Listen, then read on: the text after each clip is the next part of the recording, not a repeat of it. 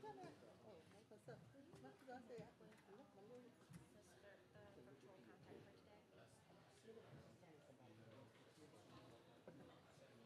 Okay. Has he got there yet? Or can I CC it on there? I probably have got there for you.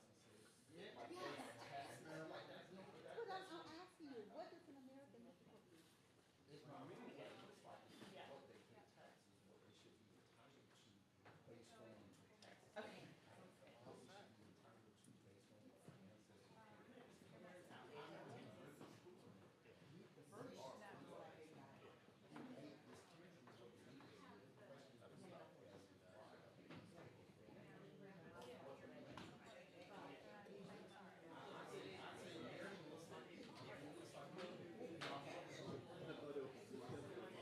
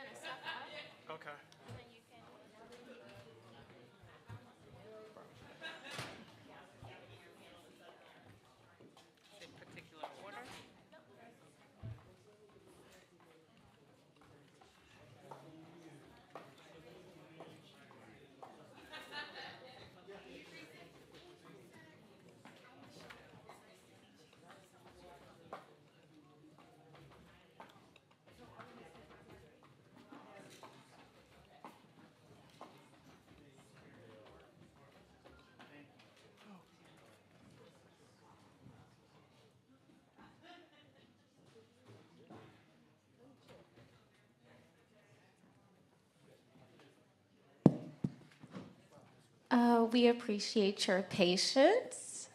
We're going to be getting started momentarily.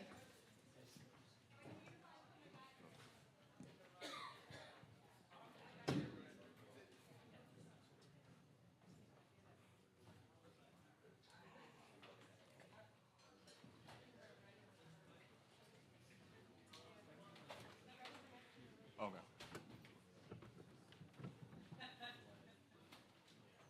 Hey, Trish, you won't let the people outside know? We're gonna get some.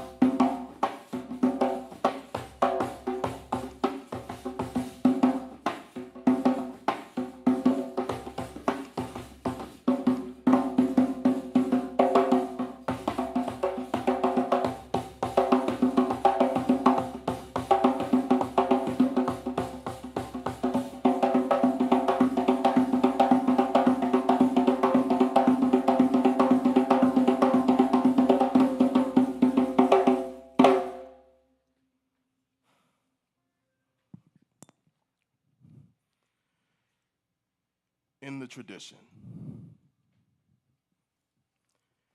In the tradition, we breathe. That's our natural tradition.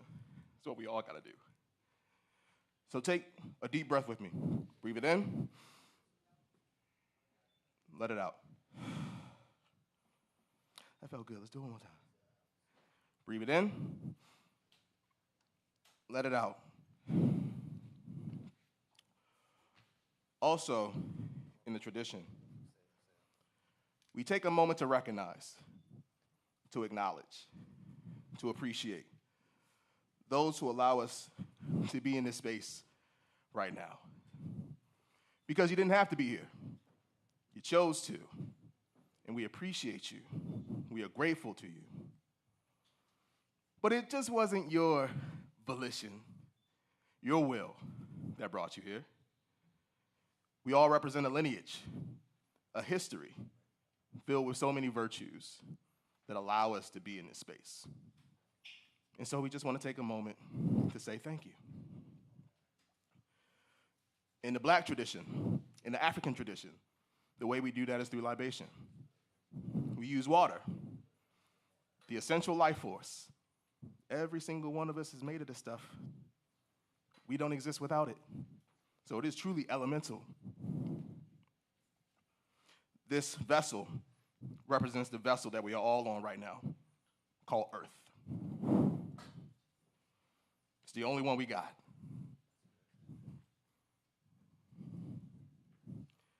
And so we pour water into this vessel.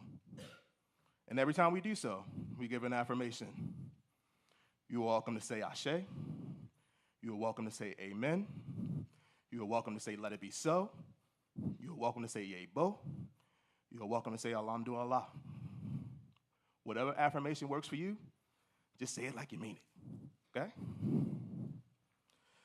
So first we pay homage to that which is greater than ourselves, which goes by many names. You want to say God? That's cool. You want to say Jesus Christ? Go ahead. You want to say Allah? Be my guest. You want to say Olodumare? I got you. All right. You want to say Jah, Yahweh, Jehovah, Yeshua? Go for it. Because each name in its own way represents one true truth: love. So if you want to say love, I think you boiled down to the point. So in the name of that which is greater than ourselves, that goes by many names, but each way we say it, we're invoking love. We say Ashe. To our ancestors, the direct and indirect lineages that we represent, we thank them for their strength. We thank them for their courage. We thank them for their patience, their diligence. Because of all of that and much, much more, we are here. There's a lot that's been going on throughout this thing called history.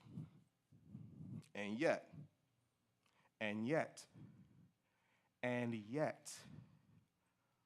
I'm looking at you, and you looking at me. That must mean something. To our ancestors, we say Ashe. I'm going to invoke one of our panelists from yesterday, Dr. Stacy Patton, who was undeniably clear when she said we must center the what? The children. And she had plenty of history to back up her argument. And so we pay homage to our children, whether they are directly from your blood or they are a product of your spirit. They are still our children. And need I remind each and every one of you that, believe it or not, we were once children. So we actually kind of sort of know what's going on with them, even if we want to deny it. But they are our future, they are our hope, they are the symbols and the mechanisms and the catalysts for the resistance. We got to help them, just like we were helped. To our children, we say Ashe. We are here because of heroes and sheroes whose stories have shaped ours. Some we've learned through living experiences, some we've learned from books, some we've learned from other forms of media.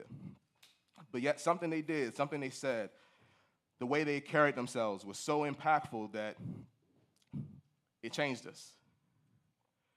And we know that many of those heroes and sheroes are no longer with us in this form. But yet they continue to watch over us. They continue to guide us. They continue to teach us way after the lessons they shared in this realm. And so I invite you to call out those heroes and sheroes that meant something to you. I will call out the name of one of my heroes, Fred Hampton. We say Ashe. Say those names out loud. Call it out. Call it Ashe. Call it out. Say it loud. Ashe, Ashe, Ashe. Say it loud. Ashe, Ashe, Ashe, Ashe, Yebo. Now, we're going to go a little deeper. Now I wanted you to think about those people in your life that meant the most to you. They may be members of your family. They may be your friends, your colleagues, your compatriots, your confidants, your comrades. And while they may no longer be with us in this form, they are still your friends. They are still your compatriots. They are still your comrades. They are still your family. And I venture to guess that you need them now more than ever, because we always need them. So take this moment to acknowledge them as they always acknowledge you. Say their names. Mary Pierce, Ashe, Ashe. David Fakunle, Ashe, Ashe. Jesse Williams, Ashe. Mary Carter Smith, Ashe, Ashe. Elma Martin, Ashe, Ashe. Say it loud, say it loud. We calling out the people that we love, y'all. Come on now. Say it like you mean it. If you miss them, if you say their names, they're listening. Say, hey, keep saying, keep going, keep going. I'm just guiding you. You're saying it because you're acknowledging them. You're saying it because you still miss them. You're saying it because you still need them. You're saying it because you still love them. I know you still love them. I know you still love them. I know you still love them. So say their names. Invoking their spirit in this space is an act of love. So do it like you mean it. Rudy Calderon. Ashe. Ashe. Ashe. Charles Lee. Ashe. Ashe. They're always around us. Just say hi. Just say hi. We still need you in this space. And that's why we say your names. Just like we say the names of those that we are honoring today. So to those names, to those people, to those loved ones, to those heroes and sheroes, to those ancestors, to those children who are in our minds, our hearts, our spirits, our actions, our resilience, our resistance, our diligence, our patience, our faith, our love, our love, our love, our love. It is because of all of them that we are here. It is because of all of them that we fight. It is because of all of them that we will keep fighting and keep fighting and keep fighting and take care of yourself and keep fighting and take care of yourself and take care of your family and take care of your loved ones and keep fighting. Because what else is it about? What else is the point? We say Ashe, Ashe, Asheo. Thank you.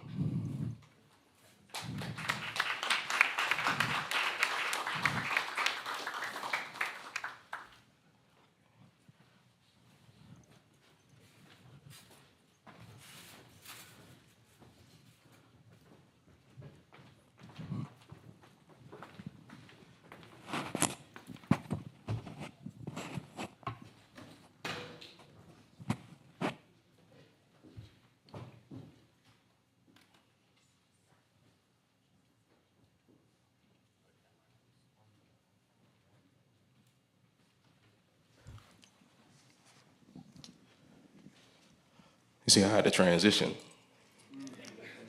from artist mode to guy in charge mode. All right. So welcome. Thank you. We appreciate you for being here. I am Dr. David Fakunle, representing the National Great Blacks in Wax Museum, and I welcome you to day 2 of our Reckoning and Repair public hearing for the Maryland Lynching Truth and Reconciliation Commission.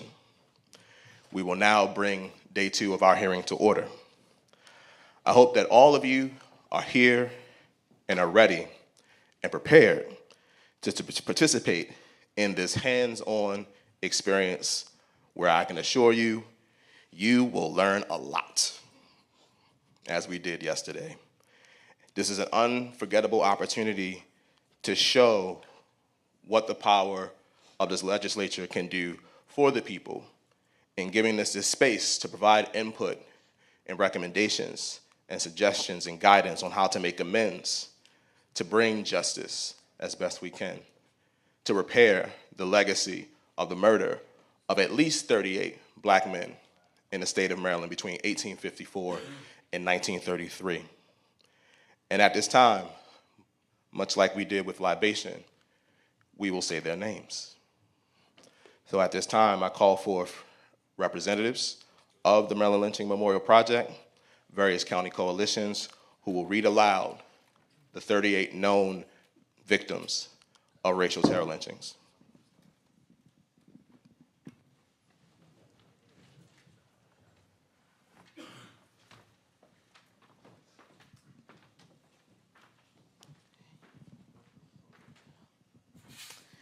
The reading of the names: David Thomas, 1854.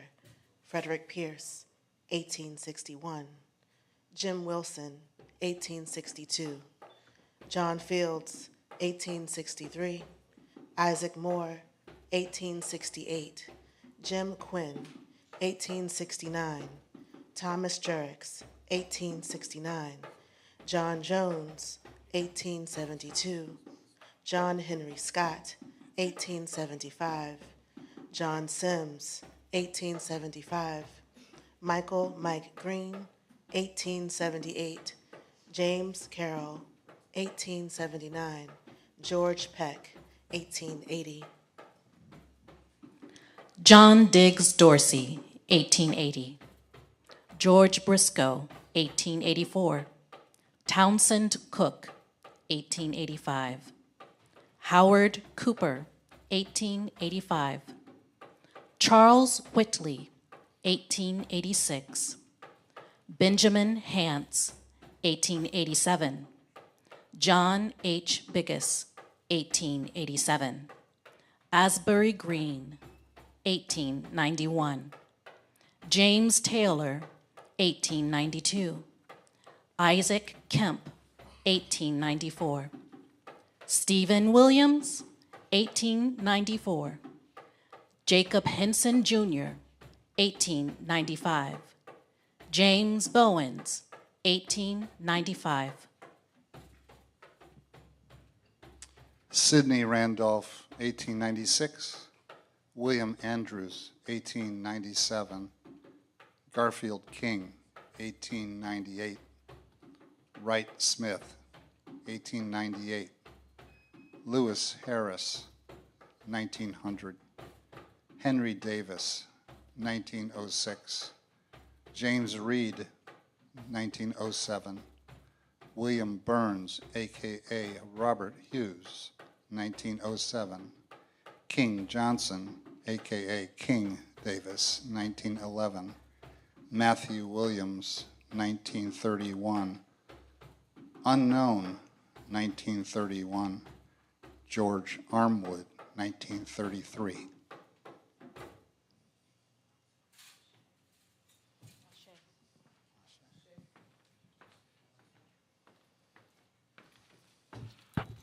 Thank you. Thank you.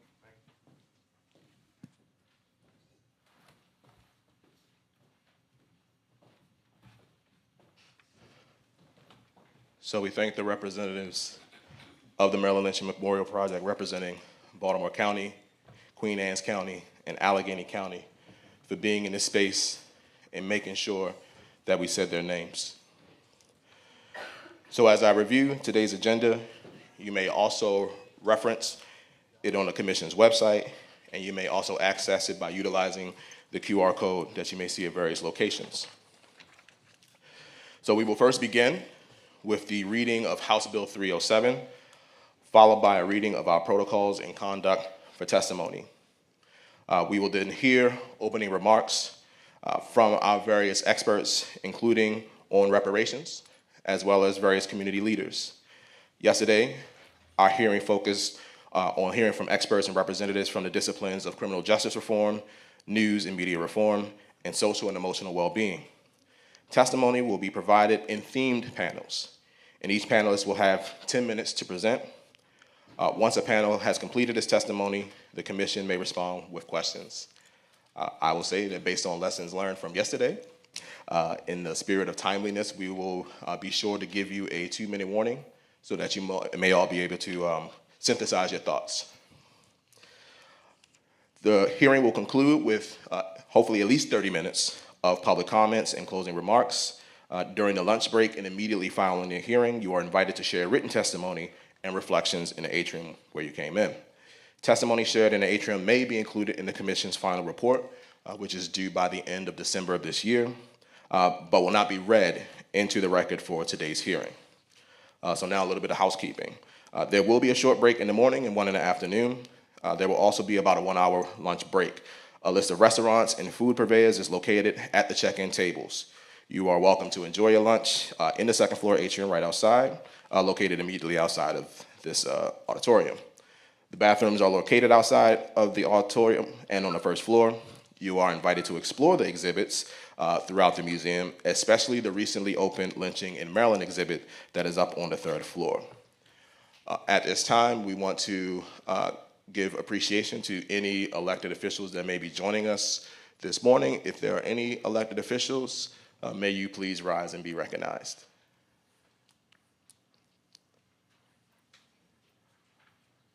All righty, daddy. Okay. Nevertheless, we keep it moving. So at this time, I would like to invite my fellow commissioners to introduce themselves and give their affiliation, and we will start to my left. Thank you. Thank you. Good morning. I'm Amy Millen, and I'm a member at large appointed by the Governor of Maryland. Good morning. I'm Dr. Taisha Dupree Wilson, representing Coppin State University, Professor of History and African American Studies. Again, I am Dr. David Falconley, honored to serve as chair of this commission, and I represent the National Great Blacks in Wax Museum.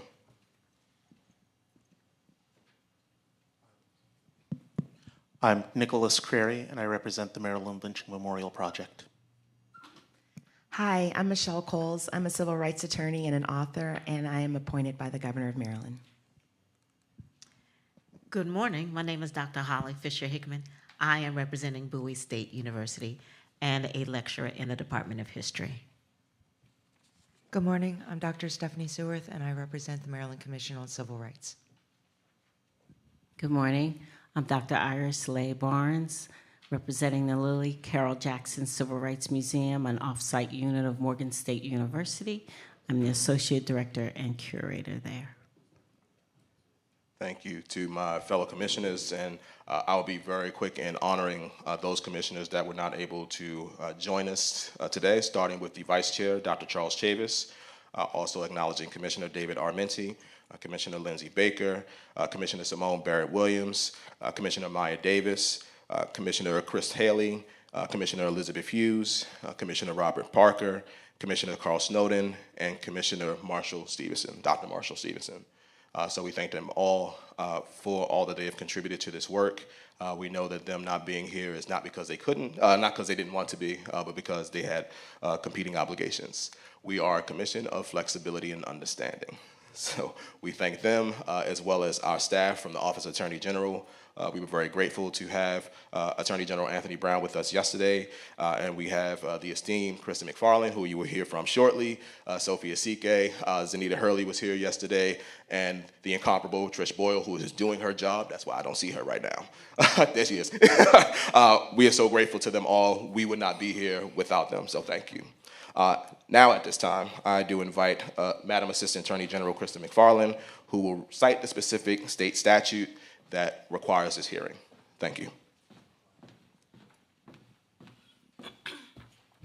Good morning.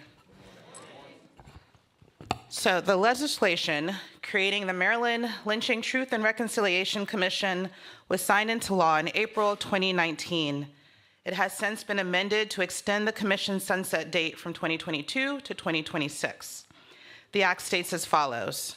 Whereas lynching or the extralegal murder of an individual in an act of mob violence is a violation of the rights to due process and equal protection of the law, and whereas at least 40 African Americans were lynched by white mobs in Maryland between 1854 and 1933, and whereas no person was ever tried, convicted, or otherwise brought to justice for participating in these racially motivated lynchings, and whereas various state, county, and local government entities colluded in the commission of these crimes and conspired to conceal the identities of the parties involved, and whereas these crimes far exceeded any notion of justice, just retribution, or just punishment, but were intended to terrorize African American communities and force them into silence and subservience to the ideology of white supremacy. And whereas no victim's family or community ever received a formal apology or compensation from the state, county, or local government entities for the violent loss of their men. And whereas restorative justice requires a full knowledge, understanding, and acceptance of the truth before there can be any meaningful reconciliation. Now, therefore, be it enacted by the General Assembly of Maryland that there is a Maryland Lynching, Truth, and Reconciliation Commission. The act further provides for commission members consisting of representatives from the Commission on Civil Rights, the State Archives, Maryland Historical Trust, the Commission on African American History and Culture, the Maryland State Conference of the National Association for the Advancement of Colored People, the Reginald F. Lewis Museum of African American History and Culture, the National Great Blacks in Wax Museum, the Maryland Historical Society, the Maryland Lynching Memorial Project, the Lily Mae Carroll Jackson Civil Rights Museum, Maryland's 4 historically Black universities, Bowie State University, Coppin State University, Morgan State University, and the University of Maryland Eastern Shore, with 4 public members appointed by the governor.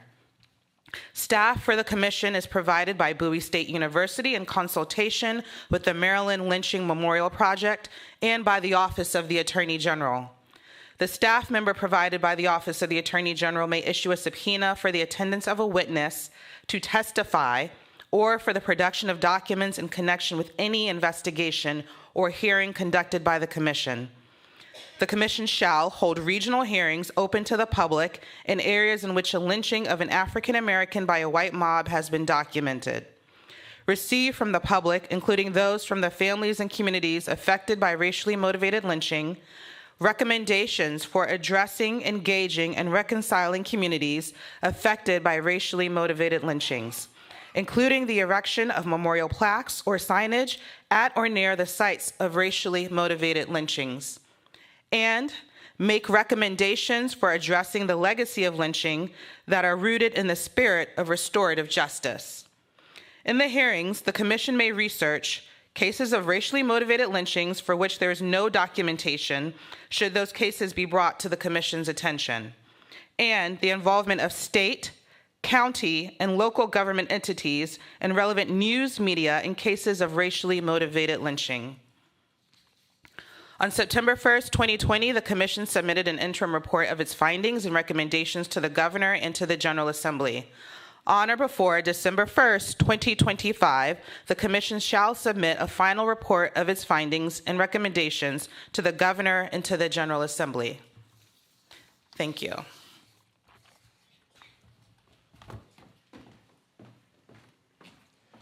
Thank you, Madam Assistant Attorney General. At this time, I recognize Commissioner Amy Millen to explain the code of conduct for the hearing and explain the process for testimonies and public comments. Thank you. Thank you. The commission extends appreciation to members of the public who submitted testimony at earlier public hearings. Members of the public have since had the opportunity to submit testimony via email to MLTRC@maryland.gov prior to today. Throughout the hearing, questions and comments from members of the public attending in person may be presented orally during the public comment period. Those attending virtually are invited to email comments and questions to MLTRC@maryland.gov. Those who submitted by email yesterday, those comments will be read into the public comment period later today. Please provide your name and organizational affiliation, if any, and limit your comment or question to no more than 2 minutes. Questions and comments, as well as live testimony, must be limited to the topic of discussion for today's hearing. If your comment or question is off topic, it will not be included in the hearing, or your live testimony will end. Comments, questions, and testimony should be presented with decorum and the respect appropriate for conducting this public hearing. Any comments or questions containing obscene language or language inciting imminent violence will not be addressed, and any live testimony containing such language will end. As time allows, those comments and questions collected during the hearing will be shared during the public comment section. Finally, note that members of the media may be present during today's hearing, and as such, public comments, questions, and testimony may be broadcast or printed by news outlets. Thank you, Commissioner Millen. Now it is my honor to introduce Carol Boston Weatherford to provide comments and reflections pertaining to today's hearing. A native of this great city, Ms. Weatherford has written more than 90 books for young readers, garnering 2 NAACP Image Awards and 18 American Library Association Youth Media Awards, among many other accolades. Her 2023 novel in verse, Kin, Rooted in Hope, which celebrates her family's long lineage in Maryland, including being among Maryland's African-American founding families, was recently named the Maryland Humanities 2025 One Maryland, One Book selection. Please welcome Ms. Weatherford.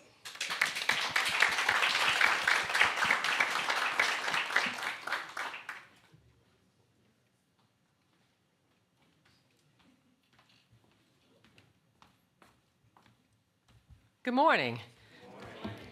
I suspect that I'm here this morning because of Ken Rooted in Hope. I never dreamed when I collaborated on this book with my son that the book would resonate with so many people.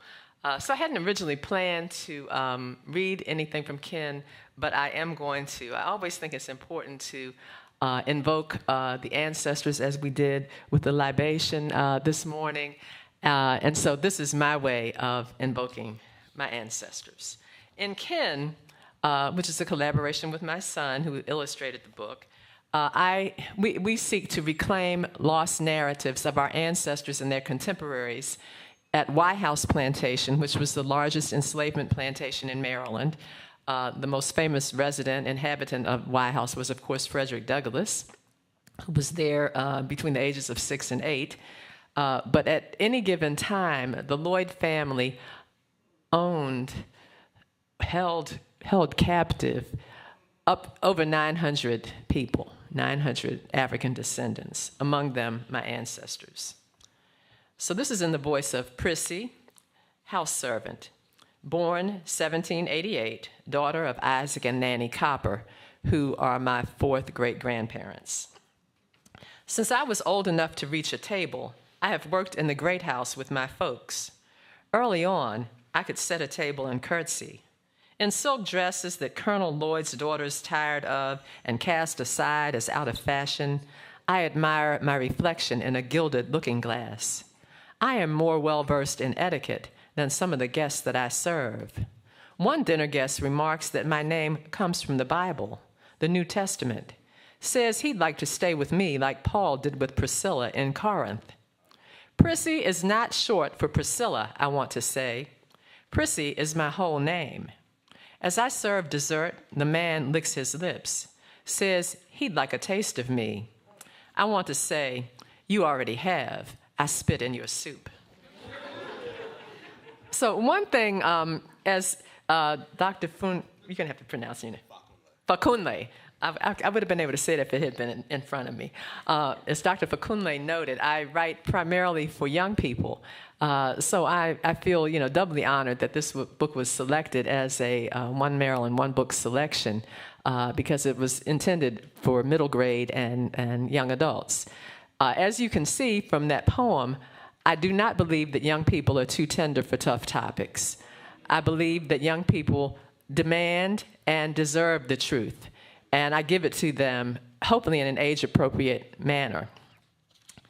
So I want to invoke another ancestor who's not my own, Paul Laurence Dunbar. I'm going to read from The Haunted Oak, and I'm only going to read parts of the poem.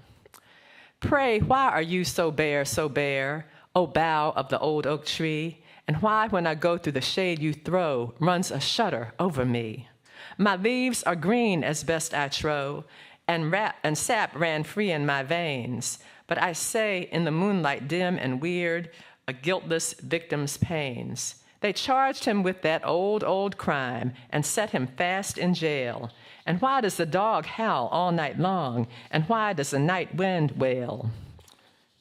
Now they have taken him from the jail, and hard and fast they ride, and the leader laughs low down in his throat as they halt my trunk beside. Oh, the judge, he wore a mask of black, and the doctor one of white, and the minister with his oldest son was curiously bedight. I feel the rope against my bark and the weight of him in my grain. I feel in the throe of his final woe the touch of my own lost pain. And never more shall leaves come forth on the bough that bears the ban. I am burned with dread, I am dried and dead from the curse of a guiltless man. And ever the judge rides by, and goes to hunt the deer. And ever another rides his soul in the guise of a mortal fear. And ever the man, he rides me hard, and never a night stays he. For I feel his curse as a haunted bough on the trunk of a haunted tree. And that was published in Paul Laurence Dunbar's Lyrics of Love and Laughter in 1903. Of course, Paul Laurence Dunbar was better known for his dialect poetry. That was more popular in the white community. But he had a lot more to say, and he did say some of these other things he wanted to say even though those poems, the poems that were not written in dialect, were largely dismissed. For every 5 or 6 books that I publish, there's something that I can't get published.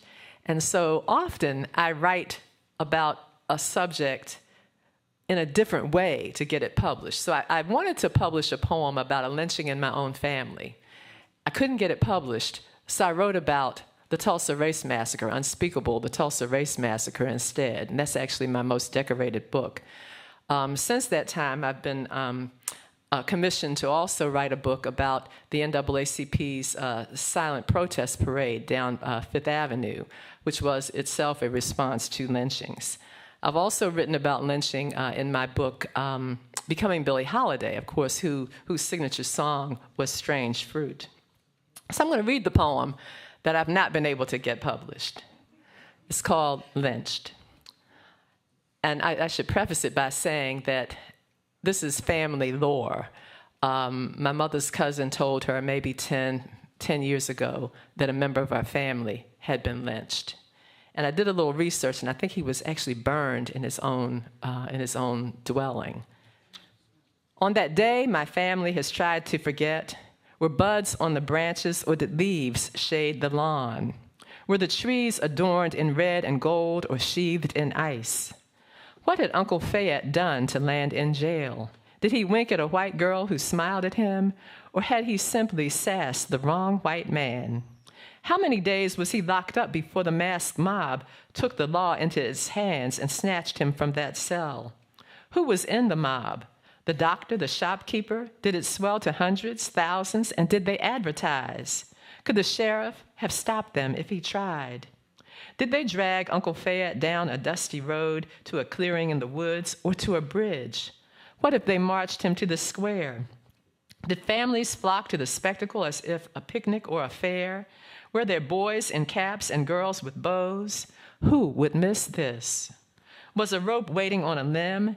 Did they make him climb a ladder, thread his head through a noose? Was there a hush as his body dropped, as his neck broke? Did the mob strip Uncle Fayette and then light kindling beneath his limp body? Did they swap jokes as flesh charred? Did the onlookers clamor for bits of rope and bone and scraps of overalls?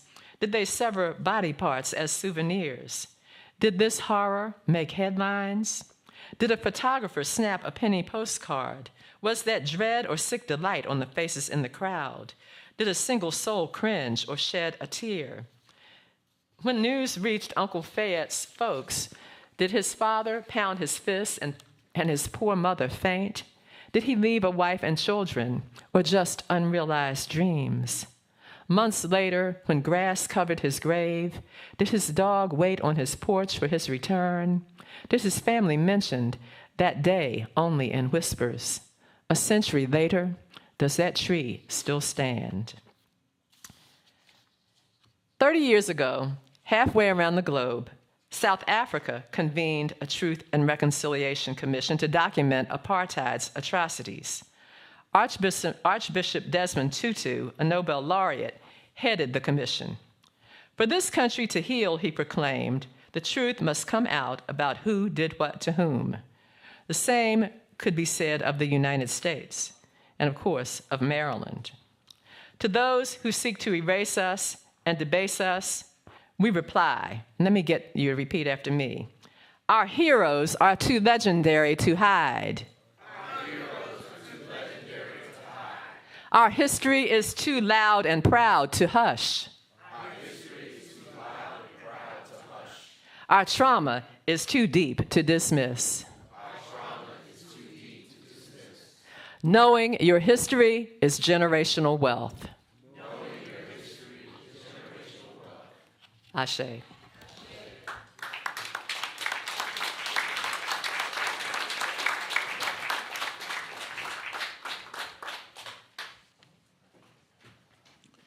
Thank you so much, Ms. Weatherford.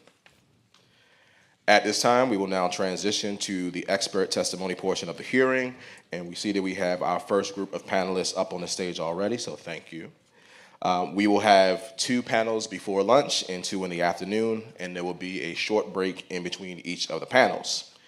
And so now we begin with the first panel, which is titled, Reparations as Justice, Economic, Legal, and Social Pathways to Repair. The panel will be moderated by Commissioner Dr. Nicholas Creary, who will introduce the panelists, and he also serves as the chair of our Reconciliation and Justice Committee. Thank you, Commissioner Creary. Thank you, Chair Fakunle. Yesterday, we heard and discussed myriad forms of harm caused by racial terror lynching in Maryland and several recommendations to address them. This morning, we will examine the issues of reparations for the harms caused by racial terror lynching and proposals for repair and redress. At its root, reparation is about repair. As Sherilyn Eiffel noted in On the Courthouse Lawn, this presumes that there was an ideal community with positive social relations prior to harms causing damage and the need for repair. This was certainly not the case in the Jim Crow era southern United States. And let us not forget that, as my students at Bowie State University concluded, Maryland is a southern state. This morning we are joined by Marcus Anthony Hunter, the Scott Waugh Endowed Chair in the Social Sciences Division and Professor of Sociology at UCLA, and he is the author of Radical Reparations, Healing the Soul of a Nation. Joel Edward Goza, Professor of Ethics at Simmons College of Kentucky and author of Rebirth of a Nation, Reparations and Remaking America. Dreesen Heath, a community advocate and activist for racial justice with expertise in reparative justice. She has worked with Human Rights Watch and the Brennan Center, as well as with survivors of the 1921 Tulsa Race Massacre. She serves as co-chair of the Public Education and Narrative Committee on the New Jersey Reparations Council. Matiange Sirleaf, the Nathan Patz Professor of Law at the University of Maryland Francis King Carey School of Law, and a professor in the Department of Epidemiology and Public Health at the University of Maryland School of Medicine. And so I will turn things over to Dr. Hunter. Peace, everybody. I like to say peace and prosperity, actually. I want to thank the commissioners for your effort, both seen and unseen. I want to thank the people for being present and thank the panelists for having me in their great esteem. I hope that what I offer today elevates and enlightens as much as it touches, I hope, the spirit and the mind. I'm going to start off with 3 proverbs, one from the great nation of Benin, another one from the great nation of Senegal, and the third from the great nation of sociologists known as Earth, Wind, and Fire. From Benin, people say that slaves were taken from Africa. This is not true. People were taken from Africa and made into slaves. From South Africa, when you shoot a zebra in the black stripe, the white stripe dies too. From Earth, Wind, and Fire, we are people, a mighty people of the sun. In our heart lies the answers from the truth you can't run from. Subhuman bondage and human hierarchy are the co-parents of lynching and racism. Therefore, wherever there is a lynching, there is slavery. For lynching is an arm of the technology of oppression, the terror technique intended to steal Black lives and Black joy. Spliced from slavery's DNA, lynching systematically instills fear, ensuring that Black life could be cut short at a moment's notice, be it a baby, a toddler, adolescent, teenager, young adult, middle-aged, or senior person. Indeed, we must always remember that what sits before the commission are not all of the lynchings, but those instead that have been discovered, reported, or documented, or noted. Slavery and lynching only get decoupled because of the 13th Amendment. That lynching persists following the legal end of American slavery reveals that its origin and its original purpose was never truly banished. A global narrative campaign defaming Black people's humanity was foundational to the enterprise's success. Even if an individual slaveholder could not control his captives, there still needed to be a systematic apparatus upholding the premise that enslaved people were property, not people at all. Systemic racism operates like gravity, holding people down and in places against their will. Black people everywhere were living in some sort of simulation that at its core was the offspring of the brainchild, that is race and racism. Lynching is a crime against both humanity and nature. In addition to the why around the lynching victims, we must always ask ourselves, what did the trees do to be made complicit, instrumental even to the practice and action of lynching? What did the twine and branches do to become accomplices to the involuntary death of human beings? What did circles do to be portrayed and conveyed as a soul-crushing killer noose? Trees are ancient beings endowed with deeply rooted life force. They alchemize and absorb energy, drawing and providing nutrition from the earth below and the cosmic elements in the sky. They offer warmth and shade, grounding our world even as they stretch to reach one another across rivers, seas, and oceans. Circles, too, are ancient. Circles emerge as organic agreements to create shape and give way to form. Life, as the elders say, is a circle. In 1861, a 13-year-old Frederick Pierce, a newly teenage boy, had his neck encircled and his body forced to hang from a tree in Cecil County until he died. His death, like most all lynchings, was intentionally public, forced into reality by leveraging false rape allegations of a 14-year-old white girl. His last breath, a public display to dismantle the hearts and souls of his family, his community, his past and future lives. Trees, blood, circles, life, ropes, twine, trees, smiling faces, popcorn, hot dogs, broken hearts, fighting for breath, broken branches, broken lives, broken promises, trees, blood, circles, life. Systemic racism and systemic inequality are so entrenched in the premise of the United States of America that even the combination of executive orders, military orders, and constitutional amendments have proven an inadequate adversary. Any meaningful recipe for reparations must account for the actual, even if unbelievable, losses and injuries occurring during and following the end of legalized enslavement, like those this historic commission have labored to find, document, and memorialize. Yet whenever the word and debates about reparations come up, it is undoubtedly not about the fact of systemic subhuman bondage or lynching. Instead, it invariably becomes a debate about money. Questions about who should be paid, why should they be paid, and how much should be paid round out the usual debate. But what if those are the wrong questions centered around a false premise? Bubbling just beneath the surface of the reparations debate is a real, though unspoken, combination of worry and fear. A worry that drudging up the past threatens the thinly braided fabric woven to hold all the quilt panels called the United States of America together. Many of the fears tend to emanate from presumed pathologies and dysfunctions believed about Black people. How will they spend the money? What will they buy? Even when coming from an innocent perspective, these questions treat money as one-dimensional rather than a multifaceted object. Money is time. Money is currency. Money is wealth. Money is access. Money is energy. Money is memory. Money is history. Money is repairing. Money is recovery. Money is respect. Money is dignity. Money is truth. Money is healing. Money is restoration. Money is power. We must operate with the understanding and duty that reparations are also about restoring the spiritual damage. On some level, Black people have been attending to this part.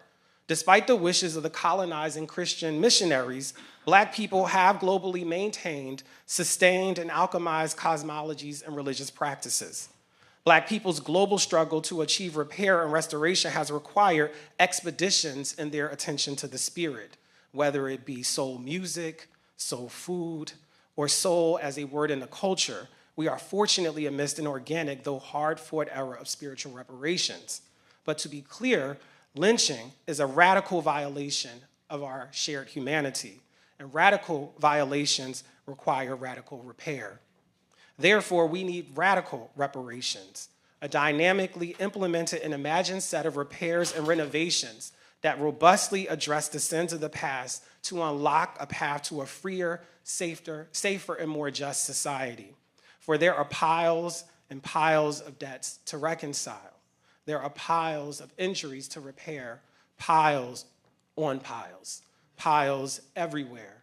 P, political reparations, restorative and reparative historically informed advocacy, transforming government and political representation and participation. I, intellectual reparations, the purposeful and public recognition and acknowledgement of the creations, inventions, and ideas of formerly enslaved people and their descendants.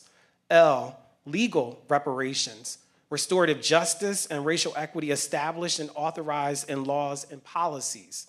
E, economic reparations, pecuniary and/or money assistance, subsidy, restitution, and debt relief. S, social reparations, restoration and repair of the social contract to end racism and mindsets premised on racial and ethnic hierarchy, thus affirming the dignity of all human beings. S, spatial reparations, a restorative and reparative geography of socioeconomic and political access and opportunity, particularly for those displaced and dispossessed by American slavery and their descendants. S, spiritual reparations, the purposeful and intentional recognition, representation, and recovery of the religious and spiritual cosmologies, practices, and beliefs harmed and lost in the triangle slave trade and American slavery. Within these 7 forms of reparations, or the piles that I've mentioned, we can unlock a new foundation and new pathway to truth, love, justice, and freedom in America and everywhere Black people are. And the great state of Maryland, through the mighty work of this commission, have the great fortune to put forward a model that could serve as the beginnings of building out a regional, national, and international infrastructure of systemic equity, systemic inclusivity, systemic shared humanity, systemic dignity, and systemic love. Only then will we be able to counter rather than continue to reify the opposing systems of racism, exclusion, and hate that remain alive thanks to centuries of ignorance, band-aid social policies, and refusal to lean in and embrace that slavery, human hierarchy, and racial terror help make America into a nation.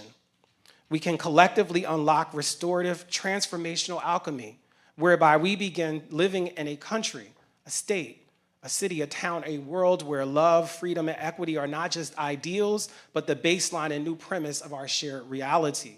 For as Dr. King proclaimed amidst the racial aggression and tumult of 1954, quote, "The future is filled with vast and marvelous possibilities. This is a great time to be alive. Let us not despair. Let us realize that as we struggle for justice and freedom, we have cosmic companionship." Thank you very much.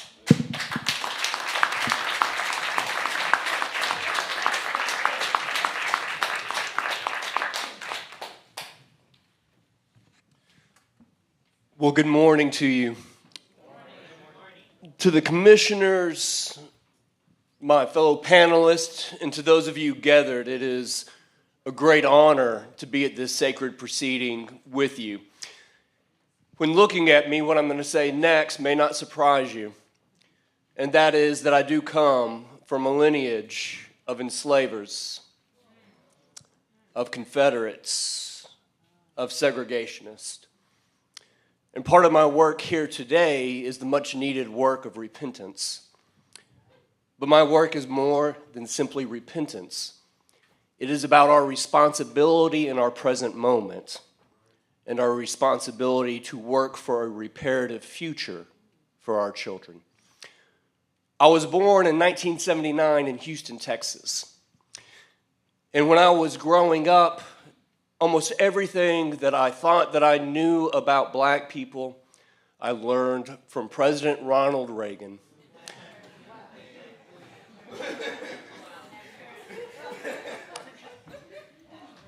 And from a white community seemingly unconcerned with Black suffering. but sometimes life takes us in an unexpected direction. A friend invited me into Houston's 5th Ward, which is an impoverished black community that carries all the scars of our racial history.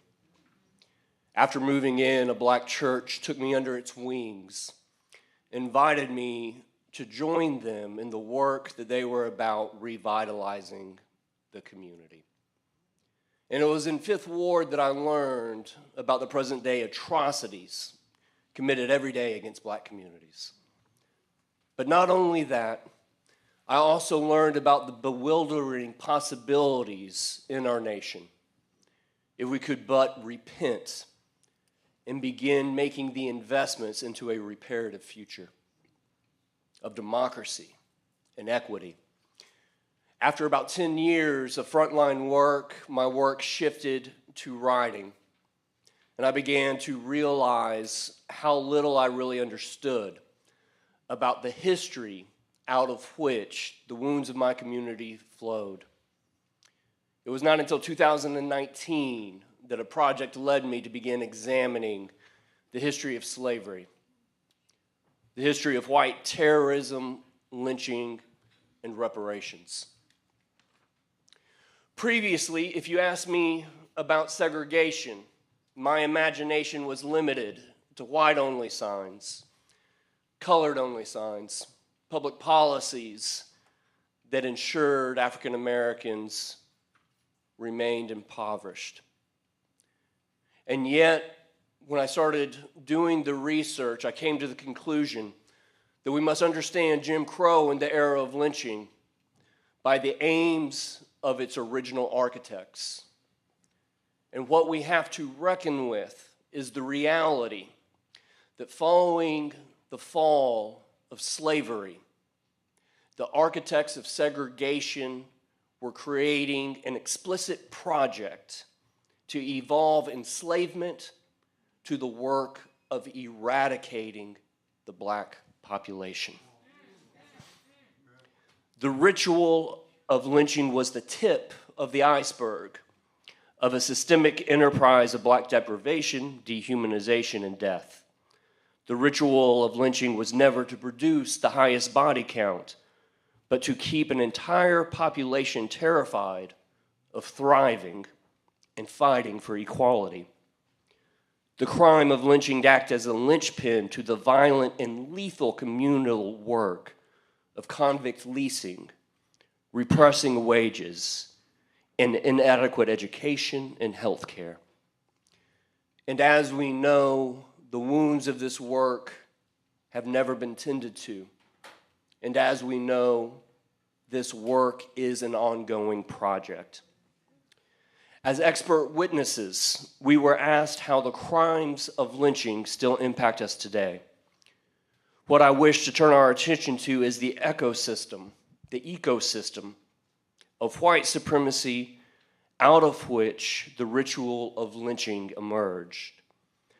The sick, intellectual, political, and spiritual ecosystem explicitly designed to crucify the democratic conviction that all people are created equal. An ecosystem that violated black Americans while robbing white Americans of their very humanity. White supremacy's ecosystem during the era of lynching ensured that the racial lies and myths about black people that once justified slavery never went out of style and never lost their power. The lives of slavery were as simple as they were sadistic. Slavery was justified by myths and lies about black sex and families, about black sloth and dependence, black biology, black people's lack of brain power, and heightened criminality. One example of how the ecosystem of white supremacy evolved during the era of lynching comes right here in Baltimore through Johns Hopkins University. It was through Johns Hopkins that the model of German research universities came to America, helping mold America and Germany's racial imaginations in harmony with one another. Nazi Germany and Jim Crow America's racial imaginations were never identical twins, but they were the closest of cousins. Following slavery, Johns Hopkins helped ensure that white supremacy's ecosystem contained the intellectual firepower to provide white terrorism scientific justifications. Perhaps the most infamous writer Johns Hopkins helped produce was Thomas Dixon's, whose writings inspired the movie Birth of a Nation, which led to the resurrection of the Ku Klux Klan in 20th century form. This ecosystem ensured that black people could look guilty regardless of their innocence, while white people could pose as innocent, regardless of who was murdered or the suffering that our self-imposed brainwashing inspired. Tragically, this ecosystem is still with us. If we ask what we can do to repair the damages of the era of lynching, we must remember that our nation never lacked pragmatic answers for how to tend to our racial wounds. Instead, we simply ignored those with healing wisdom because too often they were black. After the Civil War, Frederick Douglass cried out. After the passage of civil rights, Martin Luther King Jr. cried out. And what they cried out for was the work of repentance and economic empowerment. But we ignored them. In a word, what we must do to dismantle white supremacy's ecosystem is to continue the work abolition and civil rights began through the work of reparations. For far too long, I believed that reparations represented nothing more than utopian fantasies of fanatics divorced from the realistic work of racial justice. But the more I studied our history and the possibilities reparations provide, the more clearly I saw that my resistance to reparations was rooted in the fears and lies of white supremacy's ecosystem. Reparations represent the most practical and pragmatic path, not only to tending to the crimes committed against black Americans, but also for the damage done to our nation's very soul. It is through the work of reparations, through the work of repentance, repayment, and repair, that we can create a land of liberty and justice for all. It is through the work of reparations that we can begin transforming our political possibilities. By taking responsibility for our present-day racial divisions and the historical crimes we chose to commit, we can forge the strength to strive toward a reparative future. Through payments, black Americans can finally achieve the financial foundation financial security requires. And it is through the work of repair that we can make the investments necessary to engage in the work of forming a more perfect union. As a white person who has been a part of this work for nearly 20 years, one of the hardest elements of my work is that you walk away with an eerie feeling that something is innately wrong with white people. That somehow our greed permanently hardened our hearts, permanently made our blood run cold. And yet, to study our history is to come to a different conclusion and a different reality. And that is that history is contingent, that things could have been different, that concrete choices were made. And if things could have been different, that means that things can be different. If things can be different, that means we must do the work to make them different. I believe in reparations because I believe our history demands justice for black people. I believe in reparations because reparations provide white people like me an opportunity to work our way out of the toxic ecosystem we were born into and that we too often choose to perpetuate. If as cities, as states, as a nation, we allow ourselves to grieve, we can grow. If we mourn, we can mature.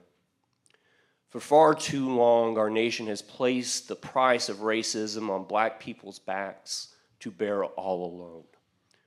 Our nation yearns for a better way.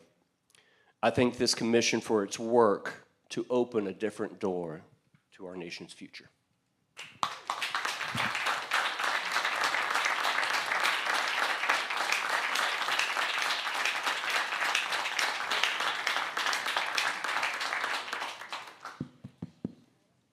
Thank you. Good afternoon, all. Grateful to be here, grateful to be alive today. No day is promised, and we are here because our people survived unsurvivable conditions. And so I honor that as I look into each of your eyes today. Thank you for this opportunity to testify before the Maryland Lynching Truth and Reconciliation Commission, to bear witness, to honor the legacies of victims of racial terror lynchings and their surviving families. I want to extend my gratitude publicly to this commission for carrying out the assignment over an arduous several years and staying the course as purveyors of truth and agents for reparative action.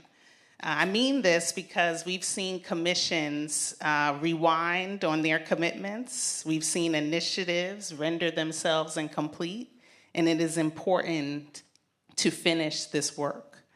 I also want to extend my deep appreciation to the incredible commitment, leadership, and volunteership of the Maryland Lynching Memorial Project. I testify today as a descendant of enslaved Africans, some of whom were enslaved on the eastern shores of Maryland, a former resident of Maryland, and a reparative expert who has done extensive research, written reparations legislation, and supported over 30 reparations processes ranging from individual, family, institution, restitution claims to government-issued task forces.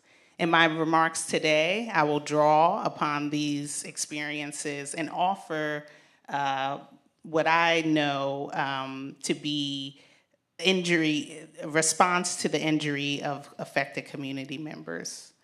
There's a series of questions that I think one should ask to facilitate an effective reparations process. Who is harmed? Where and when did this harm take place? Under what conditions? Who is culpable? What were the range of impacts caused by the harm? And what measures of redress and reparations would be proportional to each of the harms inflicted?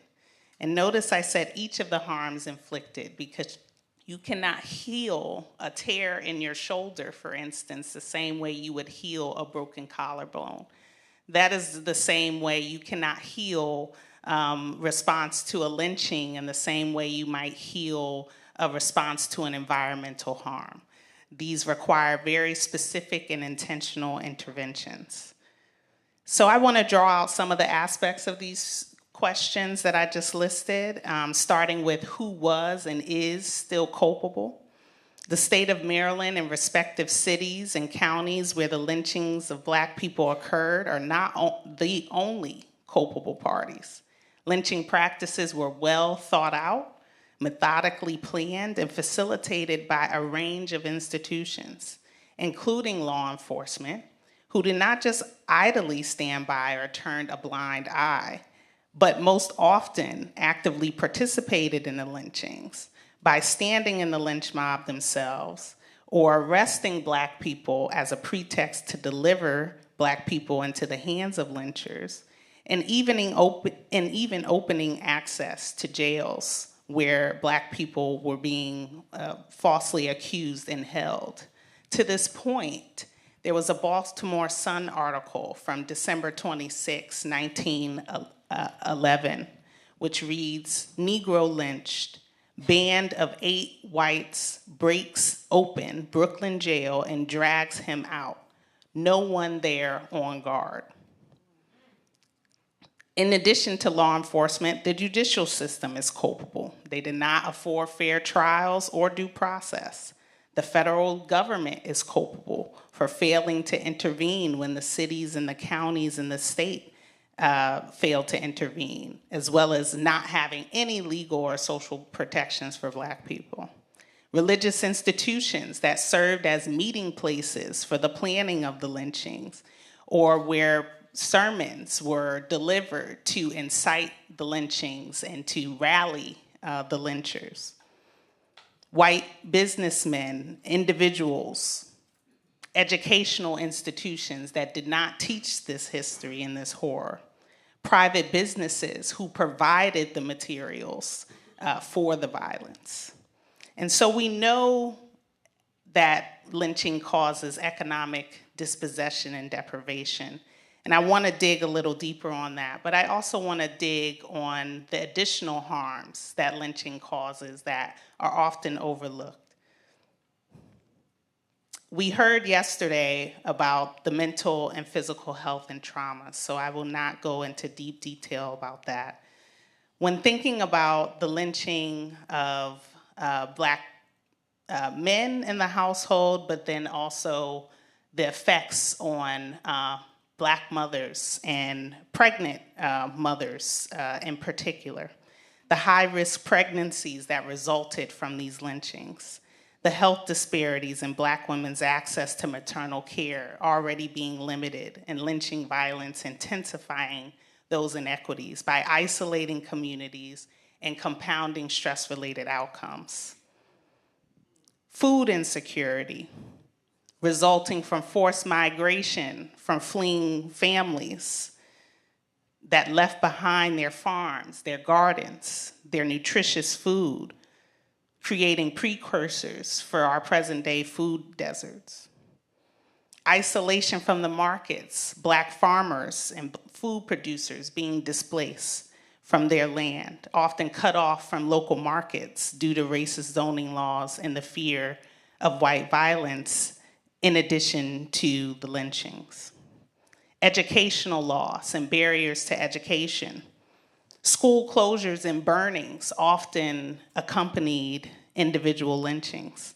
Black schools were often attacked and defunded in the areas where lynchings occurred, interrupting children's access to education. Families were fleeing these lynchings, leaving behind their communities and school systems, resulting in a disrupted education for decades in their families.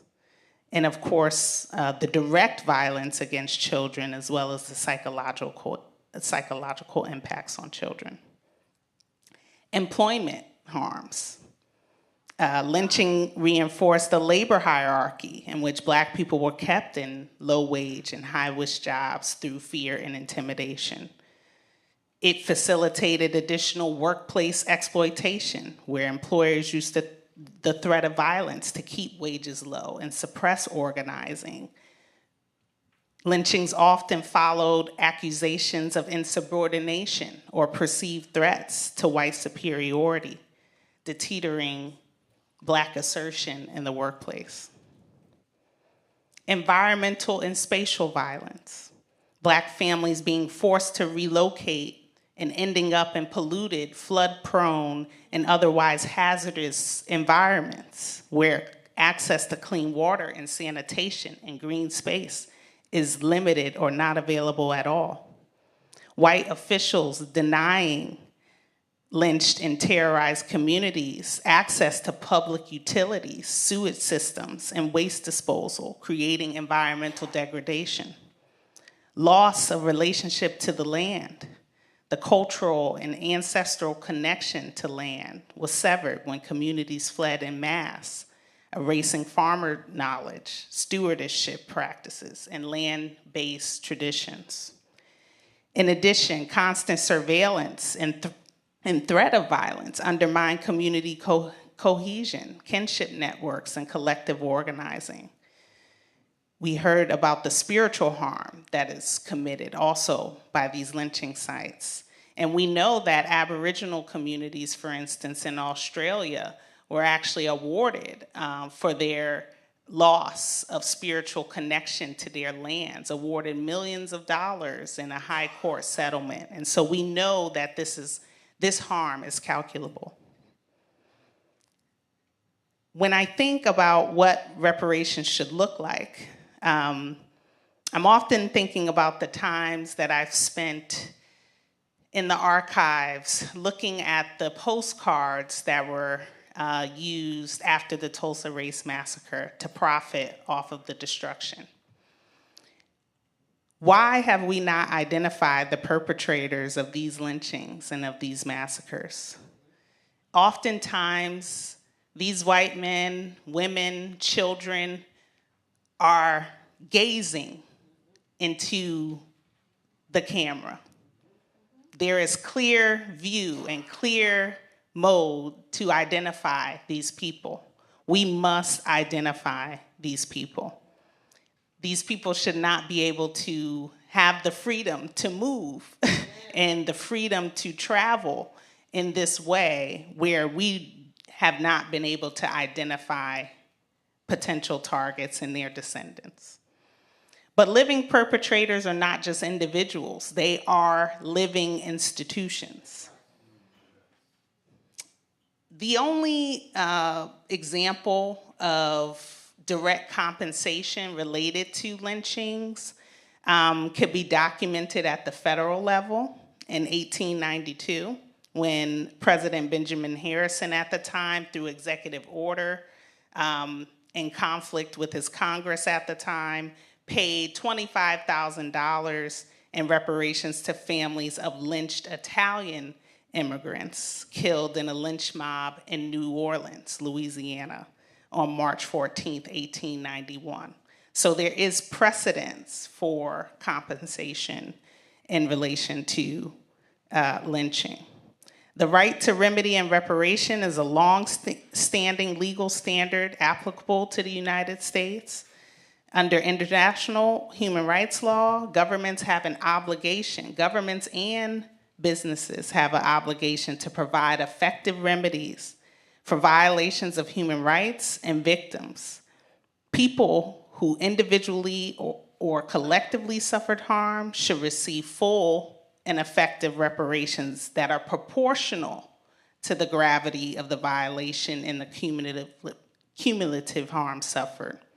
The process of reparations is continuous and has no limits because the harms committed against Black people continue to be limitless. And so in that vein, restitution, this commission should be looking at recommendations around the restoration of dignity, the restoration of property, the restoration of land where people were lynched, the restoration of businesses that Black families had to flee from after their families endured this violence, a restoration of familial artifacts that were often looted from homes following these lynchings, a restoration of votes, of the right to vote, as that was disrupted as the cycle of lynching occurred. Compensation of loss of life, compensation of alleviation of property taxes for Black families in areas where Black people were lynched, calculations of those postcard profits, newspapers needing to pay for facilitating and profiting off of Black suffering, and potentially immunity from all taxes and utilities because the state and the city continue to profit off of this pain. Rehabilitation. A trauma-informed wellness center should be built in response for lynching descendants and their families. We've seen a successful model in Chicago with Chicago police torture victims who survivors and their families have free access to trauma-informed care as a result of enduring a police torture ring or otherwise known as a continued lynching. Satisfaction, permanent memorials, curriculums, apologies without limiting clauses. You will often see that states and cities and counties issue these official apologies, but with limiting clauses that say, we're sorry we did this, y'all, but you can't sue us based off of this admission. Posthumous indictments, while symbolic, You could have a community-led tribunal that names these deceased or living perpetrators, use testimony from descendants and survivors and historians and legal scholars to indict these people. Finally, as I close, reparations are not just ordinary public policy and should not replace it. Reparations measures are intended to be an act of justice, not only to address harm, but also to recognize that recipients' rights were brutally violated. Along with several key differences, this separates reparation from social policies like welfare and like humanitarian assistance and development aid. Relief assistance and aid are clearly also connected to these contexts of Black economic deprivation, poverty, inequality, and violence. But it's problematic when these two are indistinguishable and when relief replaces reparations. I would warn against using any existing government funds, leftover American Rescue Plan money that may already have appropriations restrictions due to their race-neutral nature. This is not everyday government business and goes beyond providing for people's basic rights, which also need to be met entirely. Too often we see governments and institutions conflate these responsibilities and compound existing injuries. The funding revenue source for any of these measures should be intentionally curated and appropriated, and descendants of lynching victims and their families should not endure an additional price tag for just being. I implore this commission to work hand in hand and to bolster and partner on the state's efforts to provide recommendations for reparations as well. And I thank you for your time.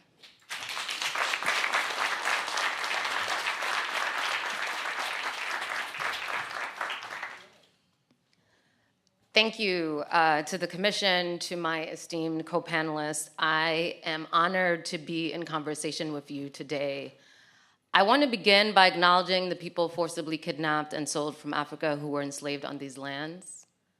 From this colony's founding in 1634 until 1864, when the state of Maryland abolished slavery, enslaved Africans were exploited and did work on this land, enabling us to live as we do today. I want to note that I am also an affiliate faculty member of the Gibson Banks Center for Race and the Law at the University of Maryland School of Law.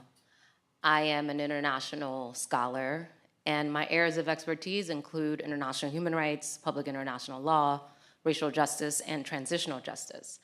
And I want to begin actually by thinking about my own positionality as I come to this. White supremacists working with the American Colonization Society assisted formerly enslaved people to establish a colony called Liberia in West Africa. In March 1825 and 1829, Julia Ann Richardson and John T. Richardson, both aged 34, arrived in Monrovia, Liberia. Though the archives do not say the reason they departed the United States, this country's brutal racial violence and terror must have informed their decision to flee. My mother is their descendant, and I am my mother's daughter. I am also my father's daughter.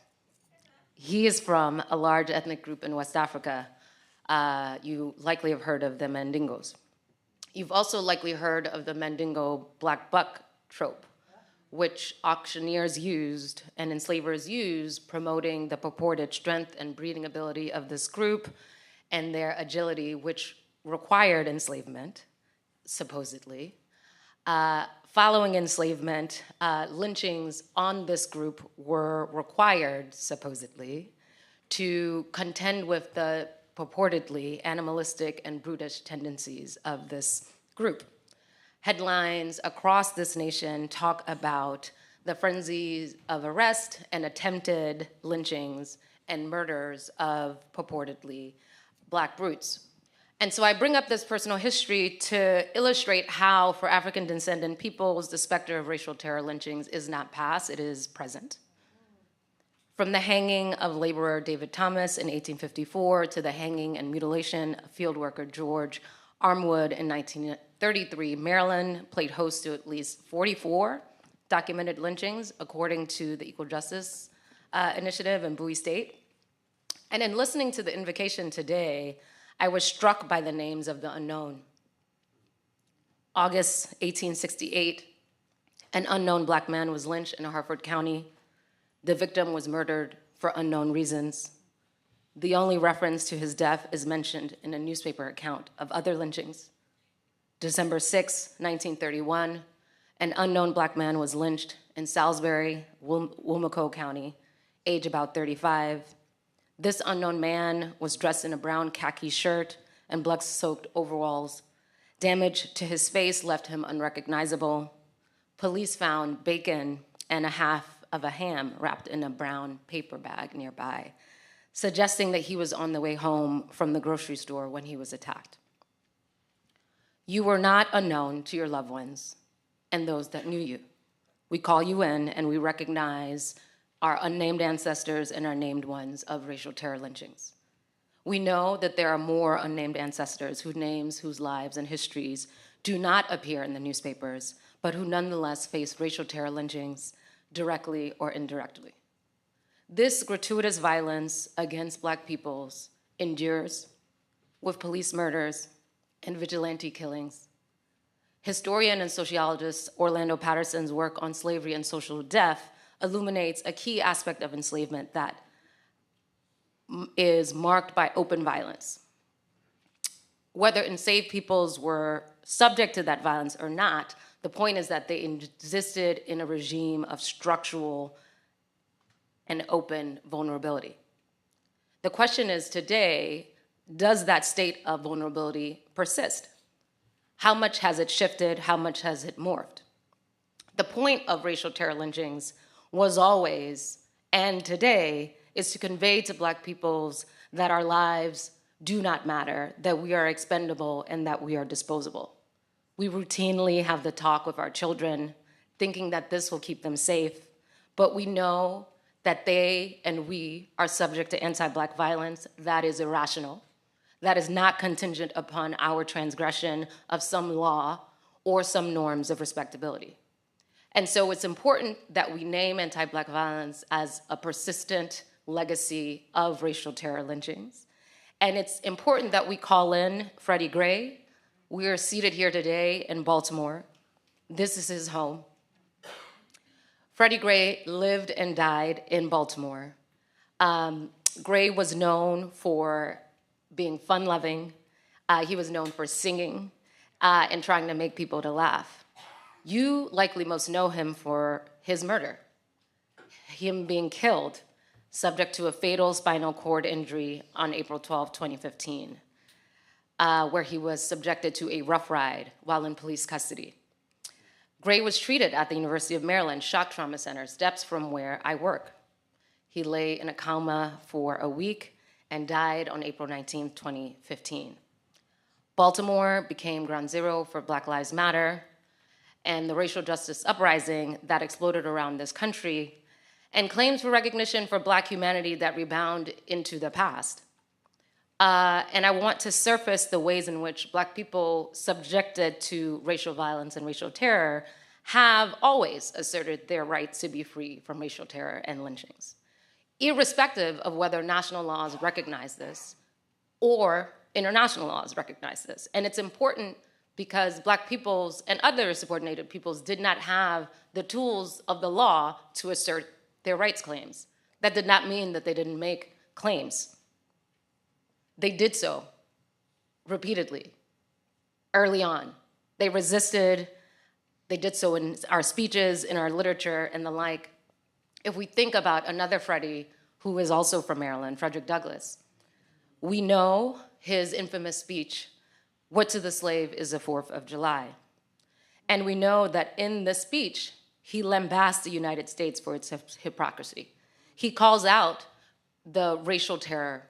He speaks about the burning of flesh. And he asked whether he used to argue whether this is wrong. And he says, I'm not going to argue with a system thus marked with blood and stained with pollution as wrong, because I have better employments of my time and of my strength. And he lambasted this nation as being guilty of practices more shocking and bloody than anywhere else on earth. And it's important to raise up these narratives because Black peoples have always been actors, have never been just subjects waiting for saviors, white saviors, to recognize their humanity or to reflect them in the law. Black peoples made explicitly transnational and international claims about their rights. They did so in places like the 1920 Declaration of the Rights of Negro Peoples of the World. Gathered in Harlem, over 25,000 members, stated a number of principles. One of them lambasted the United States again for its history of lynching, of burnings by mobs, and the brutal and inhuman treatment. The articles go on to talk about how this is a barbarous practice, and that is a shame and is a disgrace to to any civilization, and that any country guilty of such atrocities should be outside the pale of civilization. Black peoples also, in resolutions by the Pan-African Congresses passed between the 1900s and the 1940s, talked about their rights to equality, their anti-slavery rights, their anti-lynching rights, and their anti-colonial rights. For instance, in 1923, the Third Pan-African Congress held in London again noted the United States' history of lynching and mob violence and how this should be suppressed. And so I illustrate that Black peoples, Black states, Black social movements, Black civil society groups have articulated normative claims to protect themselves from racial terror and lynchings. And they did so irrespective of whether the legal regime recognized this. And that is an important point because there's a way in which those who are in the legal academy can pretend as if the positive law doesn't enforce powerful relations, as if we have always had the levers of power to express our equality in the law, as if the law is not a tool of dispossession and hasn't functioned as that historically. And so when we look to the law, we begin with those who were subordinated under the law, because the law also served as a means of ratifying racial terror and violence and subordination, which we are well aware of. We know that from legal cases like Dred Scott, and we know that because this court told us that the white man has no rights, that the Black man has no rights. Well, I mean, that slip of tongue is, perhaps, a Freudian slip there. But yeah, that the Black man has no rights that the white man is bound to respect. We know the quote. So I say that all before invoking the legal framework because I think it's important that we destabilize the legal framework because the legal framework in its large part erased Black peoples and our agency. So today, when we talk about international law and we invoke it, we should not sort of ignore the ways in which international law has served to further our own subordination. Even still, international human rights law, particularly after the Second World War, is supposed to have brought in a shift such that instead of just sort of state-to-state claims for reparations, states owe reparations to individuals within the state and individual societies. And so when we think about the basic principles and guidelines on the right to remedy and reparation, which is supposed to be a compilation of international human rights standards, thankfully, my co-panelist has artfully spelled out the 5 forms of remedy, which are included in there: restitution, compensation, rehabilitation, satisfaction, and guarantees of non-repetition. It should be clear that this commission, in terms of thinking about reparations for racial terror lynchings, needs to look at a comprehensive reparations package that encompasses all of these forms, and that what is needed is much more than sort of governmental social services, because part of reparations is the state's acknowledging of its past history of abuse and ongoing abuses, and then repairing with guarantees of non-repetition in the future. And those guarantees are important. And I think it's important to situate this move for reparations within a broader context of what's happening within the US, but also globally what's happening. And that is for historical reparations. Infamously, the enslaved have had to pay for their own freedom, right? We know about Haiti having to pay reparations to France.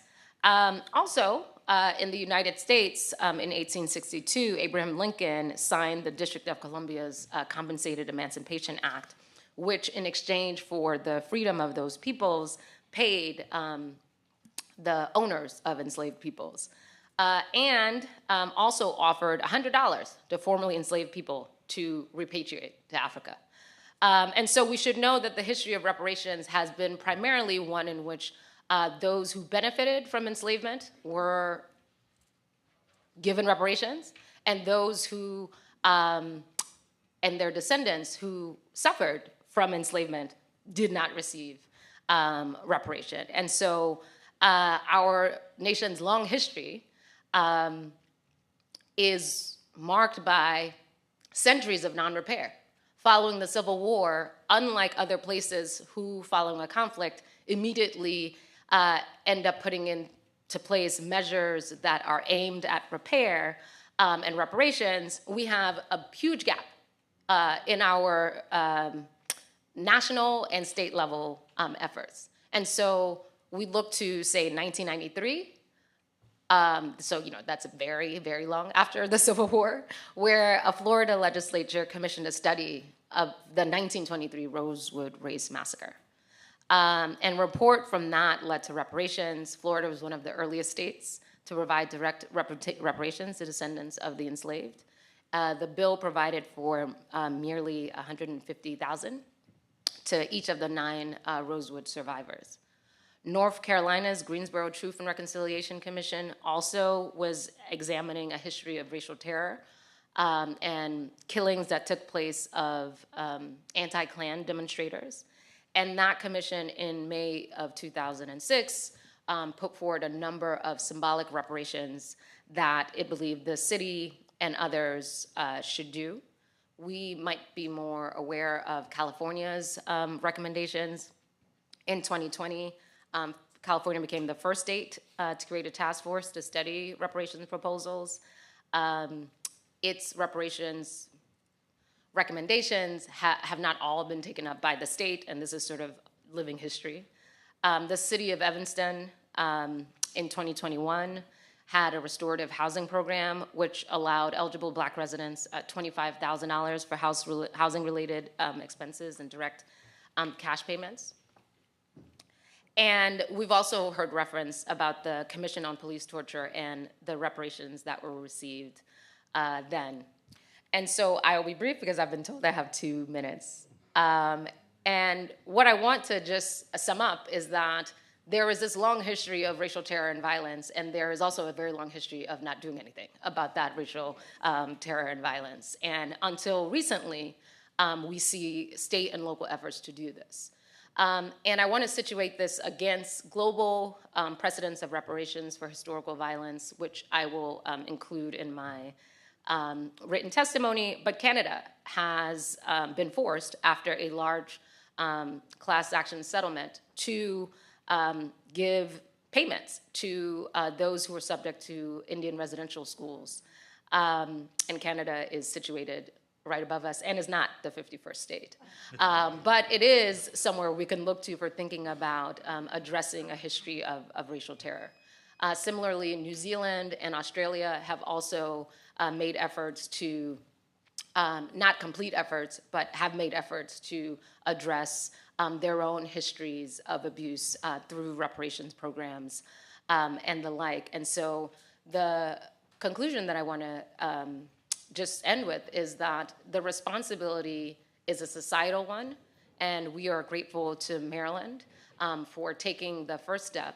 And I hope that we all here and those watching online will continue to hold Maryland accountable for taking this first step towards repairing a history that is present and that is ongoing and that is situated within a larger global justice context for allowing greater repair and redress for the historical and ongoing harms of racial violence. Thank you.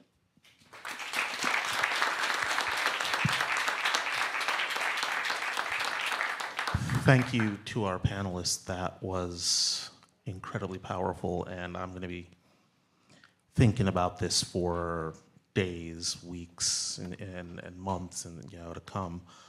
But to start the conversation, I'll just throw out one question. You all can answer it or not if you want, and then we'll open it up to other members of the commission. The rhetoric of the current regime in Washington is increasingly demanding race-neutral or race-non-specific requirements for financial support from the federal government, while simultaneously eschewing any reference to historical harms. Is it possible to develop policies for reparations that are race-neutral or race-non-specific without reference to history?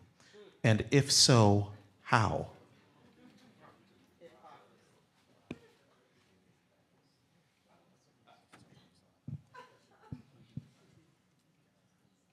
Okay, a couple of thoughts. First thought is by we, I mean us. By us, I also mean Black people. By Black people, I also mean descendants of enslaved people in America. It's taken so long to get to this place where we're sitting in a room like this. And so I think about how Queen Mother Moore was treated like an outcast. Like, what are you talking about? That sounds wild, And now we have it in music. We have commissions. We've heard Evanston. We hear California. We hear Massachusetts, Philadelphia. You can go down a list of places where this is happening. And so what I've learned in the times that I get a chance to go by the ocean in California is that it is extremely difficult to withstand a real wave. And I think one answer to that question is, if a real wave were to come, what could withstand it? That's a great question to me. The second point I would say, and this is something that is happening in California as we speak. So California Assembly Member Isaac Bryant introduced legislation that passed, at least is now going to hearing committee, where you have to, the bill's called AB 7, if you want to look it up. It's very short too, so easy read. And it effectively says that in the case of education on emissions, you are allowed to make special consideration for descendants of slaves in America. The idea is to get sued for it, effectively, because this has been an ongoing point of possibility and contention in the reparations movement. Is that designation going to withstand judicial scrutiny? There are those who reference Clarence Thomas's remarks in the affirmative action case that if this were descendants of slaves, that would be a race-neutral location.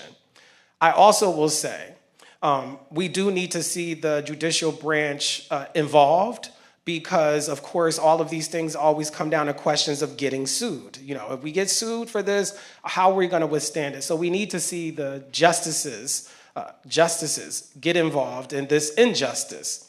I think lastly, but not leastly, more than anything, it is important to me for us to move from a conversation of deserving reparations to earning reparations. For example, when I get paid, for people who don't know, professors tend to get paid once a month. I don't know who invented that, but that's how you gotta live. So as soon as you get your check, everything's due, right? But that said, when you get your check, it says earnings. It doesn't say deservings. And I think it's important that we think about our vocabulary when we talk about it, because if we speak it, it shall come to be so. So we keep saying, we deserve, you owe, blah, blah, blah. It's like, no, we have earned. We have earned. Where's my direct deposit? Those are my thoughts.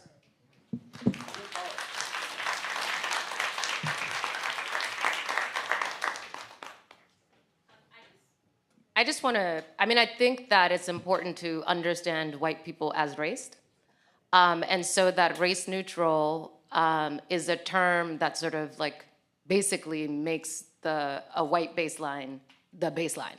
And so when we invoke, or not we, but when we are responding to terms about neutrality, essentially what we've had in this country for years is affirmative action for white people.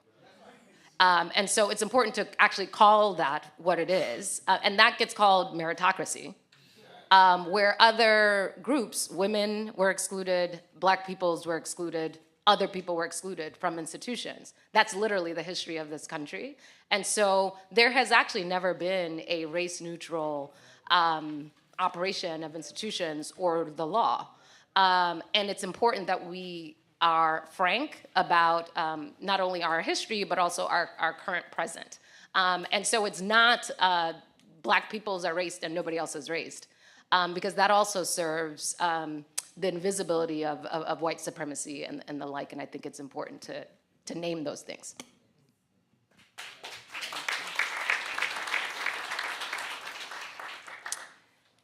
And I know this will probably be also covered a bit in the legal panel following us, but just rule of thumb, you can't come to the table with a compromise. And we can't compromise our asks at this point.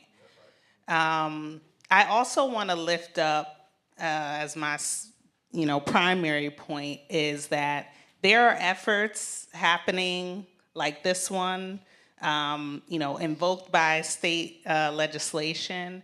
And there are Black families across the country right now that are getting their reparations on their own terms. And I think of the families I've worked with in Lynching. Lynching was a historically Black small neighborhood of 50 families in Athens, Georgia. Lynching was displaced by the building of University of Georgia through the urban removal projects. Shout out to Miss Hattie and everyone on that team who has already, erected their historical marker, is negotiating directly with University of Georgia to get a settlement. They have made incredible advancements on that. There is a church institution that also has already given $1 million out of the $2 million ask that the descendants had. And so I just want us to have a broader conversation too of these reparations efforts and where they're originating.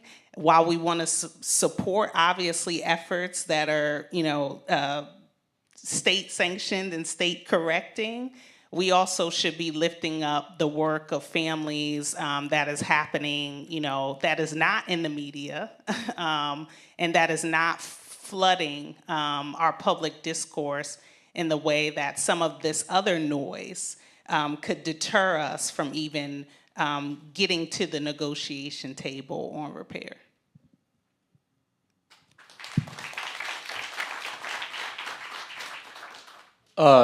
And I'll just keep my comments brief. Like many people in this room, the first history that I ever began reading was in the Bible.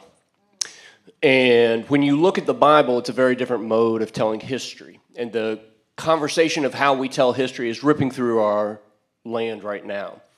But what became clear when you read the Bible is, how do we know the sins of the people in the Bible? Because the writers of the Bible refused to not allow us to forget. And they did so in order for those crimes to not be repeated. And so we have examples about how to do history in a truthful way that can provide the power of repentance and of new life. And whatever we want to do with our history, the truth of the matter is you can deny it, you can bury it, but history will never be unlived. but it can be a tool for reckoning with the past so that we can begin transforming our future.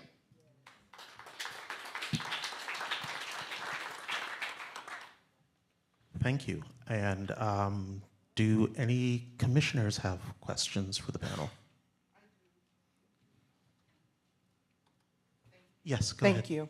I just have a quick question. I want to get your take on this. So something that really boils my blood is that there are individuals in the African American community who allow people to make them feel timid about asking or talking about reparations. I feel like sometimes we're the only community that allows ourselves to be bullied out of just talking about it. You know, and we've allowed people to make us feel bad about it or say that reparations is a bad word. For me, reparations is not an emotional argument. It can be, but for me, it's an economic argument. So I want to get your take on this. How do we make reparations not be a bad word when it comes to talking about Black people specifically?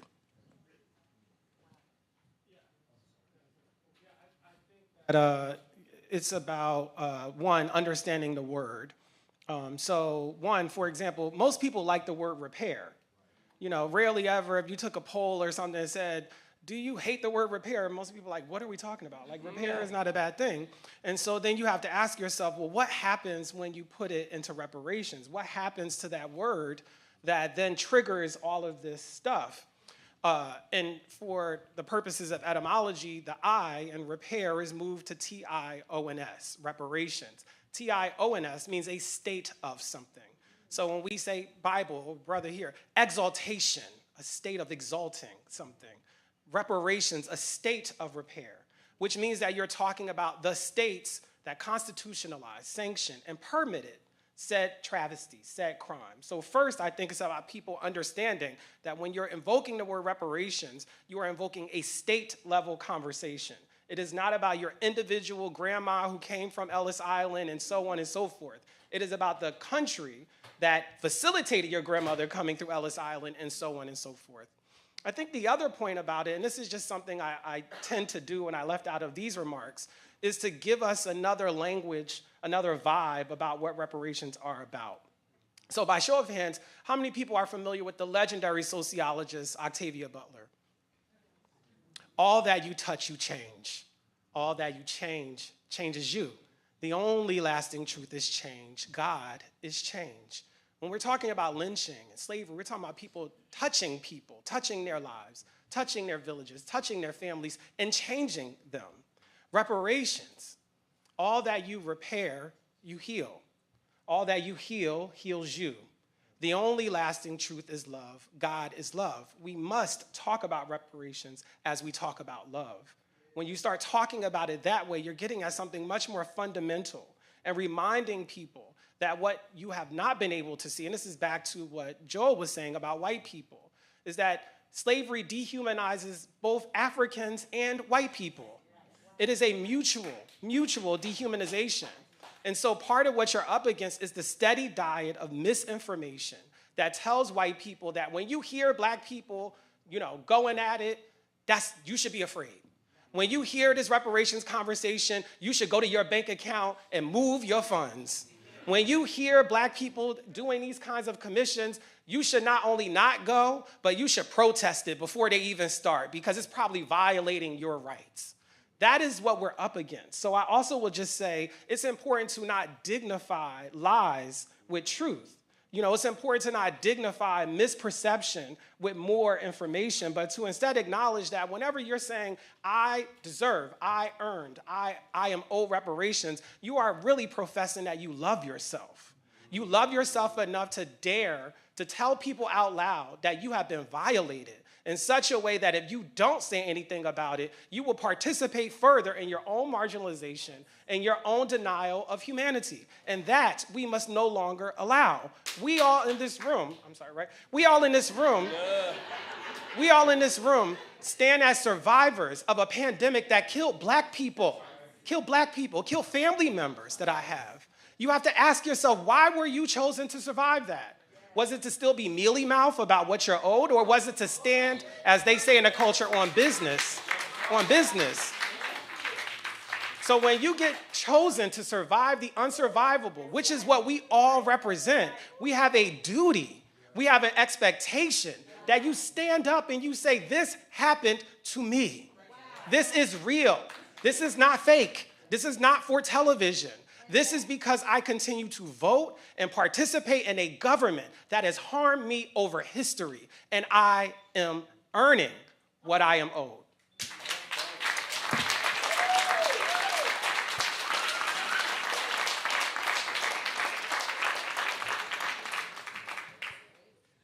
Yeah, you know, one of the things I think when we think about the word of reparations and the work that it does, a synonym for reparations is grace. Reparations isn't asking to enslave white folks. It's not asking to lynch white folks. And yet what white folks like me are terrified of is justice, is repentance, and it's for a good reason. Because when you look at that river of repentance, we are worried that if we put our toes in the water, we will drown, that we can't move forward. And yet, what we learn through the work of repentance is that river has a solid bottom, that there are standing stones, and that on the other side of that work is freedom and the land that we have all said that we've wanted, but we've been too far, or so far afraid to get into the Jordan, to cross that river. And things, as Octavia Butler said, can change.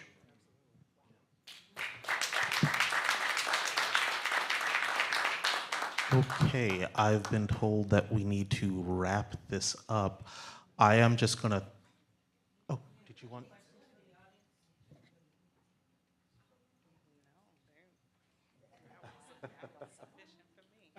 So I do want to say something. I think that our conditioning is conditioned, and so for Black people to say things that aren't advancing Black people's liberation is not something that is new.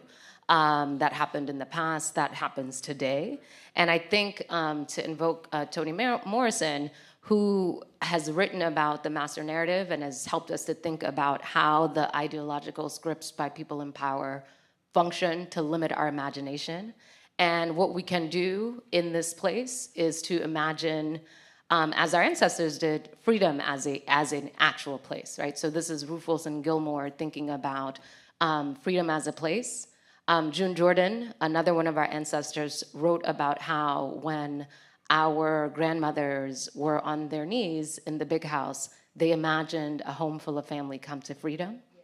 And that they did so, as Marcus was saying, that we could stand up, right? And so in this moment, it is on us to actually stand up to recognize that freedom is a place that is imagined, but is also one that is built and one that has to be demanded, and it is our job in the present to demand that.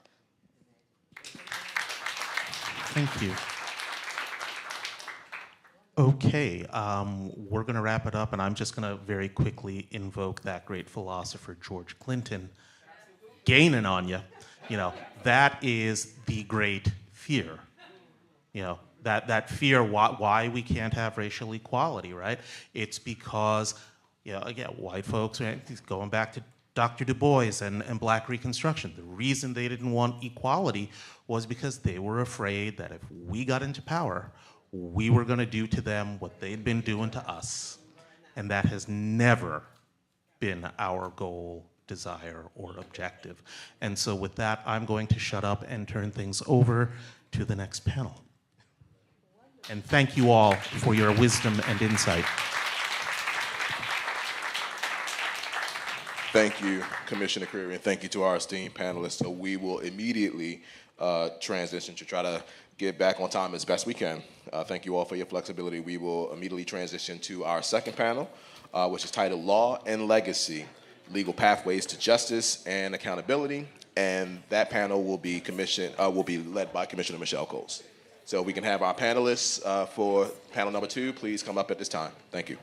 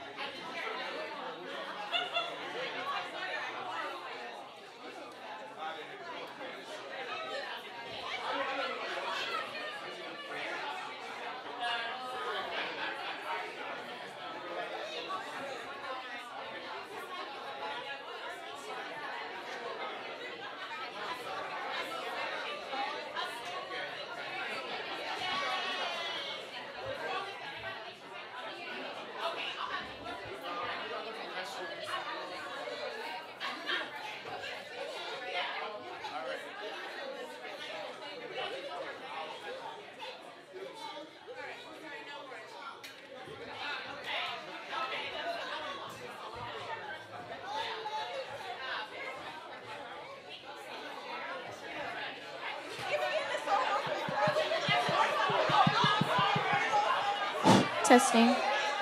I know folks are congregating, having a quick water restroom break, which is fine. Please, if we can get back started in about 3 minutes. Please grab your photos and be back in your seats in about 3 minutes.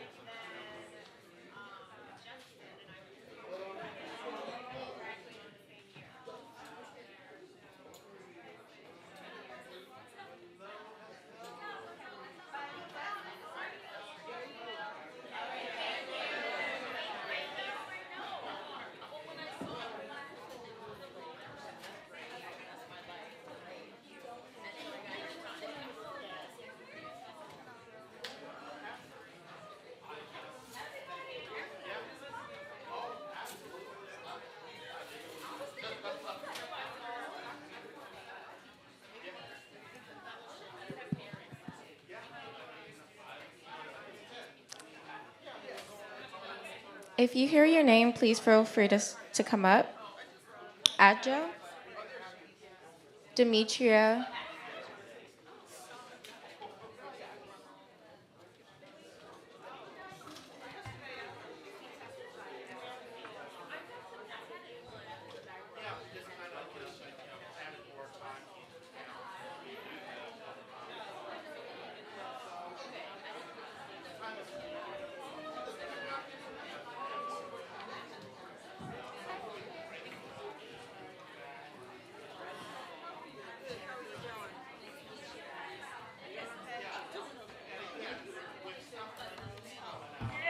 Girl, yeah, thank you.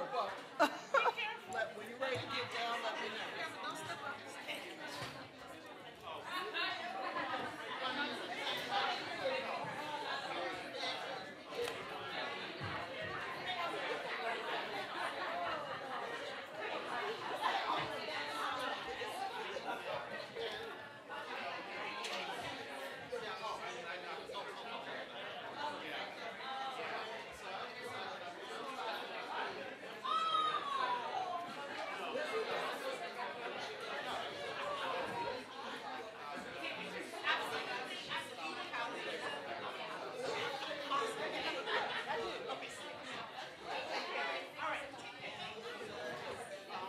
thank you so much.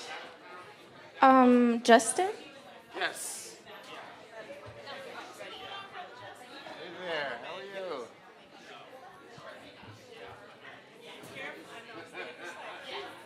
You all, I know that everybody is very energized from the last panel. A chair? Oh, the chair. If everyone can start taking their seats, we're going to get started with our next legal experts panel.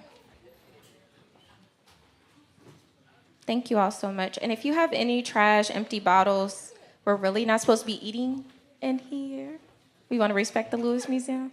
Please put away any food if you have it. Thank you so much. All righty. Commissioner Coles, are you good to go?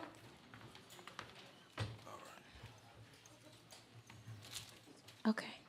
Commissioner Coles, you're good?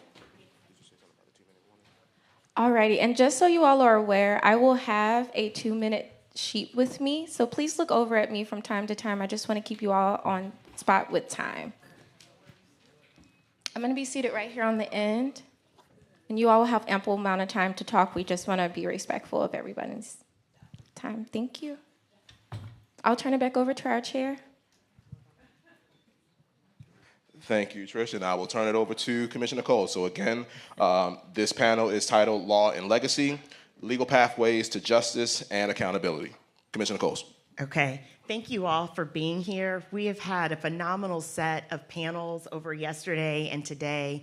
And one thing that has struck me is for all of our African American experts, at least almost all of our African American experts that have testified, they have spoken to a personal connection to the legacy of lynching in America, whether it was in Maryland or in another state, including in my family's history in Louisiana.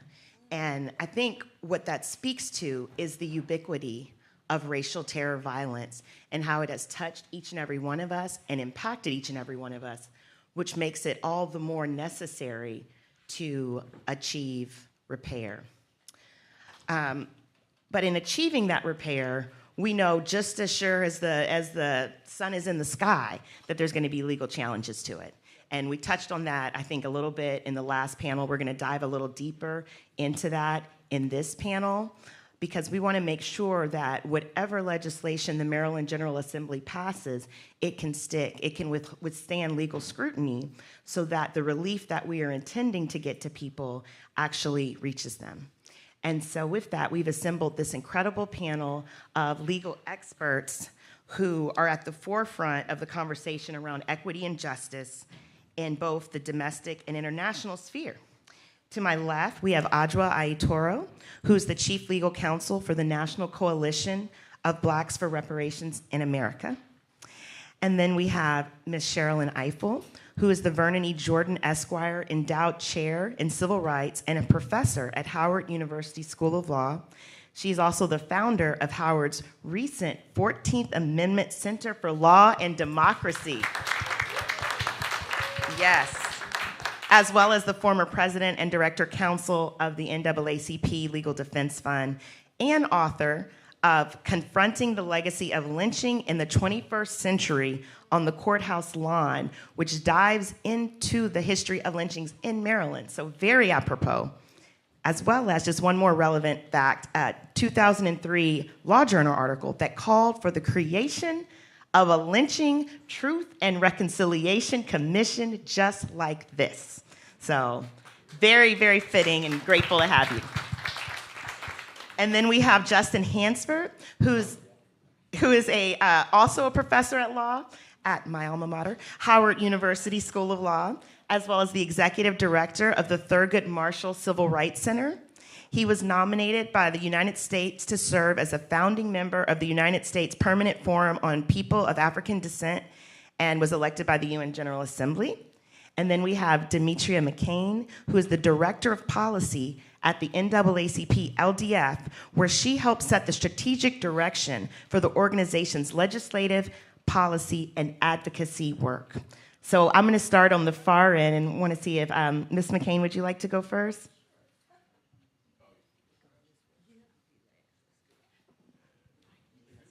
Thank you, thank you. Let me just start by saying, southern trees bear a strange fruit. Blood on the leaves and blood at the root.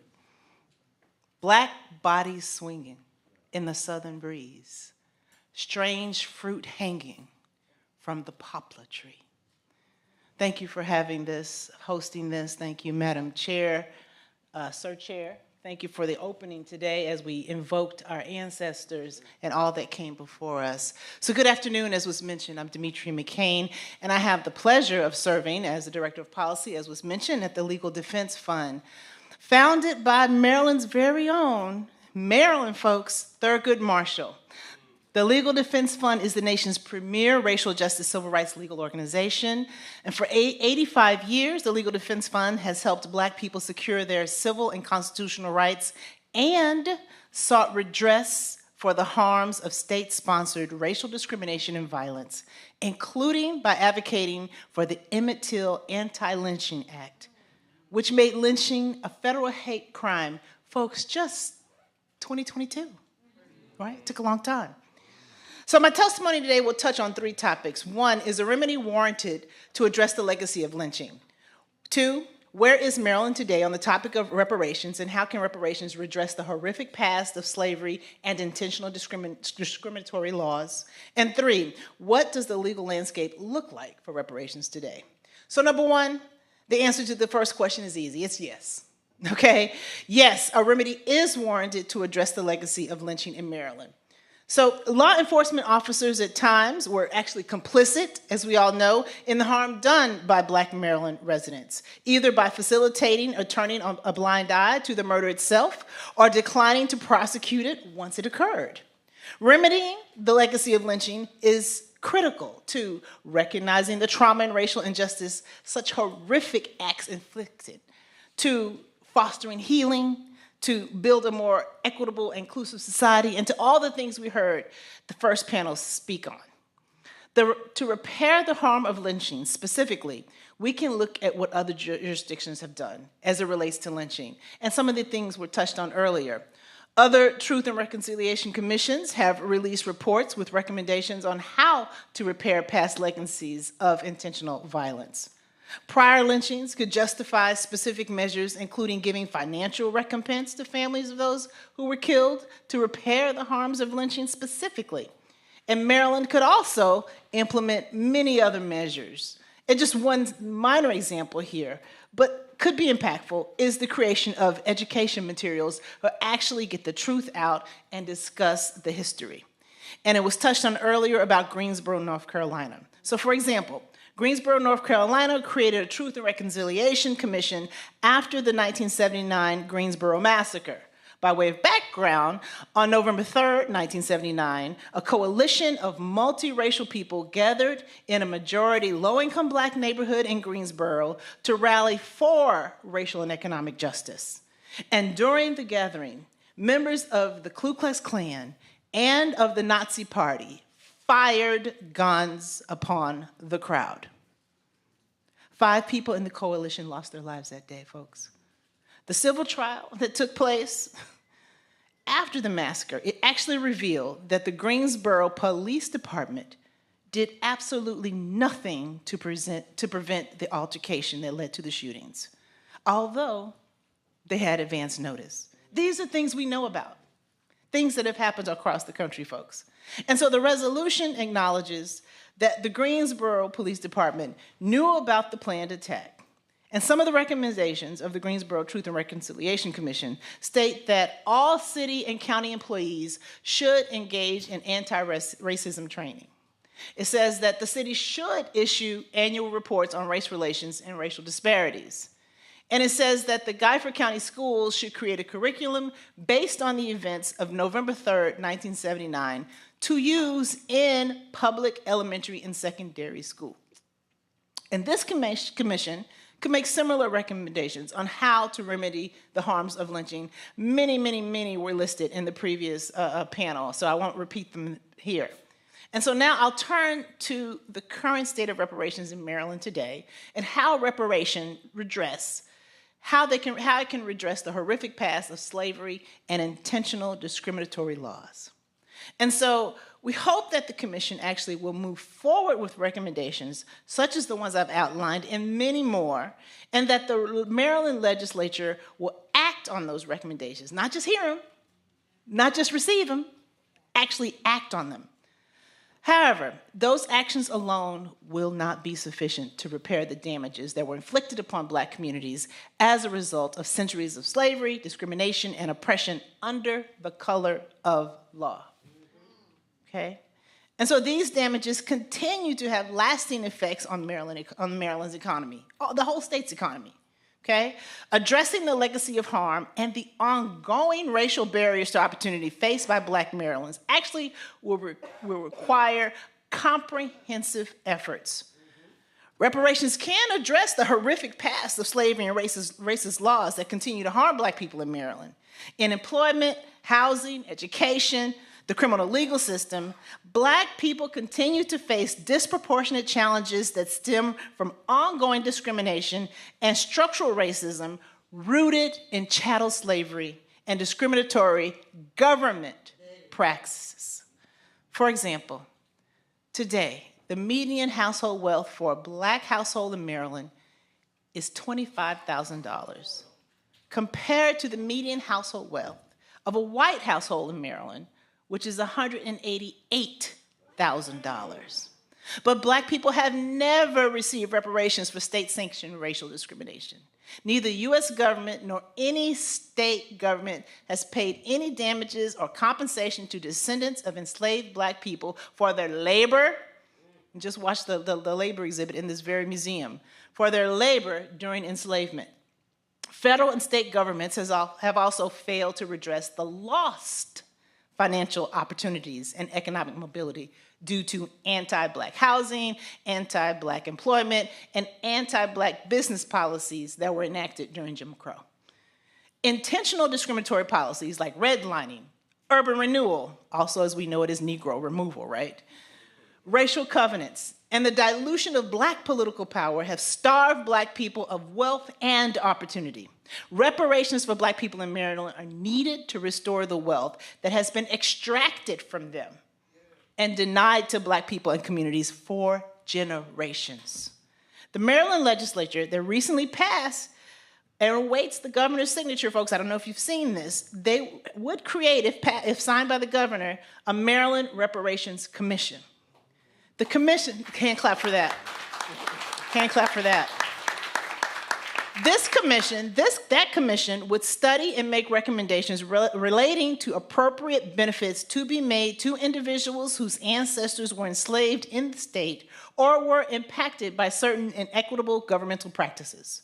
The legislation, if signed, would require a member of this commission today to be appointed to the newly created Maryland Reparations Commission, all right? So the Maryland Lynching Truth and Reconciliation report that will take place, along with the report due by the newly created commission that I just mentioned, could actually help develop and record the needed reparations programs. So reparations are beneficial not only to Black people, but for everybody, okay? So ongoing inequality costs the US government trillions of dollars every single year, right? Repairing these harms would actually benefit the society as a whole. Reparations actually would stimulate economic activity, investment, and job growth within Black communities. And this can lead to the development of new businesses, new products, technologies, new services that benefit not only the direct beneficiaries, but the wider community as well.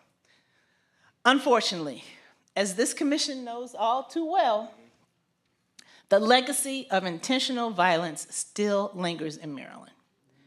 Strong policy and evidence are needed to legally be able to repair the harms that were intentionally brought against Black Maryland residents. And I'll say that again. Strong policy and evidence, okay? So commissions like this one go a long way in helping bring about this evidence and to give stronger support to the real repair that's needed for Black Maryland residents. And to my third point, it is prudent to address the legal landscape as we look at reparations today. There was a question on the earlier panel, and I'm sure my co-panelists who are very esteemed, can I just say how esteemed it is to be with these folks here? Give them a hand clap.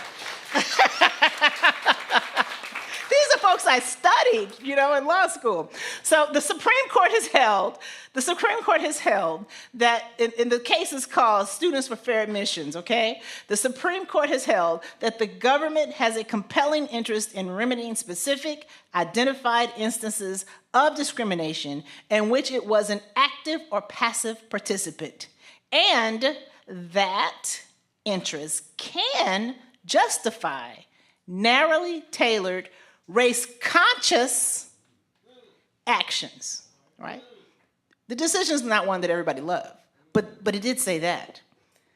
However, there's a however, the Trump administration is trying, as everyone knows, to actually chill any efforts to address racial inequality. This is about fear, folks. Fear to not do what is legally right? What is legal, all right? And so that's what's really important to understand. And so while the Trump administration's executive orders do not change the Constitution, let me repeat that, the executive orders do not change the Constitution. It is also very likely that the Trump administration, as well as anti-civil rights groups such as the Pacific Legal Foundation, will actually challenge such a program. So at minimum, programs need to be constructed with focused care. Okay? There are currently lawsuits filed by conservative legal groups in Evanston, Illinois. You heard about the Evanston, Illinois reparations program. And there are lawsuits filed against the Washington State's race-conscious housing program. So they exist and they will come, right? But let us not be fearful. For the purposes of the Maryland Lynching, Truth, and Reconciliation Commission, legislation creating school curricula on lynching or other recommendations similar to those made in Greensboro would not likely trigger the strict scrutiny required for race-conscious remedies. Even a program that provides financial recompense to families of all lynching victims, regardless of race, may not merit that level of judicial review. For race-conscious programs to more broadly, the Supreme Court has suggested that significant statistical disparities combined with a pattern of individual discriminatory acts can be sufficient to demonstrate active or passive discrimination by the government. However, and I keep having these howevers, right? However, more recent district and circuit court decisions demonstrate increasing skepticism with relying on statistical evidence alone without additional qualitative evidence to demonstrate that those disparities are the result of intentional discrimination and that government played a role in that discrimination. But we all here know the government did, right? And so study commissions like this one and like the Maryland Reparations Commission that hopefully will be enacted and adopted once signed into law, they could actually document the harm done to Black residents and create a strong basis of evidence to support race-conscious reparative programs. The study commission should collect studies on disparities, records documenting intentional discriminatory policies, and individual testimony on how anti-Black policies and intentional governmental actions have stunted Black people's wealth, health, and opportunity. Thank you for some time. Appreciate it.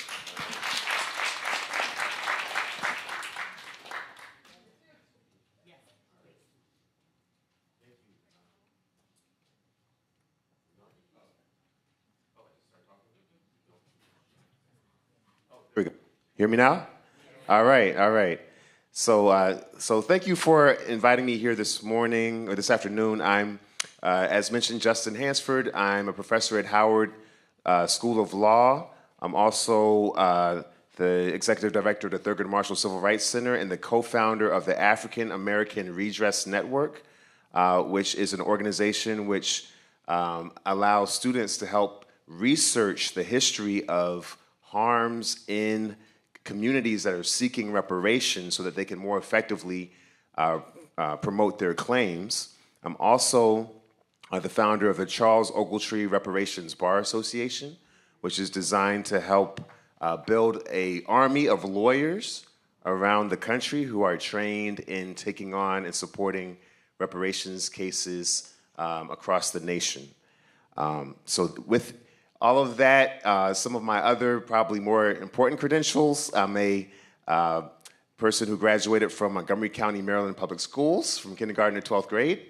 And in my family history, my grandmother, who is from Edgecombe County, North Carolina, has always told me the story of her father, Ray Carney, who was accused of murdering a teenage white girl in 1943 and her date, and he was disappeared, never seen again.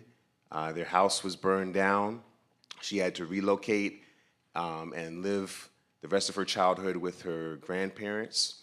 And I talked to her about this a couple of months ago, and she's 89 years old now, and she's still feeling the effects of that atrocity. And it's something that's impacted my entire family unto today. And so when I think about the after effects of an individual lynching and the understanding that this is not just an individual atrocity, it's a family atrocity, it's a community atrocity.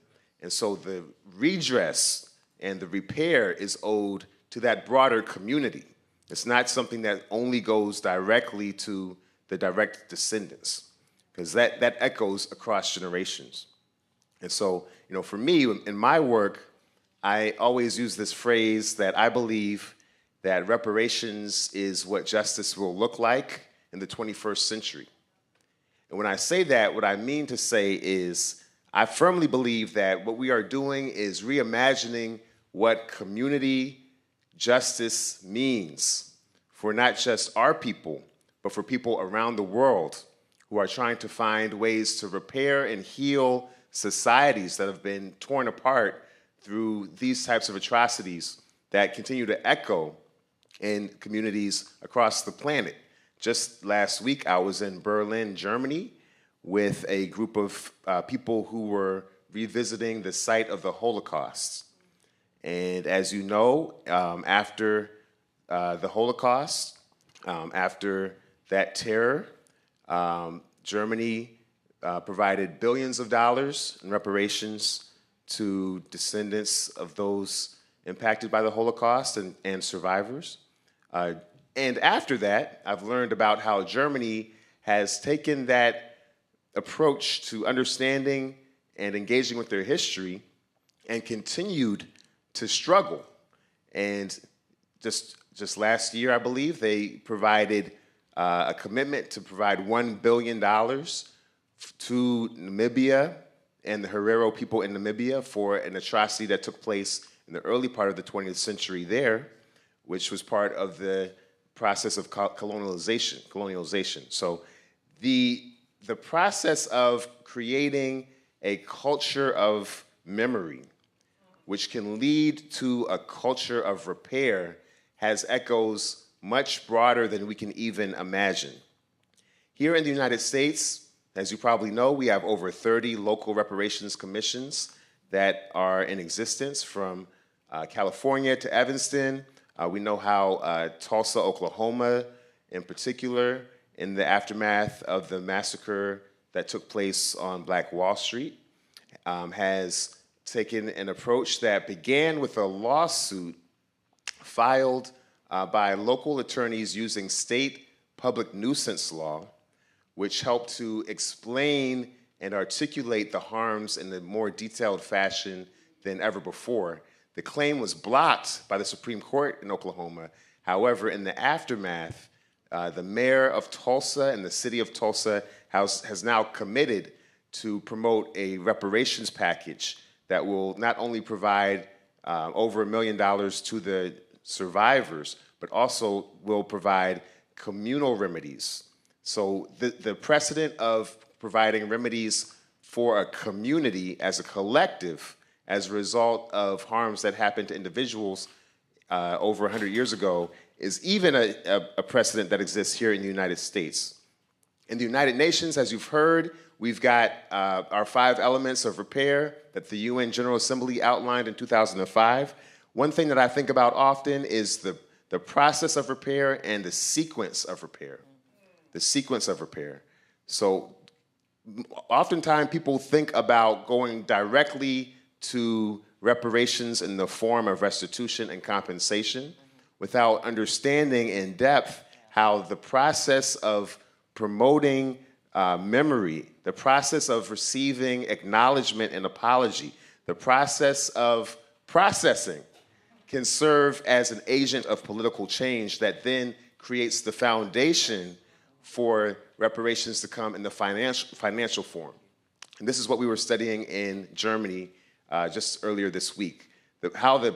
As we move forward, how we start to begin to find the nuances and processes that will become agents for change. So we now have evidence and we now have raw material to study so that we can ensure that the process that we create here in Maryland is not only effective for us, but will be effective for the other, I believe, 49 or 48 states that I believe one day will have reparations commissions. In DC. Most can't forget DC, yep. And so, that optimism is not simply unfounded, empty hope. There's an organization called Liberation Ventures that has done in-depth research, and it has determined that over the next 3 to 5 years, we can expect to see over 50 cities in 16 states where there's already begun a conversation about the creation of reparations commissions, in addition to the ones that already exist. So if we can create the context for the rise of these state and local reparations commissions, I believe that we can then create solid constitutional grounding for reparations efforts to survive strict scrutiny on a national basis. When you use local evidence, when you use local government to obtain evidence of harms, you're moving in the right direction because local government is proximate, it's much more responsive than federal government, it's capable of narrowly tailoring, and that's a legal term of art. It's possible of creating a very precise remedy that speaks directly to the precise harm that is the finding of the local commission. And as we expect to have legal challenges come our way in the aftermath of these commissions, our evidence will have to prove that in the same way that the city of Evanston found housing discrimination as a effective ground for a housing-based remedy, we're gonna have to prove the connection between the remedy recommended by the commission and the harm found by the commission. And the best way to do that is with these local commissions and processes. So in the end, I want to conclude that we want to let 1,000 flowers bloom, create an environment where we have these local engines of innovation on the local government level with the eye towards the long-term vision for reparations in our nation and actually throughout the world, wherever there's been colonization and enslavement, because we are creating a process and setting the standard that can not just change life for us and for our people, but can change life for the world. Thank you.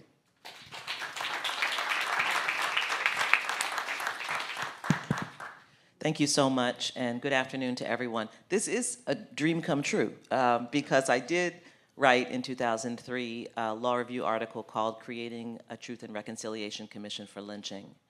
I wrote that piece and started the research for my book on the courthouse lawn, Confronting the Legacy of Lynching in the 21st Century, because I was teaching here at University of Maryland Law School, a practicing civil rights attorney, and I had recently come from observing some of the proceedings of the Truth and Reconciliation Commission in South Africa.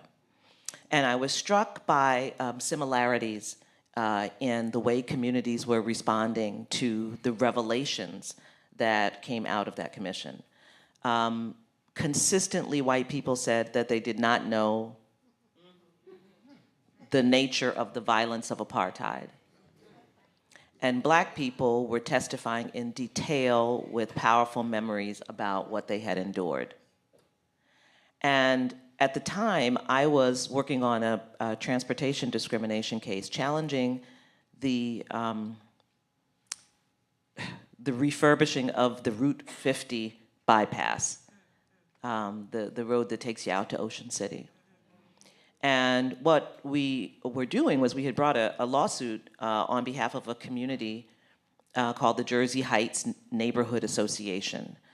And we began looking at the state's decisions about where to put highways on the Eastern Shore.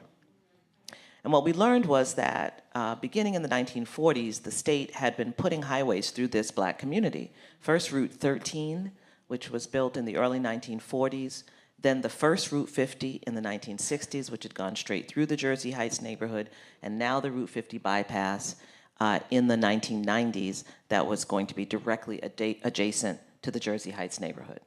So we filed a racial discrimination complaint and a Title VI action, and there were 3 sets of lawyers involved. One was from a law firm, Hogan & Hartson, now Hogan Lovells.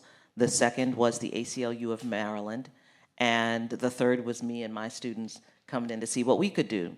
And I realized that I had my students for a semester, so we couldn't take on a huge part of the case, and so we wanted to figure out what part of the case we would take on.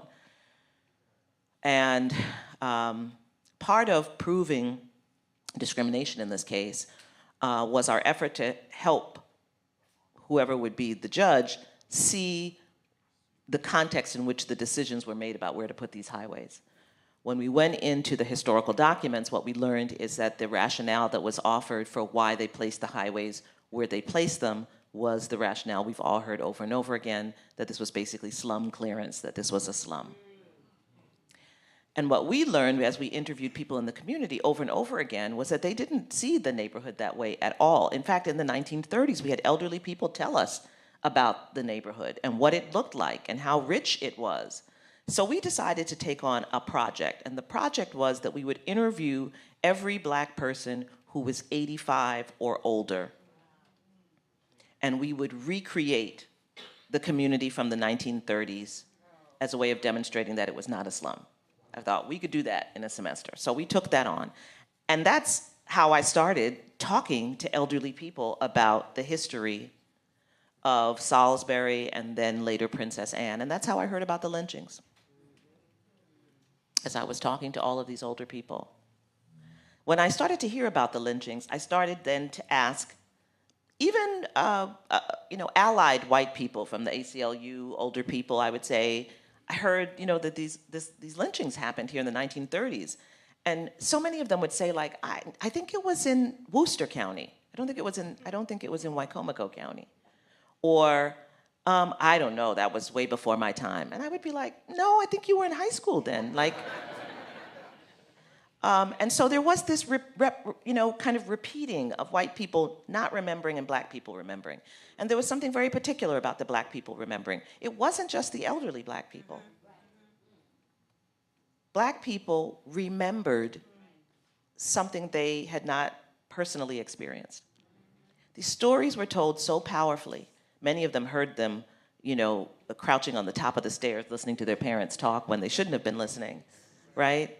One man who later became a county council person in Wicomico, Black man, said that he so vividly heard stories about the lynchings that he actually thought he had been there. And it wasn't until he was grown that he realized that he hadn't been born yet.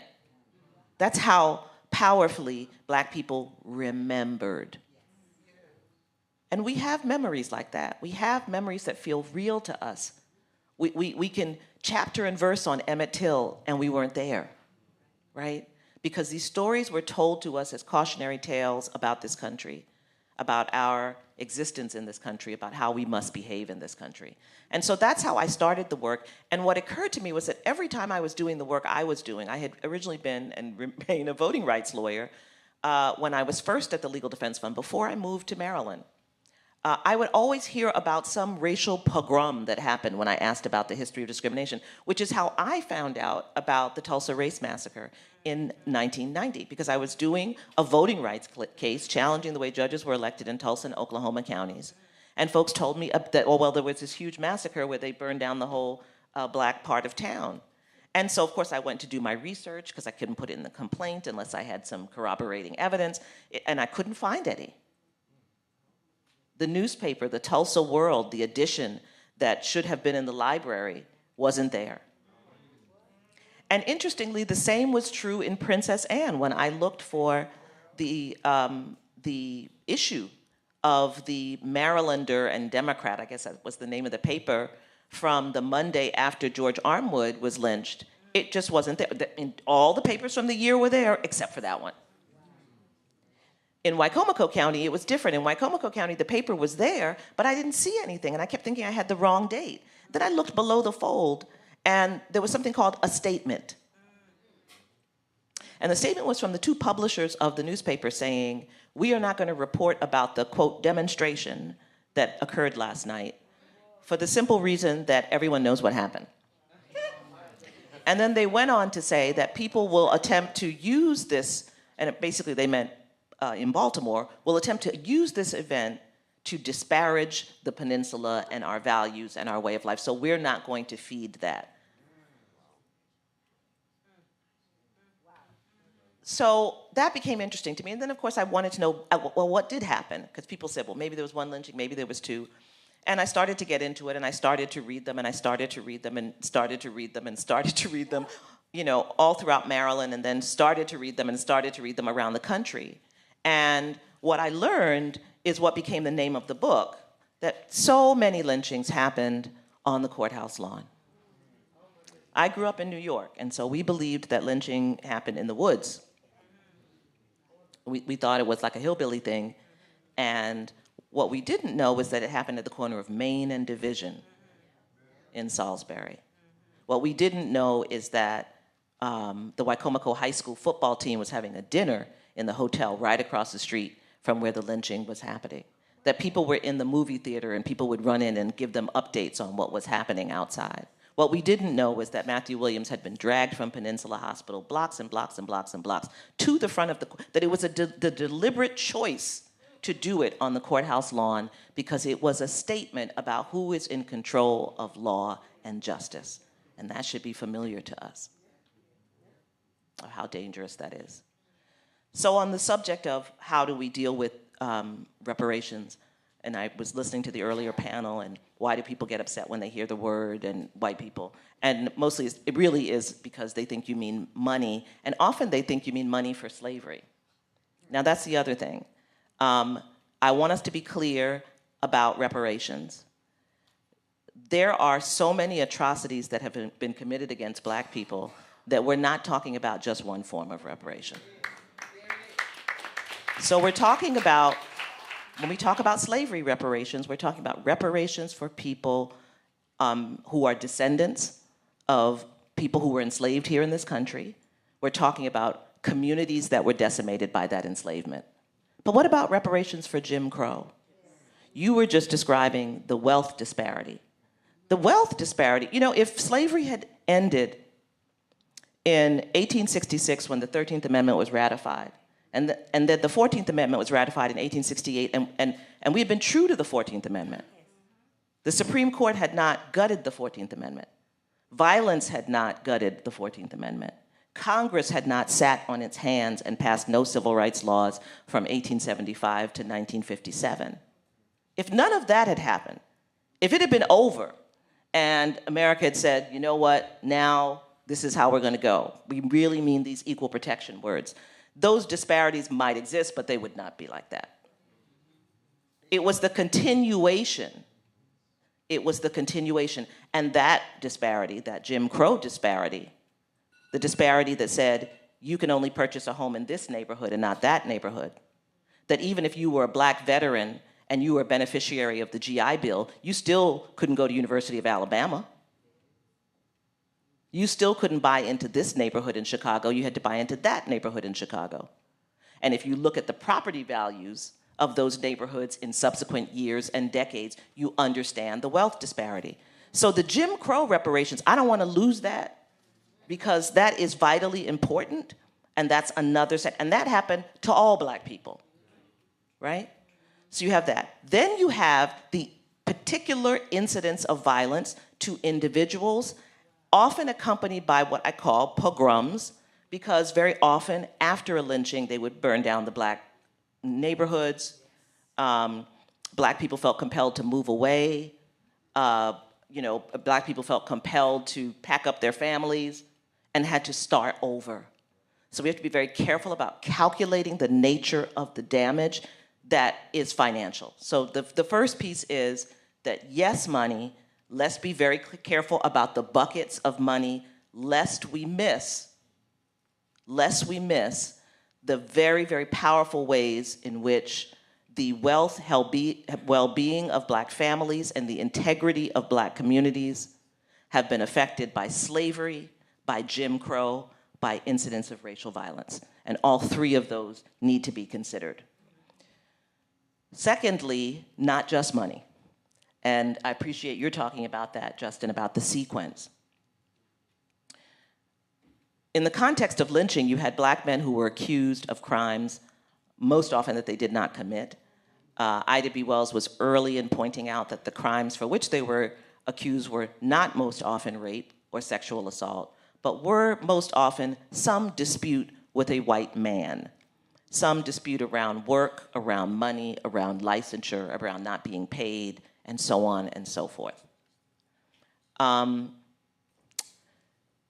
So I want to talk about the harm of a mass narrative that accuses black men of sexual assault of white women. Does that get repaired? Do we not consider this part of it? Think about what the consequences of that have been. And even today, people will say, oh yes, because they were accused of rape. Actually, that's not true. So we have to think about that narrative and how harmful it was to our community. Then we also have to think about the families themselves, and not only the financial repair. To my knowledge, Matthew Williams was buried in what I have been told is now the parking lot of the electric company in Salisbury. George Armwood was buried in what was then the graveyard behind what was the alms house, the pauper's house, poor people's house. What do you call that kind of graveyard? Yeah, is that what you call it? Yeah. It's now a very lovely bed and breakfast in Princess Anne. In my readings about lynchings across the country, very often families were even afraid to come and collect the bodies of the person who had been lynched, lest they become targeted.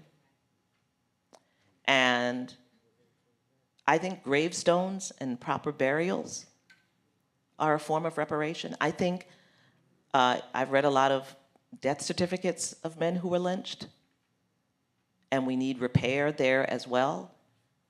George Armwood's death certificate says the cause of death was killed by mob after felonious assault on aged white woman. That's what the coroner said. I mean, if you've ever seen a death certificate, it usually says a break in the third cervical spine or, whatever happened but that's what it said, after felonious attack on aged white woman. Investigation of the underlying crime, clearing the names of people who were wrongly accused. I don't think we should lose the dignity assault on black men, on their families, on black women who were lynched, on the individuals. So I actually think we have to go deeper and really get into the nature of the harm. You cannot repair unless you are giving a proper accounting of the harm. When I wrote this book, at the time, people were not talking about having a Truth and Reconciliation Commission for lynching. And the second half of the book is basically all about the various international forms of this. So I was looking then at the Gacaca tribunals, which were just starting in Rwanda. We looked at the Truth and Reconciliation Commission in South Africa. Of course, I looked at the Nuremberg tribunals. I looked at Cambodia and what happened after the fall of the Khmer Rouge, and tried to really figure out what elements of those practices might be folded into a process here. And I think it's really important to study that carefully as well. You were talking about Germany. I've spent a lot of time in Germany and a lot of time in Berlin. And one of the things, that I think is so powerful and important, and Brian Stevenson and I talk about this all the time, that if you're walking in Berlin, you can't help but, walk over markers, right, that commemorate events that have you, like here was, another work camp, here was another, and so you're confronted by the ubiquitousness of the atrocities that were committed.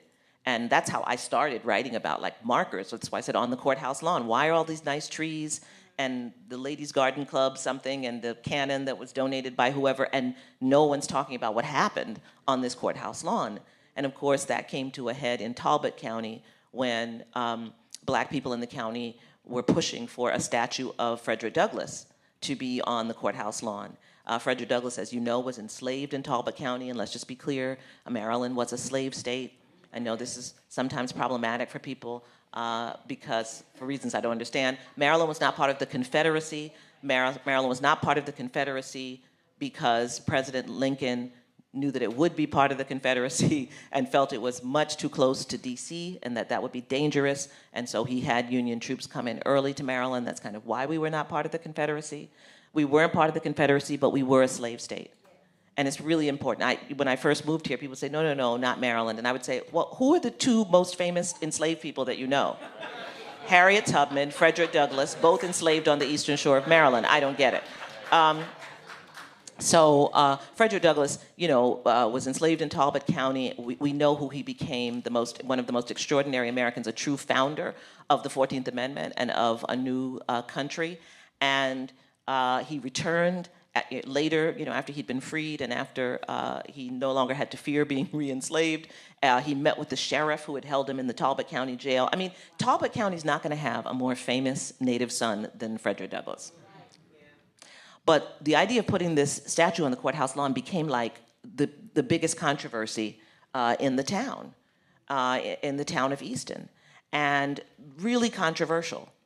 And there were veterans groups, white veterans groups, who said that the courthouse lawn is hallowed ground, and it is sacred and preserved only for statutes commemorating those who served in the military and risked their lives for our country. And indeed, in Easton, on the Talbot County Courthouse lawn, there is a Korean War memorial, there's a Vietnam War memorial, and there's also a memorial, or at least was, to the Talbot boys. The Talbot boys, remember I just told you Maryland was not a part of the Confederacy, but the Talbot boys were a group of young men who volunteered to fight for the Confederate Army from Talbot County. And the statue to the Talbot boys was erected around the time that most Confederate statues in this country went up. It was in 1911. And so, as I recall, and I talk about it in the first chapter of the book, the NAACP was arguing that, Frederick Douglass was kind of like a veteran, right? He is the person who convinced Lincoln that black soldiers should be allowed to fight in the Civil War. His two sons served in the 54th Massachusetts Regiment. Lincoln had wanted to give Frederick Douglass a commission, but there was real fear about what it would mean if white officers didn't obey him. I mean, it's not his fault that he wasn't a veteran. Like, that's basically the way they were arguing it. And I was just really disturbed by that line of argument, because what I wanted to understand was who said the courthouse lawn was sacred ground. Because my research had shown that in 1919, 8 years after the Talbot Boys Confederate Monument was erected, 2,000 white people gathered on that same courthouse lawn to lynch a man named Isaiah Fountain, who had been tried for killing a young black girl, raping a young black girl, and had escaped at the end of the first day of trial because the crowd at the end of the day of trial had assembled. They had ropes, they had knives. The sheriff pushed him back into his living quarters, and Isaiah Fountain, knowing what time it was, escaped through the window and ran all the way to Delaware. The local judge deputized 250 men, and this posse went looking for him. He was found, he was brought back, he was tried. He had a very good lawyer who challenged his conviction on the grounds that it had been, the trial had happened in a mob atmosphere, and so he was denied due process. The Maryland Supreme Court agreed and threw out his conviction, and he got another trial. He was convicted again and was executed. And of course, while his trial was pending, he was held, as were all of the people who were almost lynched, and many of who were eventually lynched were held for safekeeping here in the Baltimore jail. It was understood that if you were a black man accused of a crime against a white person on the Eastern Shore, that if they did not spirit you to Baltimore immediately, you were going to be lynched. And so even men who were lynched, George Armwood was taken to Baltimore, and then under pressure, the judge acquiesced and ordered the sheriff to bring him back. So he was in so-called safekeeping in BCDC, the same building there, the one that looks like the castle. And they brought him back. Now remember, there's no Bay Bridge, so there's a ferry. And so they brought him back. So everyone knew what was going to happen because they were bringing him back. And black people, of course, heard about it as well. Clarence Mitchell, who later became the great lobbyist for the NAACP, then was a young cub reporter for the Baltimore Afro. And he said, I got to get to the courthouse. I got to get to, where Armwood is going to be held at the jail there in Princess Anne. He missed the ferry. So he had to drive all the way up through Delaware, back down, what was the old 13. And He got in a car with his colleague. Someone gave him a gun, said, "You better be armed," and he threw it under the seat of the car. And he drove all night and arrived the next morning, and white people were reveling in the street and exchanging pieces of the rope and so on and so forth. And he walked around with his press pass on his head and interviewed white people about what had happened the night before. I just want to talk about the courage of reporters, of black reporters during this period as well. And so we have to also talk about reparation in terms of journalism and how white reporters covered or didn't cover. I told you about the local paper that said we're not going to talk about this. The Baltimore Sun covered all of these lynchings, but all of the information I have about the victims, about the men who were lynched, came from the Afro. Because the Baltimore Sun would often have the names wrong, the age wrong, would describe George Armwood as a drifter. It was the Afro that told us about his family. The photograph in this book of his mother and sister, his mother Etta and his sister Arima weeping after his lynching, came from the files of the Afro. It was the Afro that gave us the humanity of these men. It was the Afro that told us that Matthew Williams, liked to get his hair processed at the Apex salon every Saturday, right? It was the Afro that brought humanity to the men and told us about their families. They weren't drifters. They didn't just drop down from the sky. They had people who loved them. And so we should also talk, because there is a legacy of how these very same newspapers report on black people when they are killed or involved in some violent incident.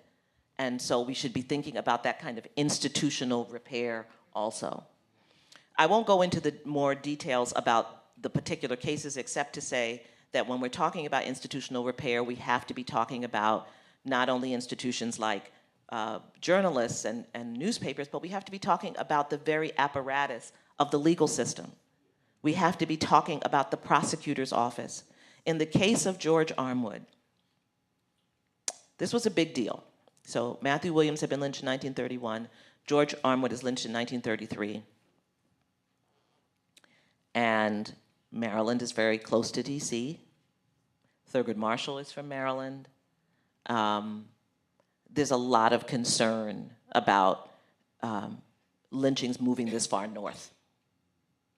So there are lots of cablegrams that are coming from Walter White, from the NAACP, to Governor Ritchie, who is here in Maryland. And when we get to 1933 and the Armwood lynching happens, now this is really embarrassing. And Governor Ritchie was a pretty popular politician. He was supposed to run for president and be the Democratic nominee, not Franklin Roosevelt. But after this lynching, that was not going to happen. And so he sent his Attorney General, Preston Lane, for whom the Bay Bridge is named, to investigate. And Preston Lane did investigate. And the product of that investigation was that Preston Lane had, I learned later, affidavits from state troopers identifying the lynchers. State troopers saying, the man who held the battering ram to knock down the door of the jail, his name was Rusty Jones. I recognize him because he sometimes does amateur fighting, and I've seen him. Like, they knew these people, and they swore out affidavits. These are law enforcement officers, law enforcement officer affidavits. The Attorney General, Preston Lane, then gave these affidavits to the local district attorney, John Robbins. And Robbins said he was not going to indict these men. He was not going to arrest them. He was not going to prosecute them. He said, it was a crowd. Isn't it possible that these law enforcement officers, misidentified these people? Maybe these people were trying to stop, the Malay. Just refused. So you have a whole DA's office that refused to you know how they used to say, we don't know who did it, and at the hands of persons unknown. They were known, and the people who swore out and identified who they were state law enforcement officers. So Preston Lane then brought the National Guard to the Eastern Shore to arrest these men. They lived in Salisbury, and the town of Salisbury, that is the white men of Salisbury, came out to rebuff the National Guard. There's a wonderful picture, it's in the book, of them facing. Right, the National Guard has bayonets drawn, and the crowd of men, they're throwing rocks, and and the National Guard's fearing for their lives. They grab the men and they drive off, right, to get back to Baltimore. Like, all of this happened out here. And we need to be talking about that too. We need to be talking about the legacy of prosecutors' offices, not prosecuting crimes committed by white people. And what the connection is to that today. We need their disavowal of those practices. So I want us to go deeper on the institutional piece because the complicity was so heavy. The nurse at Peninsula Hospital who says, if you must take him quietly. We have to talk about these things. So I wanted to get back to Germany just for a second because I spent a lot of time there too, and we often hold up Germany as the standard in terms of how you compel your population to confront the truth about your past. And I think they do an incredible job. After the wall came down a few years later when they opened for tourists to visit the Sachsenhausen concentration camp, I visited with my family, and when we got off the subway, because you could reach it by subway, you got off and then you had to walk. But the walk was incredibly long. It was really hot, and it just kept going. And it wasn't like a pathway. You know, you were walking through a town, and I remember at one point we were in people's front yards, and we were like past the kind of, you know, townhouse where the city council would reside, and it was just all meandering, but everybody was kind of following along, and I just thought, this is crazy. And I remember saying to my husband at the time, you know, if this were America, they would have a bus, a little shuttle bus, you know, and knowing how we can be in this country, maybe even a gift shop, right? Like, you know, gallows humor. But then at some point, I realized that we were already in the tour. Because by having to walk through this town, they were showing us that everyone knew.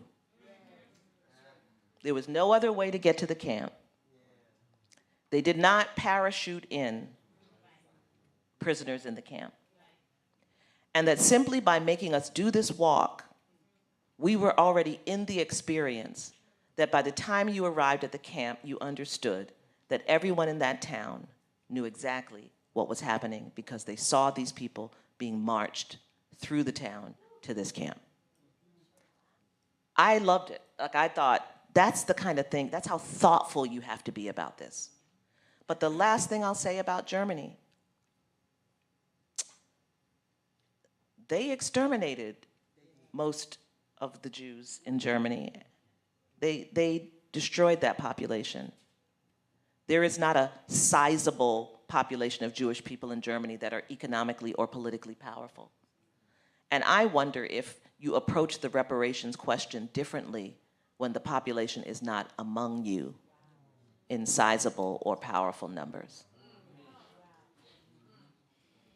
I don't know, but I think it's worth thinking about. I think it's worth thinking about the willingness to pay for the Herreros somewhere over there in Namibia. You know, or even to my students. I taught a reparations clinic here at Maryland, and my students worked with some of the final group of people who were eligible for German reparations and kind of recreating where they believed they had been when they were released from camps, and it was a very, very powerful. But just once again, I just wonder whether there is a difference, and that's why I think it bears studying comparatively, the different international systems to try and understand whether there's a difference when that population still is not a sizable political force in your country. And does that change the calculation?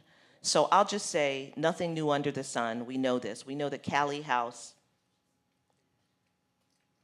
at the end, in the 1890s, 1880s, 1890s, tried to initiate the first reparations program for slavery. And she created the Ex-Slave Pension Society. Modest demands. Pension for elderly, formerly enslaved people whose bodies had been broken. Deep concern among Black people, as always, about being able to bury your loved ones. So really trying to get what they called ex-slave pensions to take care of the very elderly who could no longer work and to be able to pay for the burial of elderly ex-slaves. And we know, of course, her efforts were rebuffed. She was arrested, accused of mail fraud. But I say all of that to say, you often hear people say, well, you know, you waited too long. Just understand, that there are always early efforts, and so too with lynching. I included in the book, also found in the archives of the Afro, a petition that was sent to the governor of Maryland, October 18th, 1933, which happens to be the day that George Armwood was lynched, signed by 13 lawyers, black lawyers, asking for an investigation, but also asking for reparations, $10,000 to the family of lynching victims, the Attorney General telling the Attorney General to sue, and that communities that were decimated by these lynchings should get, $5,000. I mean, there was a real effort with this petition, and one of the assignees is someone who just graduated from law school, Thurgood Marshall. But this is in 1933.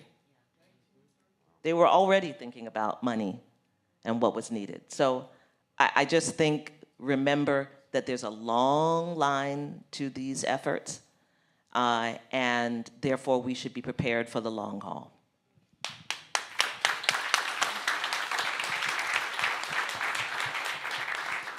Thank you. Thank you to the panelists who've gone before me. Thank you to the, I'm gonna get the name right, Maryland Lynching and Truth and Reconciliation Commission. Thank you to Michelle, who kept us on track with her emails and information and all of that. So thank you very much. My name is Aju Ayatoro, as you know, or I don't know if you know, but she said it, and I'm in the program. And I wanted to kind of correct my bio. I was, in fact, years ago, the lead counsel for NCOBRA. I no longer am that. I am on NCOBRA's advisory, Elder Advisory Council, right here. And I am co-lead attorney with Maynard Henry, who is the great-grandnephew of Mario Badelli, a very specific in leadership of the reparations movement from the Republic of New Africa. And so we do co-lead as legal advisors for NCOBRA. I also am the director of National Conference of Black Lawyers Reparations Research Project. And I'll talk a little bit about a product we have that we are, working with the print. No, he's not here. He's in Detroit, so I ain't telling no names now, I ain't crazy. But we finally get it printed, and it'll come out, a handbook for community organizing that addresses some of these questions, so I'll make sure Michelle gets a copy of it as well. I wanted to take a tack that I had outlined, and then Michelle keeps seeing me writing down in my outline as I'm hearing the speakers speak. But first of all, I want to start with NCOBRA. NCOBRA was founded in 1987. It's the first grassroots mass movement for reparations founded in the United States. It comes on the heels of course, lots of organizing.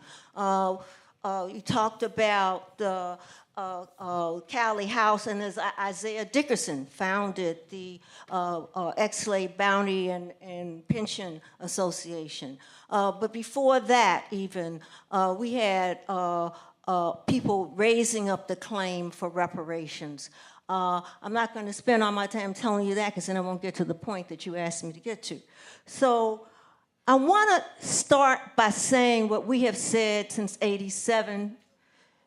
Reparations is more than a check. If all we got was a check, it would not repair us. I don't care how much the check is. So we look at, and NCOBRA has 5 injury areas, and we look at those injury areas and we say, how do we repair for the targeting of black people, not just black men, black people in the criminal punishment system? You can't just give money. We have to change the system. I did a research project in Little Rock, Arkansas. I taught there for 12 years. And part of what I did was work with the UALR Institute for Racial and Race and Disparity, and Racial Justice and Disparity, something like that, I can't remember. And we did a research project in the criminal punishment system. And I'm not a social science researcher, right? So I had to work and team up with people in the university who were. My first thought was I got scared. After we designed the program, we were going to go into the prisons and look at the records. I got terrified. What if we don't find what we think we're going to find, right? Because a lot of what we have done is based on, some people would call it anecdotal information. You look at the population of black people, and then you look at how the population in the prisons, right? So then I said to myself, Ajwa, whatever we find, you can tell something about it, right? It was worse than what I expected. Worse.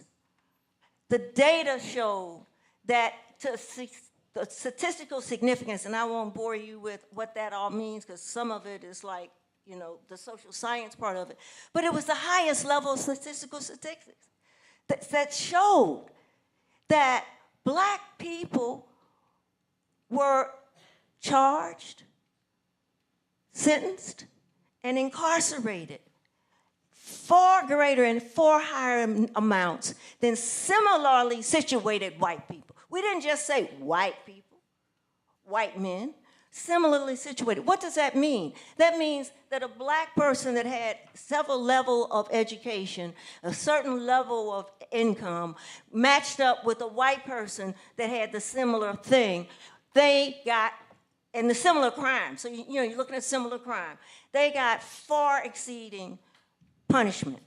They got death, they got life without parole, whereas a white person might get just a term of years or might even get a, you know, gone, right? So we have to look at systems. We can't just say reparations. That also takes us off track. It's more than a check. These systems, we have peoplehood is one of the 5 injury areas. And that was, when we first created peoplehood, it was looking at how, in fact, we have been kept from historically, from slavery, kept from, you know, being a group. You know, when, you know, we know the stories of how blacks from the slave, same in quotes, tribe, well, they were a tribe, not quotes, were separated when they were brought here, so they couldn't communicate. But what's a modern day example of the invasion on group identity of peoplehood? It's voter suppression. It's targeting black people who vote. It's a form of violation of a group of groupness. So we're gonna get you. We're gonna pass laws to suppress you. And so there are 3 others, but I wanna get, because I only have 10 minutes and I don't know how much time I just spent. But one of the things I think is important, in addition to looking at reparations as more than a check, is what is reparations? The definition that Colbert and others have adopted for reparations is the repair of a people caused because of their group identity. It's not, you know, it started, you can look at, our, you know, we're lawyers, so you can look at regular damages and you can go to court and you can say, well, that car hit me and you know, prove your damages. And historically, that was actually called reparations, historically, legally. But now as it's evolved in terms of the movement, the definition for reparations is kind of morphed with the movement, I guess. And it's repair of injury caused to a people based on their group identity. So how does lynching fit? How does it fit? And we heard testimony from the fabulous Cheryl Eiffen, the fabulous, you know, all of them, the panel, you know, the fabulous panel, you know, about lynching. But it's based in group identity. What I read in one of the pieces I pulled down, it said there are 44 lynchings in Maryland that have been documented. 2 of them were white people. It's a form of violence done based on the group identity for the most part, right? For the overwhelming most part. what it said in an article I read about Ida B. Wells is lawless killing of black people, a systematic practice. It's more than just the lynching. We think of lynching, and I read this some years ago. We think of lynching as just being hung by a tree. Lynching is broader than that. It's violence perpetrated on black people, right? The guy, and I should have looked the name up before, but the guy that was dragged by the car in Texas, right, Bert. That's lynching, okay? So acts of terror that were done through lynching was not just to, in quotes, punish for some alleged wrong that we know wasn't really a wrong for the most part, but it was to do what we say in the law. You know, we say it's a chilling effect. That's a technical term in the law. You're doing it not just for this person, but for that whole community. That if, in fact, you dare to stand up against Mr. Charlie or Miss Ann or whoever, white, this is what will happen to you. So what does that do? It says you must be quiet. You must be silent. You must either stay here and not voice your concerns or leave. Because if you voice your concerns, you will be victimized by our violence. Whether it's you personally, someone in your family, whatever, okay? So that's the other thing about lynching. Oh, I got more to say. Y'all let her talk for 2 hours. No, you ain't doing that to me, no. So look at that, okay? So we have resistance, right? There's resistance to our efforts to get reparations. We had a question by one of the commissioners that talked about black people who were saying, I'm not sure, I'm afraid, I don't want to speak the word. So we have that. But we also have the white supremacist type resistance that continues the devaluation. Now, I don't have time to go into all of it, but if we some of you may know of the recent legislation filed by Congressman Babin, the No Reparations Bailout Act, right? That is, and we have a piece that we're going to help publish in Cobra, we'll publish next week. But that, in fact, a statement, that in fact is like, what do you do when you use, we say it's gangster-like. Well, it's a gangster move. What do I mean by that? It's threatening the states. It's saying to the states, if you pass bills to reparations, if you give money for reparations, we will not give you federal funding. That's a gangster move. It's called the No Reparations Bailout Act. And I can give you the number and all that. So, and it was introduced first in 2023. Didn't get out of committee. So he reintroduced it March 14th of this year, right? But it's a gangster move. And that's what was lynching, right? It's a gangster move. It's like, we don't like what you're doing. We're going to quiet you. We're going to kill you.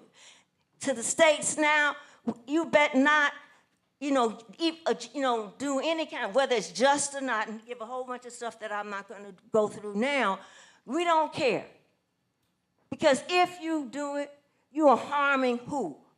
Really, what they're saying is you're harming white folk, right? All of this is based on the theory of white supremacy, right? Now, we can look at it. One of our panelists in the earlier panel talked about white supremacy. White supremacy it's a constructed theory. It first began being constructed in the 15th and 16th century by a German guy whose name escapes me, and I didn't bring the article I wrote about it. But it started by just saying, well, here he's in, we got these white people here, and we don't see anybody else. And then we're able to get in our votes, and we go and we see maybe some brown people. And then, so he constructed a false narrative that white folk at the top, and it went down based on color, right? And who's at the bottom? Black folk, you know, and then gradations of black folk, but then we all got lumped together, right? So what happened? That was internalized. It was not only internalized by white people who got benefit from it, it was internalized by black people, by brown people. And the systems created, you know, sustained it all those centuries. The Civil War, they used as justification the inferiority of African peoples to justify our slavery, right? So we have to look at that. And so it's hard to, you got to disentangle that. And we have to figure out ways of doing it. So strategies, right? Strategies. The handbook will give some strategies. We talk about, a section in the handbook talks about getting buy-in in our community. That gets to the question of what about the black people, and even some whites, you know, all whites aren't, you know, on the side of oppression, right? But how do we get buy-in? By telling the stories, by hearing the stories, by seeing that, oh, what happened to your cousin wasn't just an isolated incident, or what happened to you. So that's buy-in. The other is we've got to figure out how to combust this ingrained system in all of us, and it's more so with whites. Gentlemen talked about it on the panel, but with us too, of white supremacy, of assuming that you should have a privilege at the detriment of somebody else of color. So we've got to fill that out. And so part of what we need to do, it seems to me, is when we respond to like Babin's bill, when we respond to things, that we respond to it, which we've done in our statement, which we'll get out and I'll send it to you, which says, this is crazy. He says, you know, that it's identity politics, it's reparations. White supremacy is identity politics, which he is upholding. Legal barriers. Sister down there, she talked about the legal barriers. We have to have a strong, the commission and all commissions have to have a strong legal team. Because it's not huge ways of getting and defending, but there are narrow ways of doing it. The big thing, and Justin knows this from the work he's done in Evanston and other places, you must have a detailed, focused harms report. Not generalities. Not generalities. Not, well, we got, you know, you got da-da-da-da-da. You need to have as detailed a harms report as you can create. Who was injured? What was the injury? Who did it? And one of the questions we were asked to address was, how do you get the state involvement? What acts did the state do or not do? We can't just assume because it happened in Maryland, the state was complicit. What actually did they do or not do? They're agents. What did they do or not do? So with that, I want to say that we formed in Cobra in 1987 on the shoulders of people like Callie House, Queen Mother Audley Moore, and others. We continue to work.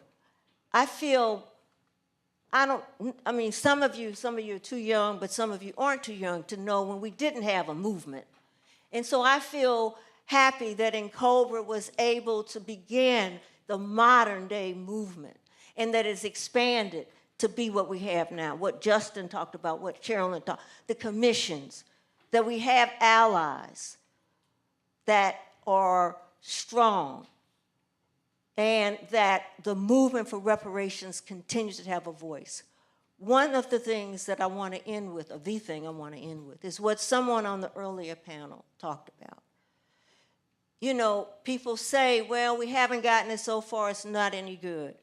What's the what is it, the term that says, that Thurgood Marshall said, power concedes nothing without a demand.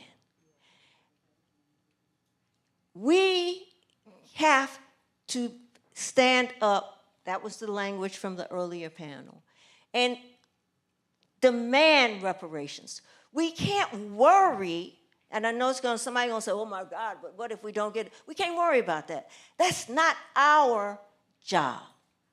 Our job is to do our work, which is making the claim, which is legitimizing the complaint, which is helping in the research, which is talking to your family at the dinner table about it, not being afraid to talk to your co-workers or your neighbors or whatever about it. Get that inner strength. And if you can't do it, call somebody who can, then you can stand by them. Our job is to raise the claim. Our job is not only to vindicate our ancestors, but to vindicate us. That's our job. Do our job. Let the state do their job, because if they don't do right, and we've done it well, then, hey, that's going to be on them. And I'm not talking about when they get to heaven or hell, wherever they're going. I'm saying if they don't do it, the issues of Black liberation, the issues of reparations for all of the brutality that our people have suffered from slavery to today. And I'm so glad Sherilyn brought it up. And we don't dissect, we say reparations for slavery and its legacies. All the things you talked about were its legacies. That's all we can do. So I'm glad you're here. I hope you keep standing. And I hope you bring other people to stand with you. Thank you.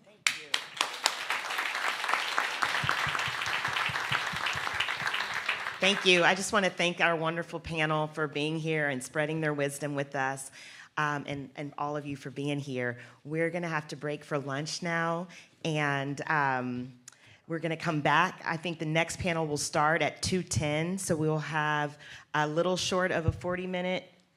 Is that right, Amy? You'll take it? Okay. Thank you, panelists. Yeah, no problem. Let me just get a quick check at our original schedule. That's HR 2100 is the bill that was referenced. Okay. No reparations bill out. Yeah. Thank you for that. Okay, so Thank you. let us. So our originally next scheduled panel was to start now, so we're not going to do that. Let's take. We'll do 45 minutes for lunch. So to make it easy for us, we'll start the lunch officially at 1:45. So plus 45 minutes, that will bring us back at 2:30. Okay, 2:30. We will start. Say that again. Is that fine? 2:30. Okay, we'll start with or without you at 2:30. Okay. See you there. Thank you.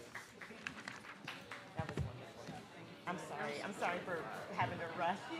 Yeah, I thought when you initially did it, it was because you allowed her without any interruption. Yeah, no, you gotta let the queen. Yeah. No, right. So that's why I just went on. Yeah. I understand. I know. And I think eventually we good if you have a couple Yeah. that had time. I mean, I could Right. pass it down. Because the person that was doing time, No one saw her. Yeah. well, I saw her. She stopped doing it. Okay. But I'm just saying, I didn't mean to be rude. No, I understand. I really didn't mean to. And your remarks were so important. I didn't want you to feel like I did. Yeah. I sympathize with moderators. And I moderated the panel with John Carter. How you gonna say something? No, I did. I stood up behind him. I had passed on the card. Yeah. He ignored me. Yeah. So I got up and I stood behind him. Oh my goodness. And I told him. I couldn't have done it. Oh, I did. Because you have to, because you get run over. Yeah. You know, and Yeah. so just simple things. I know you're gonna Sorry, do I've been holding this piece for a year. I've been waiting for our okay. And I'm letting people know ahead of time. That's what during the martial lecture I was telling you about, and I said, I'll see you again. And then I used to have things that stop. Yeah. Because sometimes people ignore that for me. So you send the thing down and say stop. Yeah. Okay, so I need to have a whole box of cards. You know, just them to it. I mean, you No, keep I'm- aside your brain. Yes, You know. but thank But, you. Yeah, thank you. And I apologize. No, you weren't. You feeling it old enough? Well, yeah. Me too. Thank you. Thank you.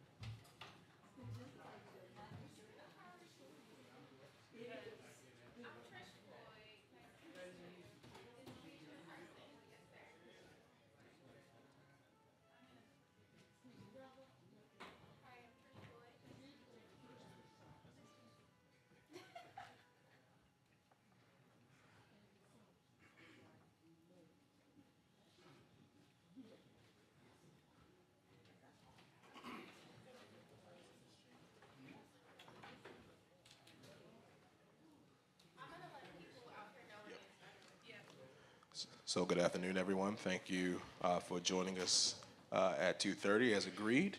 So as we are ramping up our final panel, I will just kind of give you an overview of the last 90 minutes of this hearing. So from 2:30 to 3:30, we will have the final panel that will be led by Commissioner Amy Millen. At 3:30, we will then transition to public comments. Due to our time restraints, and we do want to be honoring of our hosts here at the Reginald F. Lewis Museum for letting us use the space, we will read any questions or comments that are shared with us. Again, MLTRC at maryland.gov is the way that you can do that. If there is time for commissioners to answer some questions very quickly, we will make space for that. And again, if we have time for maybe one or two quick verbal comments, we may allow for that as well. We will then transition to final comments, which I will see to the Reconciliation and Justice Chair, Dr. Nick Creary. All I will do is just hit the gavel to close our meeting, and then we will officially leave this space with a rendition of A Change Is Gonna Come by Allie Hunter Harris. So that's our schedule, and we're gonna do our best to stick to it.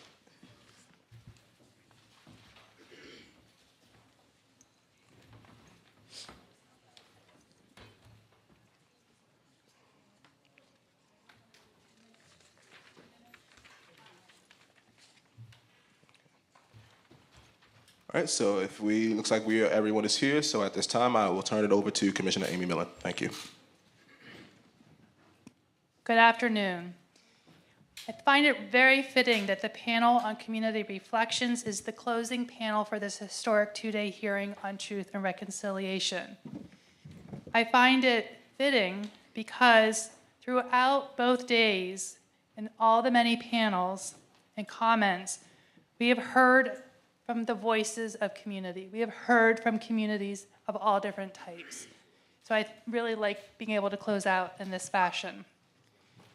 As you've heard, there are 38 known racial terror lynchings in Maryland that occurred in 17 counties between 1854 and 1933. In addition, there are many more acts of racial terror, violence that have occurred and continue to occur in this state. Calls for reparations for these atrocities, as well as others, have been driven by communities that have long called for redress.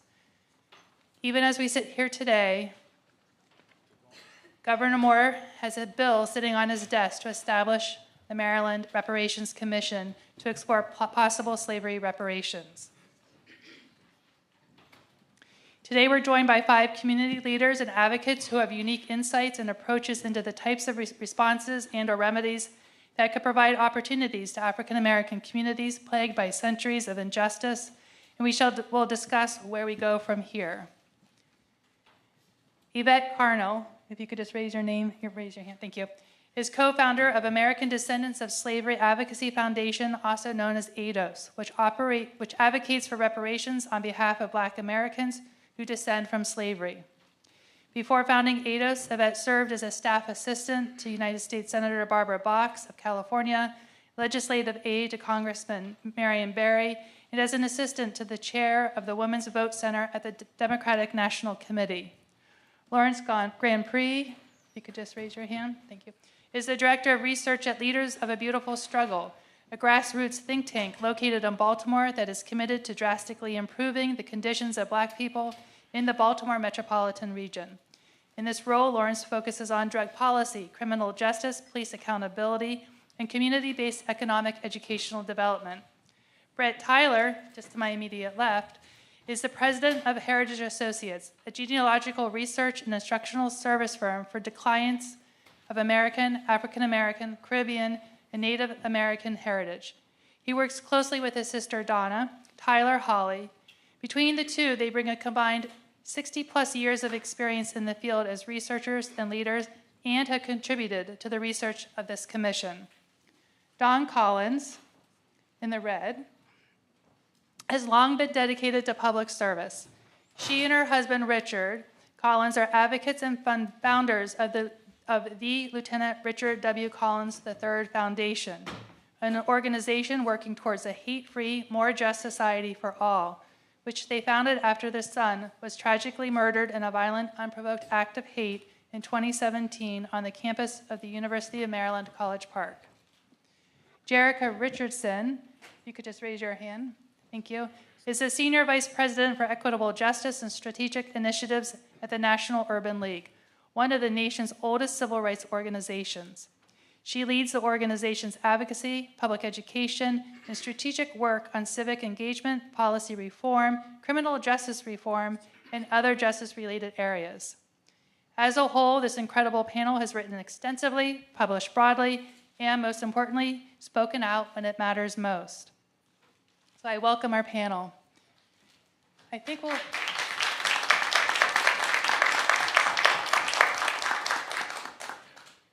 Jerica, since you're the furthest from me, would you mind going first?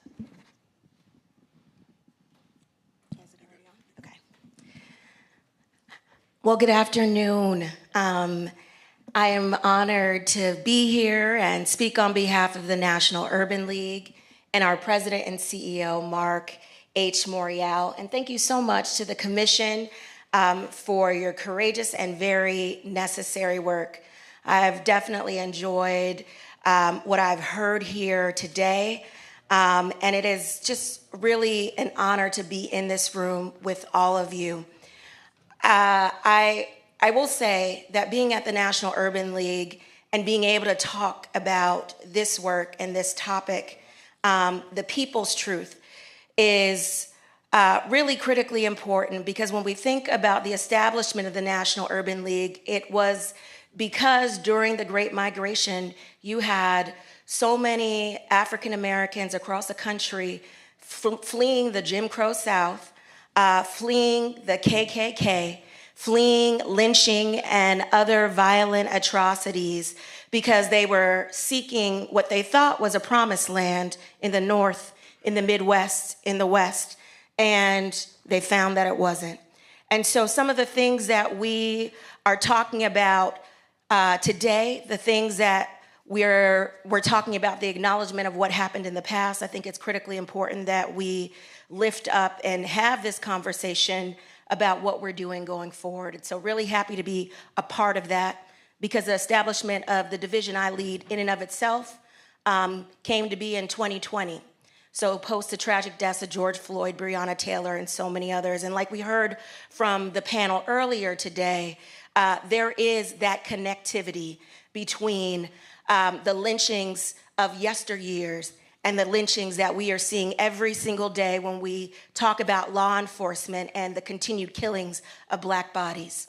I will say that what is also important is that this is the first gathering, the first really reconciliation commission of its kind in this country. And it's really important that we document what happened, but it's also even more important that we build a blueprint for what justice and repair must look like. As the National Urban League said when President Biden signed the Emmett Till Anti-Lynching Act into law, the bill was not only a long overdue legislative milestone, but a solemn acknowledgement of the racial terror that lynching has wrought, not only in the South, not only in the past, but across this nation and across generations. These acts of racial terror were not only crimes against individuals, as we've discussed, but they were calculated assaults against Black existence, Black freedom, and Black progress. And I want to talk a little bit more about Black progress and just ask, by a show of hands, how many folks in this room, through their family, through generations, have experienced loss, whether it be life, livelihood, or land? So many of us may have experienced all three because of red summers in this country. You know, I will say my personal story is reflective of the Catcher Race Riot in 1923. And so when we're talking about reparations, I would not be here today, quite frankly, if it were not for the NAACP and the Richardson men in our family who stood their ground when a whole Black community was taken over because a white woman was allegedly murdered by a Black man. And so that happened in Arkansas in 1923. They stood and protected the land for the community. They were holed up in a schoolhouse. They refused to give up. They refused to leave. And eventually they brought machine guns and in and rounded them up. But the NAACP got them off. And so that is actually a unique story. And I'm happy that I'm here today, but I'm only here today because they lived to tell the story. And so, so I do think that is really important, and learning that later in life was fascinating for me because I started my career out as a journalist. So when we're talking about all this, I just want to lean into the fact that if we do not tell our stories, if we allow erasure to continue to happen, then where are we going to be? So I do want to be clear that lynching was never only about ropes and trees in this country. It was a message, it was a tactic, a tool to uphold white supremacy, enforce racial hierarchy, and instill generational fear. It told Black Americans, you are not safe, you do not belong here, your body is a target, your life disposable. And that message continues to shape our experience in this country. We feel it when we step into predominantly white spaces, and the looks we receive, the suspicion we face, the unspoken fear of being seen as a threat. And the legacy of racial terror follows us into schools, stores, neighborhoods, boardrooms, and it impacts not only our mental and physical health, but our economic outcomes. Our movements are policed, our ambition is questioned, and our excellence is punished. Lynching was also a tool of democracy suppression, and we continue to see our democracy suppressed today. It warned people, don't vote, don't organize, and don't resist.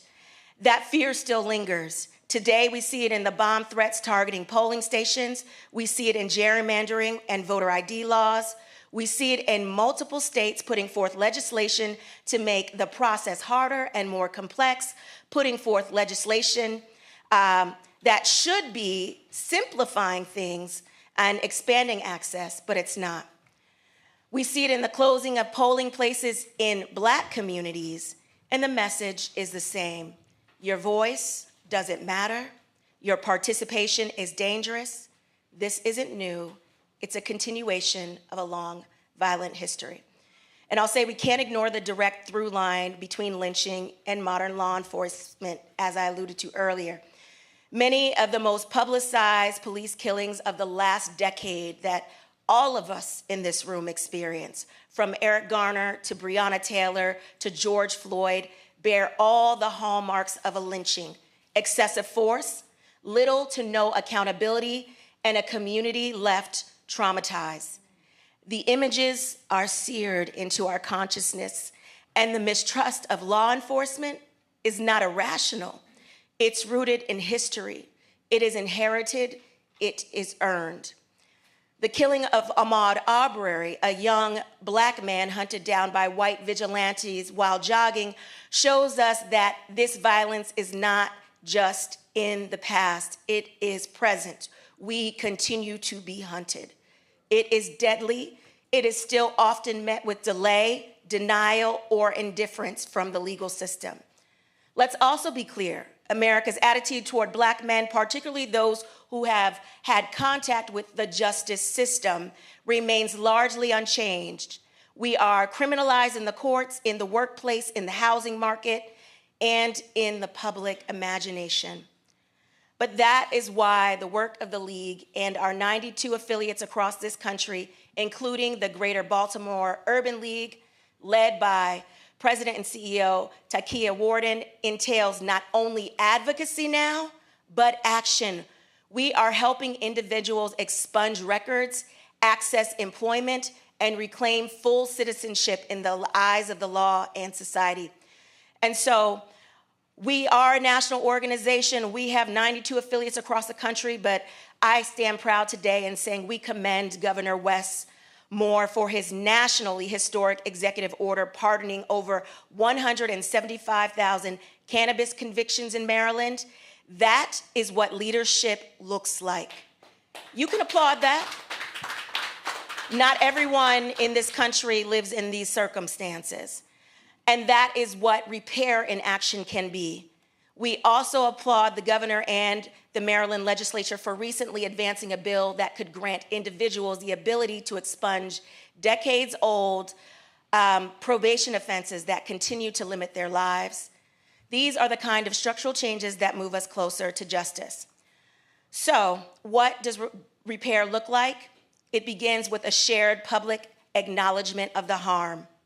That means not only naming the victims of lynching, but teaching this history in Maryland schools, investing in public memorials, lifting up the names of those we lost, and not just as victims, but as people who mattered. Secondly, it requires institutional responsibility. The institutions that facilitated the racial terror, law enforcement, media, your churches, some churches, government, must all confront their own complicity. That included full access to records, formal apologies, and restitution where possible. Similarly, to the extent that is legally possible, this commission should access individual responsibility for those personally involved in lynching activity. A necessary part of healing is accessing the unvarnished truth about how perpetuators of lynching committed communal violence against their fellow citizens. It demands material investment in impacted communities. Repair must be more than symbolic. This means investing in Black neighborhoods with the same urgency that these communities were once surveilled and suppressed. It means funding for education, mental health, entrepreneurship, and housing, all of which are key to generational stability and security. And as I close, it means reforming systems to prevent future harm. The elimination of qualified immunity for law enforcement, strengthening use of force laws in Maryland, and establishing national standards for use of force. It means expanding community-driven safety solutions, strengthen protections for voting rights. These, y'all, are not luxuries. They are necessities. And it requires us to always center Black imagination, Black joy, and self-determination. We must listen to what healing actually means for our communities and fund Black-led institutions to make it real. Repair is not only about what we've lost, it's also about what we still have the power as a community to create. So the National Urban League stands with this commission because we believe that reconciliation cannot happen without truth, and truth cannot happen without courage. Maryland is setting an example for the nation. You are proving that justice is not just about closing wounds, it's about building new pathways. That reconciliation is just not about apologies, it's about action. Let this be more than a hearing, let it be a beginning. Thank you all for your leadership, your vision, your unwavering commitment to the dignity of our people, and we're proud to walk beside you on this road to justice. Thank you.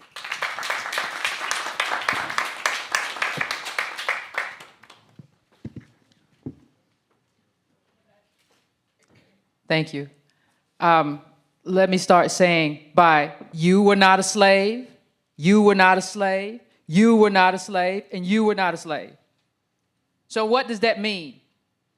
When somebody tells you that you don't get reparations because you were not a slave.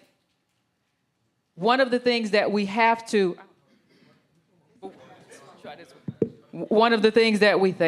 have to do is think of this instead of you have to be some sort of individual affliction. Slavery is an inheritance. It's a multi-generational plunder for American descendants of slavery, the institution in America. David Blight, historian David Blight, writing about the Civil War and that pre-Civil War economy said, in 1860, 4 million American slaves were worth some 3.5 billion, making them the single largest financial asset in the U.S. That's $3.5 billion in $1860, not $2025. More than all the nation's factories, railroads, and banks combined. Slavery wasn't a side story to the American development. It was the story.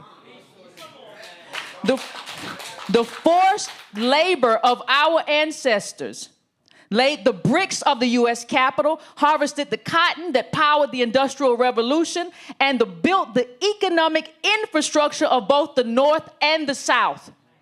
So what we are looking at is an inheritance that we did not receive. The same way you see white folks inheriting the money and the wealth from their parents, grandparents, great-grandparents. It got passed down. It only gets tax capital gains. The wealth that is in the economy is the same thing as the poverty that is still in the economy. We are inheriting poverty. They are inheriting wealth. And that is why the plunder has to be repaid. We're talking about multi-generational land theft, redlining, the inheritance of poverty. We're talking about stocks. We're talking about bonds. We're talking about, according to the Federal Reserve data, between the third quarter of 2022 and the fourth quarter of 2023, the value of stocks held by black households in America fell by 30%. Dropping from $360 billion to $270 billion. During the same period, the value of stock holdings by white households grew by $7 trillion, from $28 trillion to $35 trillion. This is not about hard work. This is not about hustle. This is about capital. And this is about when it was built and how it was built. Wealth is a lineage. So is poverty. It is an inheritance. So is poverty. Our access to capital, when it exists, is often predatory. Payday loans, high interest credit cards, rent-to-loan appliances, Klarna, charging fees. Our oppression is inherited just like their advantage. It's not just blackness. It is about lineage. We are descendants of slavery. We are a racialized caste, not just people with dark skin who happen to live in America.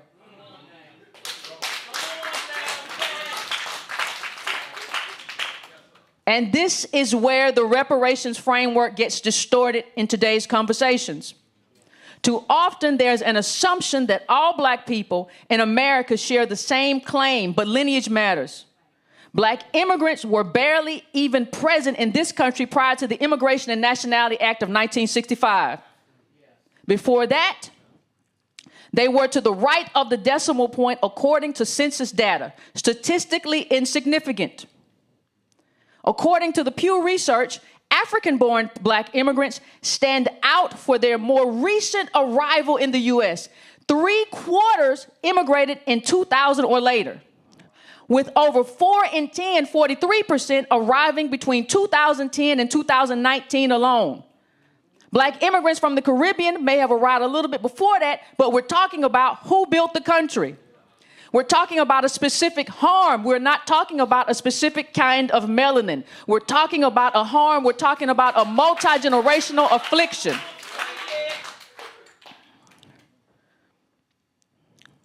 We don't deny the presence of racism in their experience, though. We don't deny the lived experience of black immigrants. That is a lived experience. Ours is an inherited injury. Reparations are not about racial experience. They are about lineage and injury. The people who arrived here post-1965 are not due repair for harms they did not experience. They were not enslaved here. They did not suffer from Jim Crow, and they weren't locked out of the New Deal. And all too often, they had a better life when they came. And therein lies the reparations. Your life got better. Ours has been multi-generationally worse.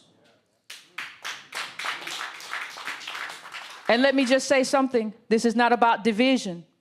This is about precision.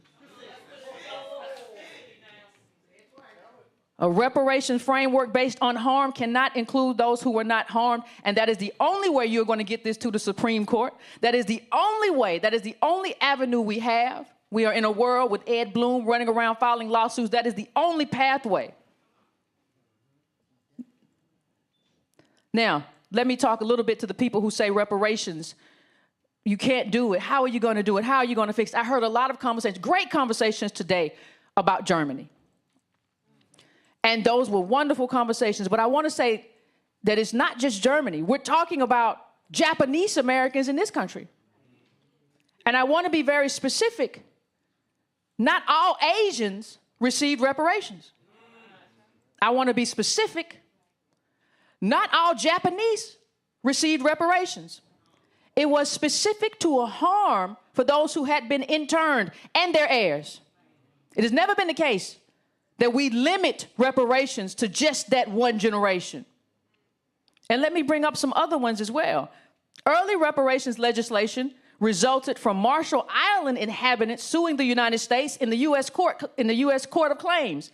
To process those claims, the Independent Nuclear Claims Tribunal was established in 1986, and the government set up a $150 million nuclear claims fund to compensate victims in exchange for the islands agreeing to espouse and dismiss the damaged claim of its citizens. America caused nuclear damage and paid out to people not even within its borders. That fund was created to extinguish liability, and yet even that wasn't the end of the spending. The United States agreed to compensate for harms past, present, and future, which are based on, arise out of, or in any way related to the nuclear testing program, related to loss to damaged persons, property as a result of the U.S. nuclear testing program. Due to claims and damages far exceeding the original amount of the trust fund, between 1954 and 2004, the federal government spent between at least $834 million in 2022 dollars on paying for individual compensation, health care, cleanup, and contaminated sites and housing resettlement efforts. We didn't hear about that, did we? By December 2004, the Nuclear Claims Tribunal had paid personal injury awards to approximately 2,000 individuals. The program ceased payments in 2011 after the funds were depleted, despite efforts to continue the payouts. This wasn't an apology, it was a payout.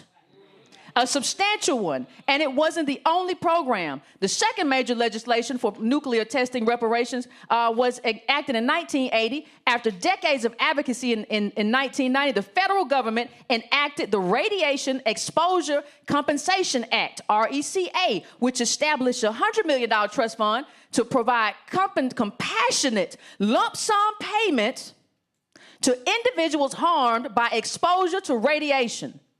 The program awards tax-free lump sum compensation ranging from $50,000 to $100,000. In 2000, more than half a century after the United States tested the first nuclear bomb, Congress enacted a third major program, the Energy Employees Occupational Illness Compensation Program. The sweeping program of reparatory compensation and justice provides up to $150,000 in cash stipends, plus medical care. Here is President Clinton's executive order.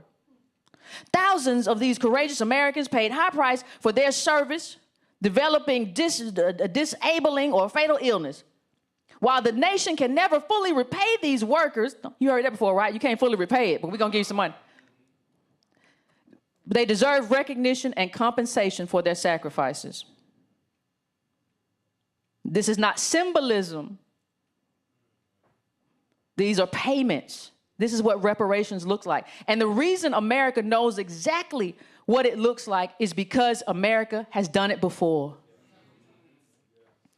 We are here at this turning point in the ADOS movement, specifically because of a conversation that we started having about wealth.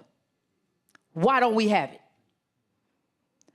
And what we found out is that we don't have it because America has intentionally made us into a bottom caste. Well, when a country, its people and its government weaponize themselves against you for multiple generations, even though you built the country, there has to be redress. So the answer to the conversation we started having was, if we don't have any wealth, what do? You have to have reparations. And America knows how to do it. And America knows who to do it for. America's been here before. And so part of what we see as our job in this movement, because I've never seen America move without being forced to move. So this is movement work. And we have chapters across the country now. And educating the public and challenging politicians about moving forward with reparations and a specific reparations framework. So no, we're not asking for a favor. We're demanding what is owed. This is not just for our ancestors, this is also for us. Our ancestors did this so we could live and thrive, not just barely survive. So we are the communities that are still locked out, still locked into poverty that slavery created and Jim Crow preserved. America knows how to do this. It has done it before. It just hasn't done it for us. But our time is coming. Thank you.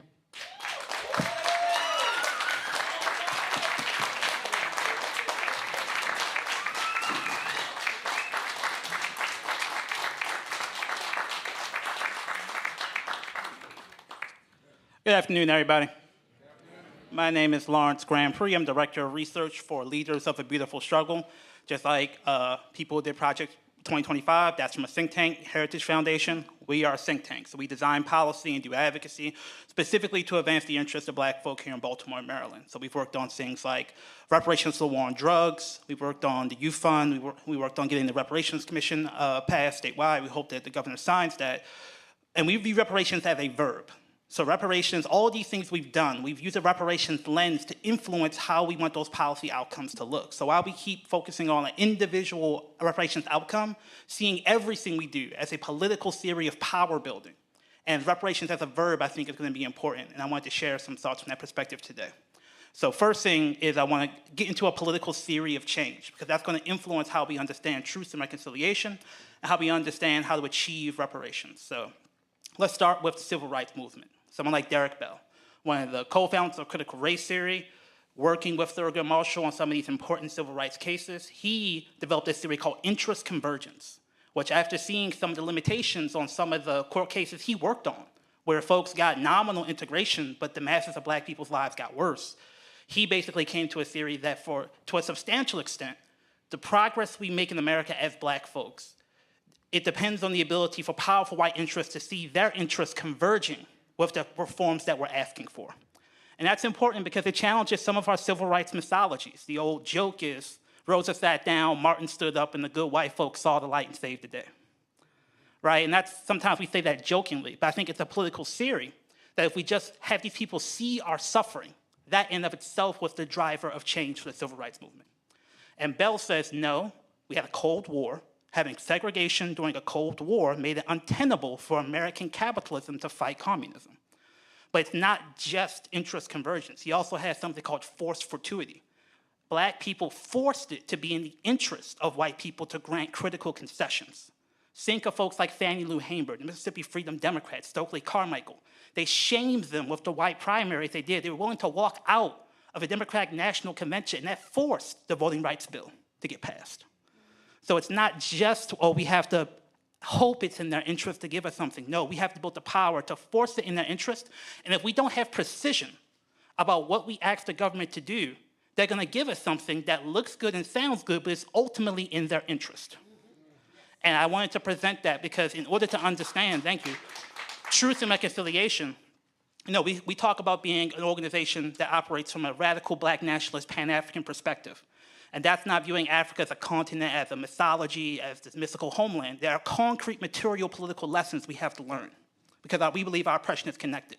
So we can't talk about truth and reconciliation here without briefly talking about truth and reconciliation in South Africa. So Ron Walters, former professor at Howard, gives a critique of the Truth and Reconciliation Commission from the perspective of people who were on the ground, freedom fighters, who were very disappointed in what happened because they wanted a fundamental reorganization of South African society. Looking at taxation, looking at land redistribution, what they got was an airing of trauma.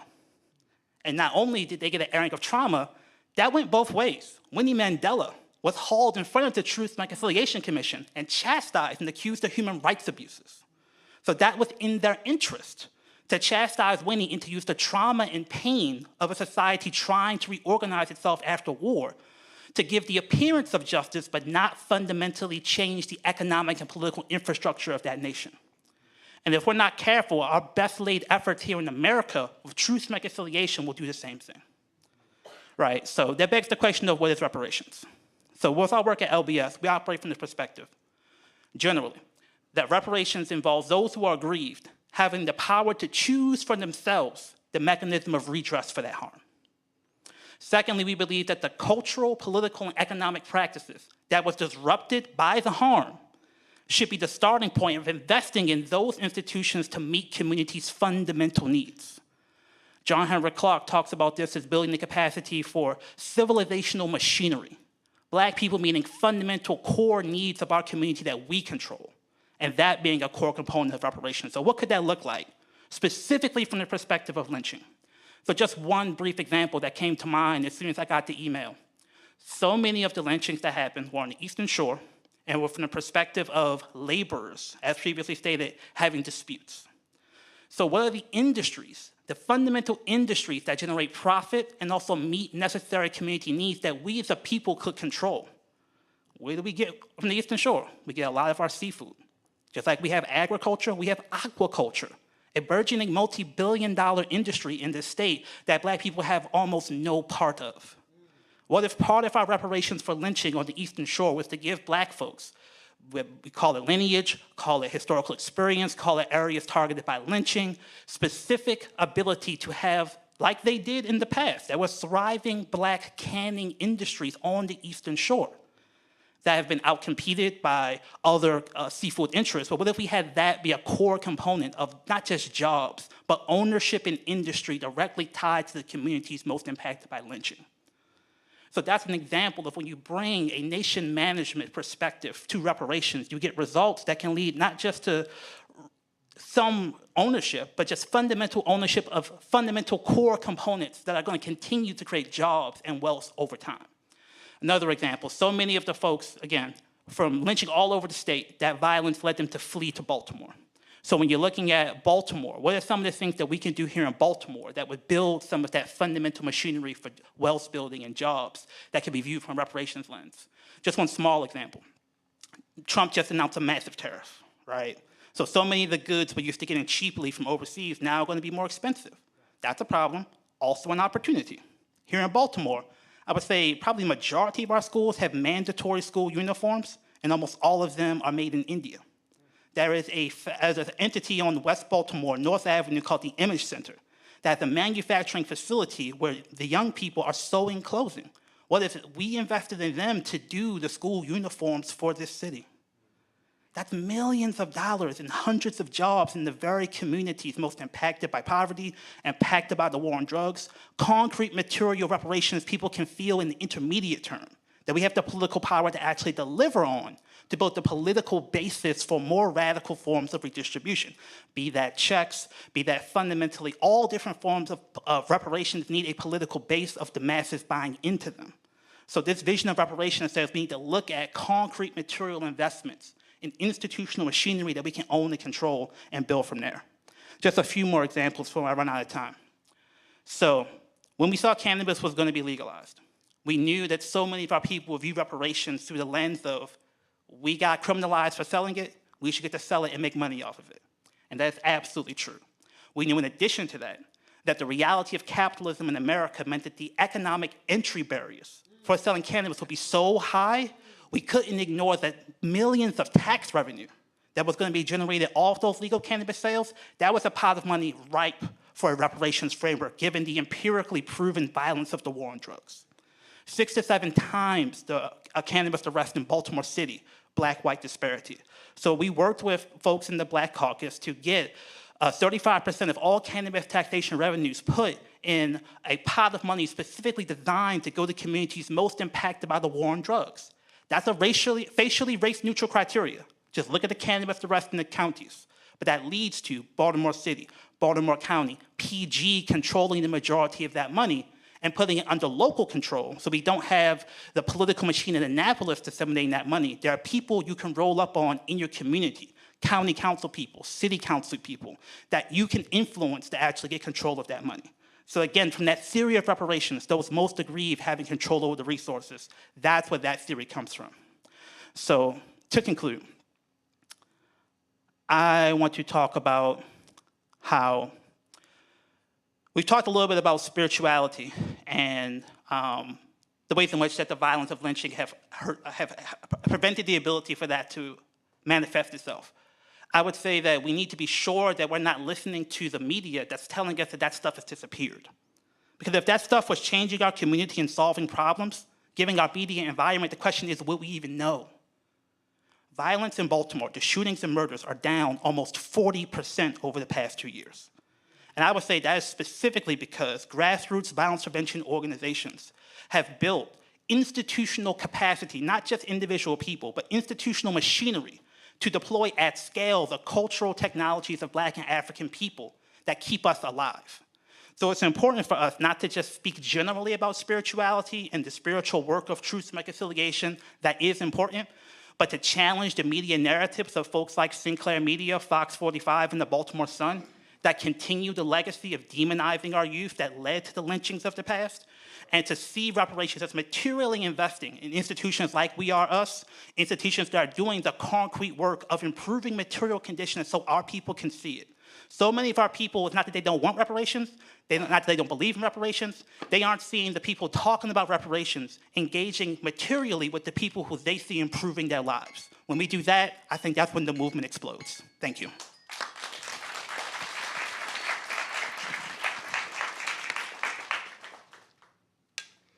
Good afternoon.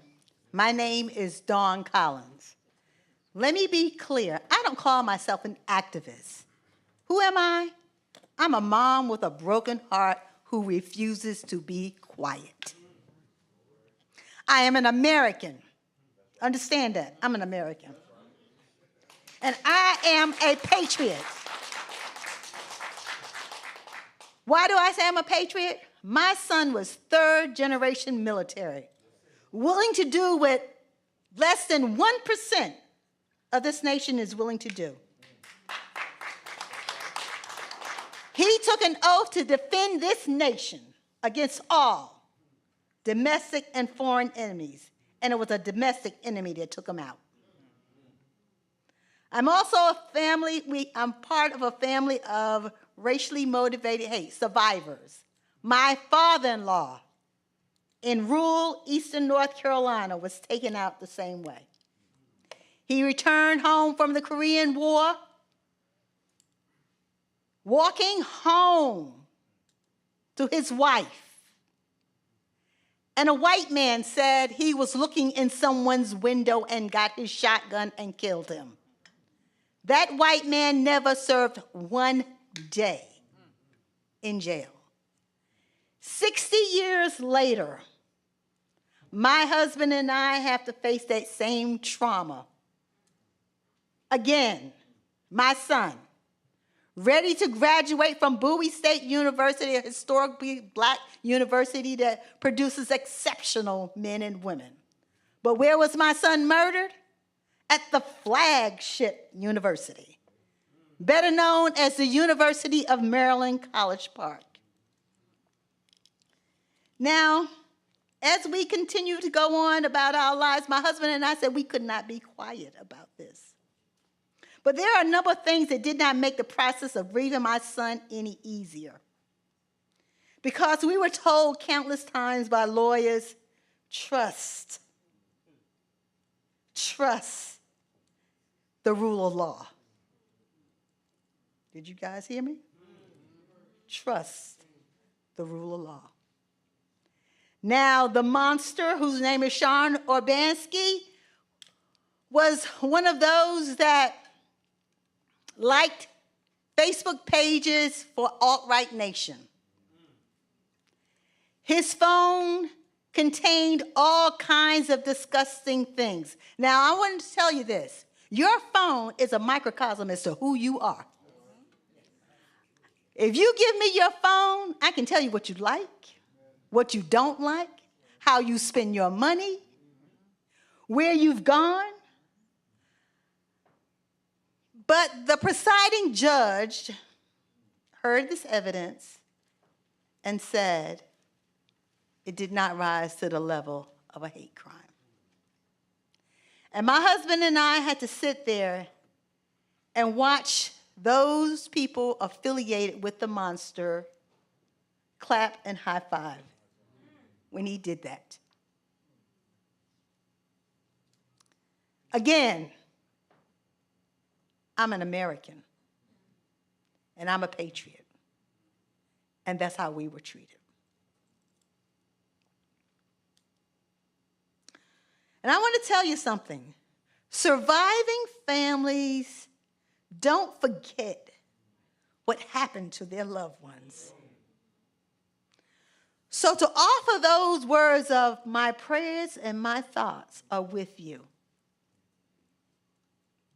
they often ring hollow to me and my husband as we go home and look at that room and he's not there. And so you ask me, Mrs. Collins, why do you bring that picture? Because see, there's a misnomer as to what us as black people, what he looked like. Well, he must have been doing this, and he must have been. No. He was standing there, waiting for a ride. And he dare say no to a white man. Many people don't know that he actually left and came back with a knife drawn. There was an Asian woman and a white man standing there. So, again, this intense pain that my husband and I have, and we refuse to be quiet. And I'll tell you, one of the impetuses behind us continuing to speak, I had a meeting with Emmett Till's first cousin.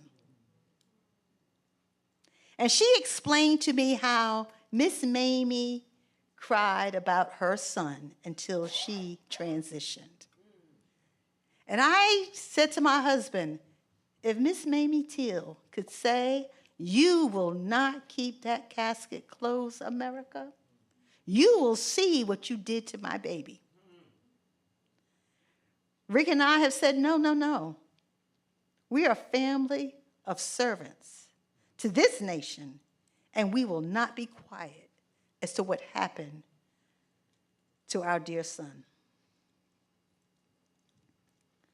So, as surviving parents of a victim of a hate crime, my recommendations for the commission include greater accountability for law enforcement and repeaters of hate crimes for the past and the present. There should be a development of a Maryland hate crime survivors, compensation, and support. Because I will tell you, there was no one to have conversations with. And oftentimes, victims and survivors are the forgotten people. And we do know, if we had not continuously been a force to be reckoned with, our son would have been forgotten about a long time ago.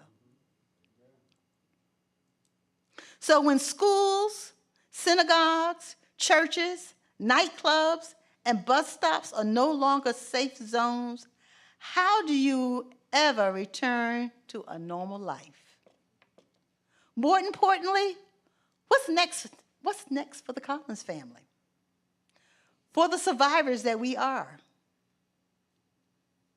And we are continuously asking for accountability. Because see, from what the judge ruling rendered, this monster, is what I call, can get out in less than 15 years and be put on the streets again. So, we continue to speak, and we continue to show up and tell our story. Because see, I don't ever want him out during my lifetime.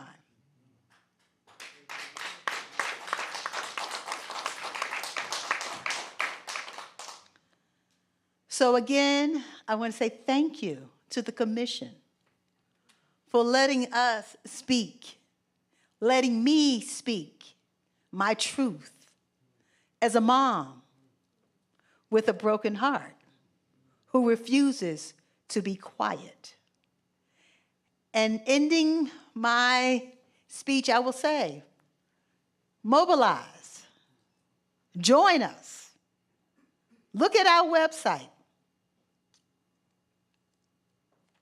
talk to us, give us ideas, because if I know it, nothing else, my husband and I will continue on this mission until we transition. So thank you for your time, and thank you for listening to this mom.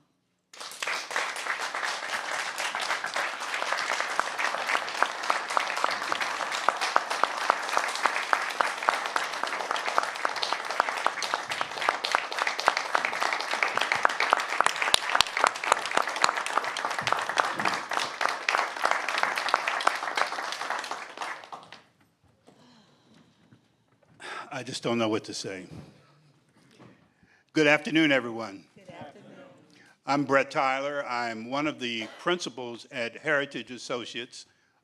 The other principal is my sister, Dr. Donna Tyler Holly. She could not be here with us, so you're stuck with me. I'm honored to be on the panel, and I was equally honored when Heritage Associates was selected to conduct research for the Maryland Lynching Truth and Reconciliation Commission. We were charged with two principal things. One was to research and prepare profiles of the victims, the 38 victims, some say 40, but the victims of racial terror lynching here in Maryland. The profiles consisted of essentially an examination of who the victim was and what was going on in the community that they lived in. And I'll come back to that in just a moment. The other challenge we had was to locate and contact living descendants of these men who were lynched in Maryland and try to encourage them to participate in the various hearings that were held across the state. Now, any of you who have researched your family, you know that it's difficult doing research on black people. And there are a number of reasons for it, but there are two principal reasons. Some could say one principal reason. One was the institution of slavery here in this country. The second reason is white supremacy that transcends slavery and continues today. Unfortunately, Lieutenant Collins is probably one of the most recent victims of that attitude. It's difficult because in slavery, we did not have last names, as you know. But there's some more subtle things that went on, particularly here in Maryland regarding these men who were lynched. One, both during and after slavery, our families were scattered. Frequently, for various reasons, our families chose different surnames. May have been from the same root stock, but they chose different surnames.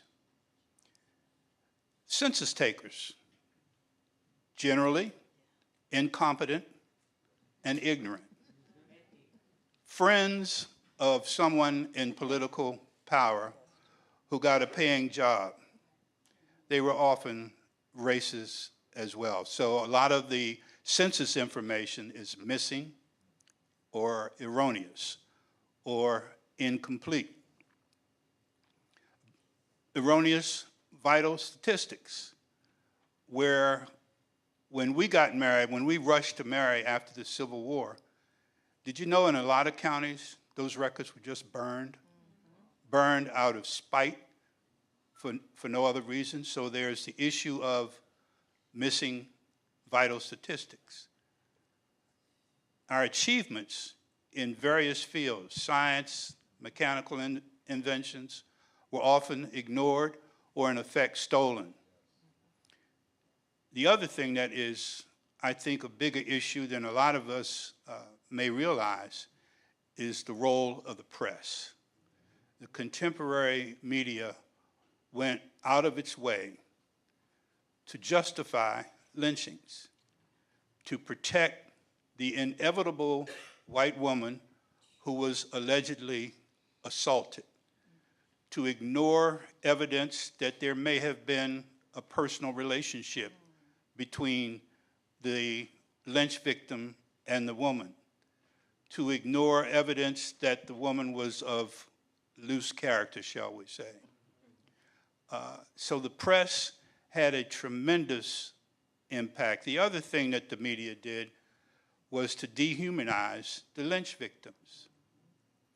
If you read most press accounts, lynch victims were described as being burly, surly, very dark-skinned, ignorant, illiterate, anything that would make them perhaps one step below being a human being. Usually, there was no description of his family. There was no description of his personal relationships. So all of that was part of the effort, I call it a conspiracy, to dehumanize these men. What's the result?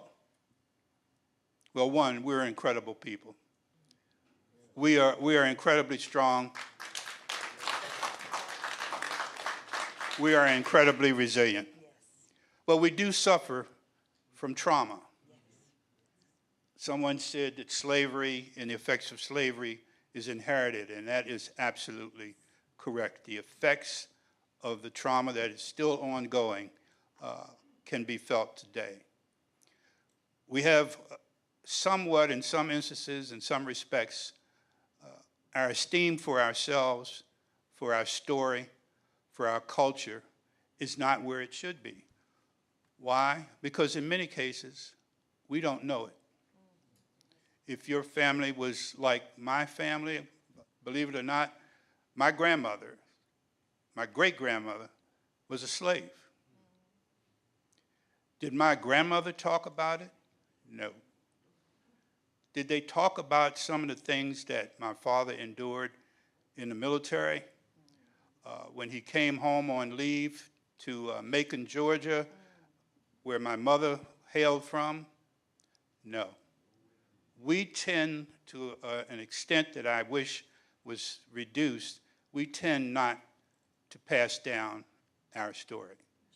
The contrast that I often make is if you go to certain other ethnic groups and ask them what happened, you'll get an answer. In our group, in too many cases, it's just not known. Not because there's anything wrong with us, but because of the trauma and the fear that was instilled in us. I don't know if it's been mentioned previously, but just in getting people to participate in these hearings. I'll speak of one instance I know of, and I happen to know one of the potential witnesses, and she called me and she said, "No way, I gotta live here. I gotta live here when the hearing moves on." So people are still feeling the effects of these terrible lynchings that occurred. Let me see if I can add a little something by giving you some statistics that we uncovered. In Maryland, of the lynch victims, only 3 of the victims who were lynched prior to the emancipation of slaves in Maryland. What does that tell you? We had more value when we were capital than we had as human beings.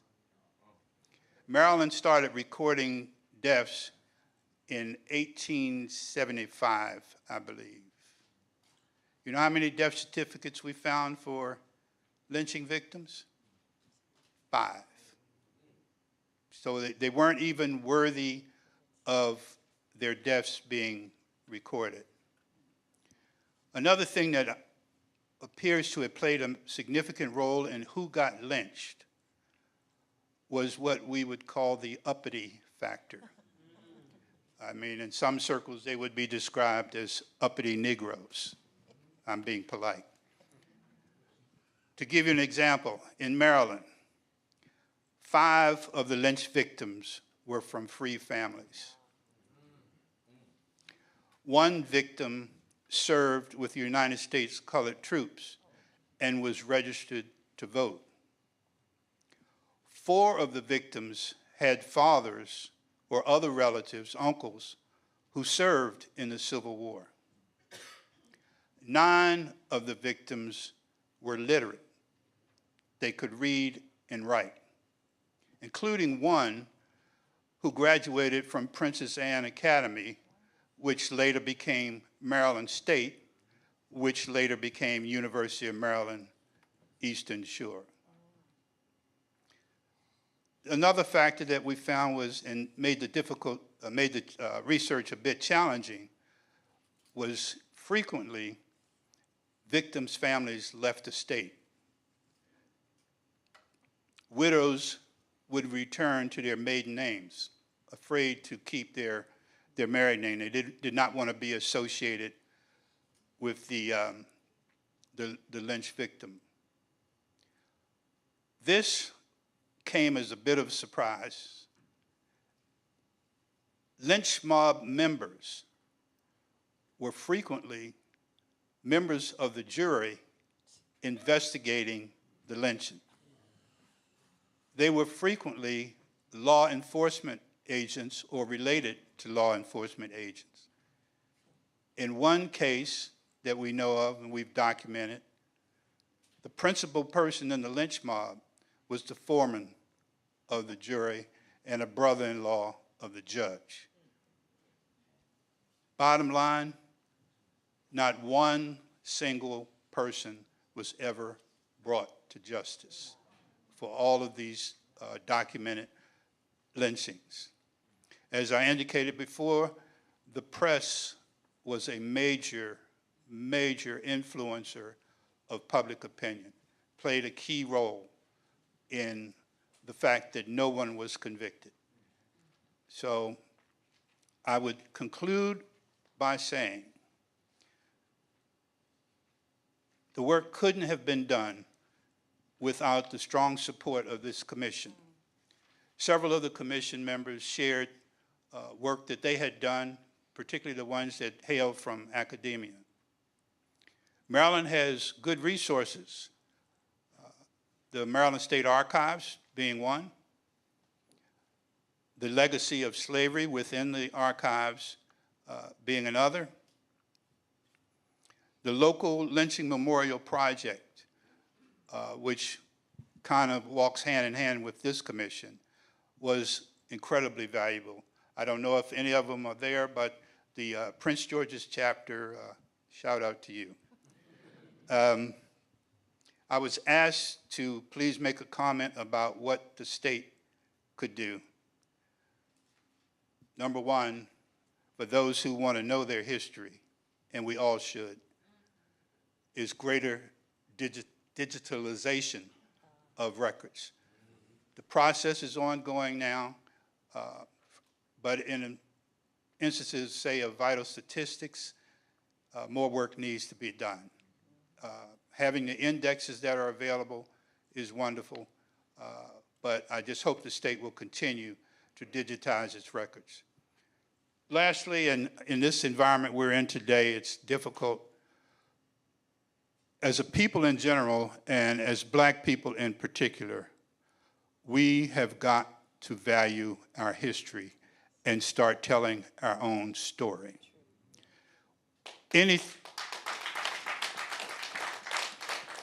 If I could urge our state legislators to do anything, it would be to restore the study of history in our school systems, to give history the same prominence that is given to STEM.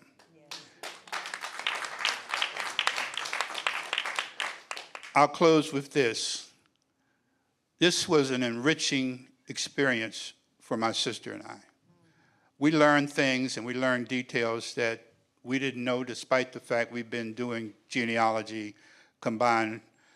Well, let's just say I didn't know what male pattern baldness was when we started this. Now I do. But here's what I wanted to share and kind of close with. We were able to locate 75 relatives of the lynching victims.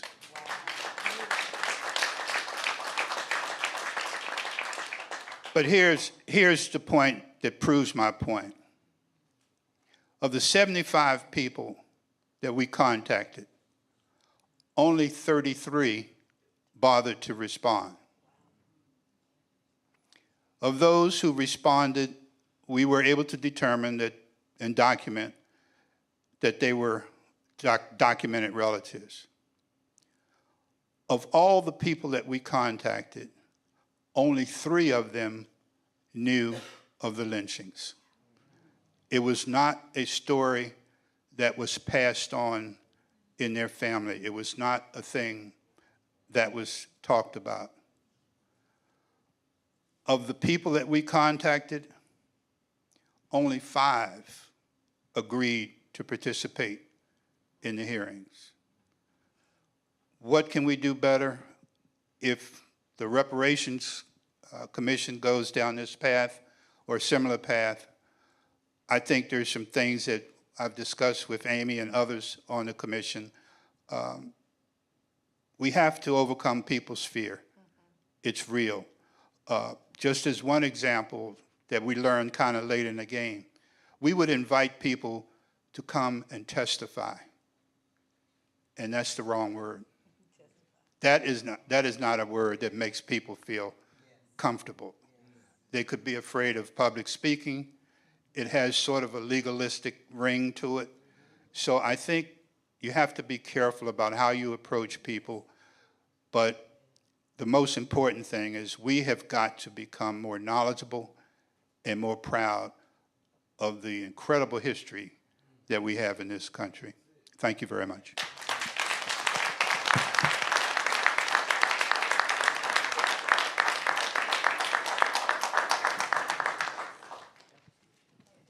I extend a huge appreciation to all 5 members of our panel.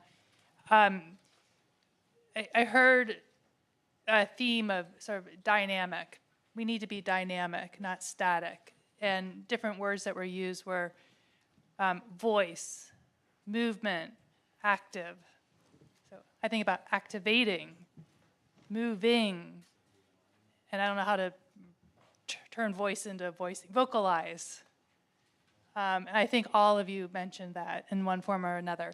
I think we're almost out of time, but if you can limit yourselves to 20 seconds, if you could tell us maybe one thing that we should be aware of when advocating for reparations, something that's worked or not worked. Like, what is something that we want? What is the last word you want us to hear as we close this down?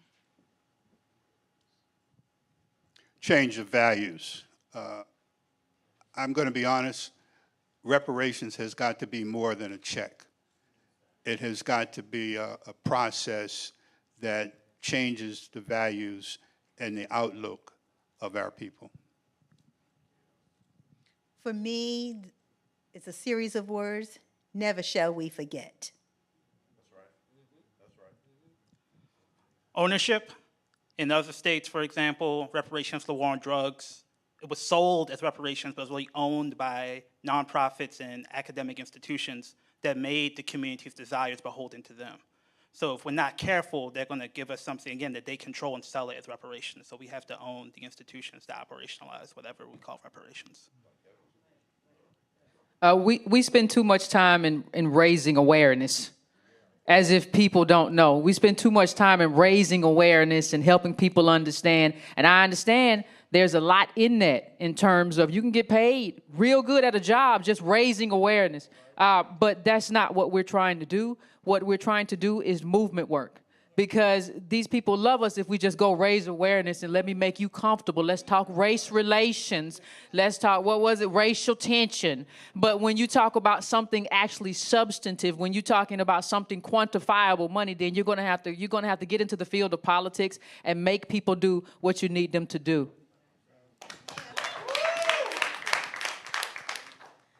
I would say that we just lean into making sure every single approach to this must be transformative. Too often in this country, we put Band-Aids on things. It was absolutely, these harms were transformative to our lives, to our people, and they continue to have impacts today. So whatever we do, whether it's through institutions, programs, checks, whatever it be, it can't be a little bit. It's got to be transformative because the impacts on our lives have been transformed.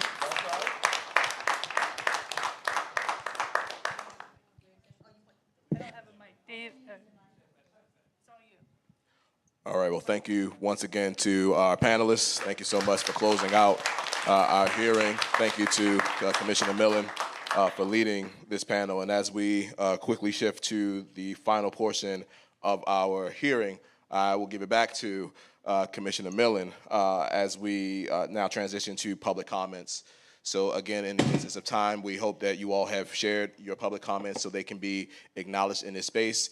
If there are any responses that we can give very quickly among commissioners, we will do that. And I know that we may have space for one verbal comment to be shared. So Commissioner Millen, you can take it away. Sorry, I thought the panel was getting up. Now I'm awkwardly walking around.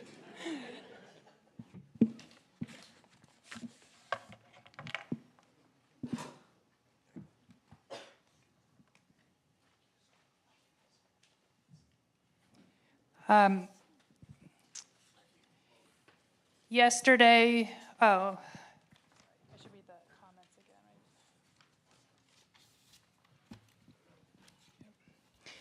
I'm going to reread sort of the framing for the public comment period. As a reminder, you can email your comments or questions to mltrc@maryland.gov. If we have time, which we're out of, would have invited you to come up and also give them verbally. Please provide your name and organizational affiliation, if any, and limit it to just a few sentences or no more than 2 minutes. Questions and comments must be limited to the topic of discussion for today's hearing. If it's off topic, it will not be included. I'm trying to do this very quickly with given time.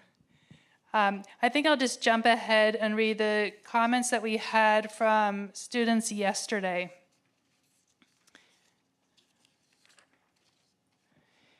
This is from a class of students at Loyola University. They have 4 questions. The first, we know there were racial terror lynchings beyond the time period the commission has analyzed. How would you identify or classify modern racial terror lynchings? And what are the commission's recommendations for addressing and making amends for those occurrences?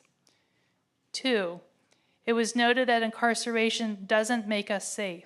What does the commission expect Maryland will change on account of its incarceration practices in light of this? Also, can we continue with this punitive justice system and reform or make it equitable? Or does the commission push for a shift in the way Maryland conducts criminal justice? 3, Jonathan Smith, he was one of our panelists yesterday, said an art teacher would be more helpful in schools than more police. What importance or influence do you or the commission feel arts have on Marylanders and the lives of our children? Does the commission have a call to the arts to help disseminate and continue the work of the commission now that we are at the commission's close? 4, we know there are 40 or 38 confirmed victims. We know that that is a large number, and even one victim would be too many. However, does the commission anticipate criticism of the public claiming this work isn't a big enough issue to spend time on since there were only 40? What would be the commission's response, and is there any language in the final report phrased significantly to help curb this harmful narrative? There was a subsequent question that was submitted yesterday afternoon as well. I also believe it was from a Loyola student. As a college-aged youth and Maryland resident that has watched each hearing, I'd like to ask a question to the many new faces present today. What led you to bring your ideas forward today? Secondly, how do your contributions make today's hearing reflect, reconfirm, or contradict the contributions made to this point? And I would like to also invite John to come forward because he came and tracked me down during the lunch break and said he has something to read, and then we'll take it from there.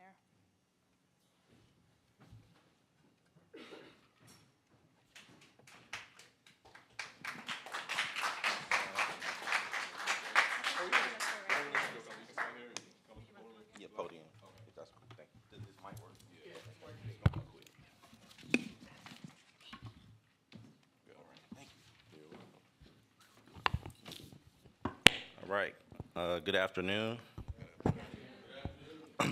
My name is John Phillip Williams. I am a 10-year resident of Prince George's County, Maryland. I am also a genealogist specializing in connecting Black Americans to their family histories and an advocate on behalf of descendant of slave families in America. I've gone back and listened to all of the public hearings and have been deeply moved by the powerful testimonies of the families of the Maryland lynching victims. I commend the courageous and high-quality work of this commission and everyone involved. The state of Maryland is making history by leading this charge and setting a national precedent and blueprint that will hopefully be replicated in every state where these atrocities took place. As we honor our ancestors by telling their stories, they honor us for having the courage to stand in their shoes in our collective efforts to seek justice. I, too, am a member of this unfortunate fraternity of lynching descendants. I came today to briefly share key aspects of my family story, to stand in solidarity with the families of Maryland lynching victims, and to make a point about the loss of inherited wealth. I am a direct descendant of the very first documented racial massacre of the Red Summer of 1919. My great-great-grandfather, Joe Ruffin, a formerly enslaved man, became one of the wealthiest Black farmers in Jenkins County, Georgia. But on April 13th, 1919, a church anniversary celebration turned into a day of infamy marked by white supremacist mob violence. As a result, our family lost our inheritance, 119 acres of land, homes, vehicles, inherited skill sets, severed family ties, and most painfully, the lives of Joe Ruffin's sons, John and Henry Ruffin, 29 and 18 years of age, both lynched and their bodies thrown into the flames of a church fire. My great-great-grandfather, once a prominent leader, was slandered by the national media, as we've talked about, falsely accused of murder, and was forced into poverty and exiled into obscurity. To this day, we don't know his whereabouts on paper. In 2014, white supremacy reared its ugly head again when the same church was burned down again. No one was held accountable. What happened to my family is a reflection of what countless others have endured, including the families right here in Maryland. Dr. Carol Anderson, author of the book White Rage, states that the trigger for white rage is not merely the presence of Black people, but rather our ambition, drive, aspiration, achievement, and refusal to accept our subjugation. Our trauma and loss of inheritance are not historical footnotes. They are intergenerationally inherited realities. The wealth gap, the racial wealth gap or lineage wealth gap, is the embodiment of these inherited realities. As white America is beginning to transfer much of $148 trillion in wealth from one generation to the next, we, as descendants of slaves, will be inheriting the cost of slavery, Jim Crow, and the effects of socially engineered policies that will ultimately result in us being priced out of a country that we built for free. To conclude, as this commission reckons with Maryland's past, I urge you to focus on both remembrance and restitution. True reconciliation requires a balancing of the ledgers. Where wealth and opportunity were stolen, justice requires their return. I look forward to working with community leaders and organizations, many that I've met here today and throughout this week. Thank you to those who are committed to doing this work and for allowing the opportunity for public comment. And shout out to ADOS.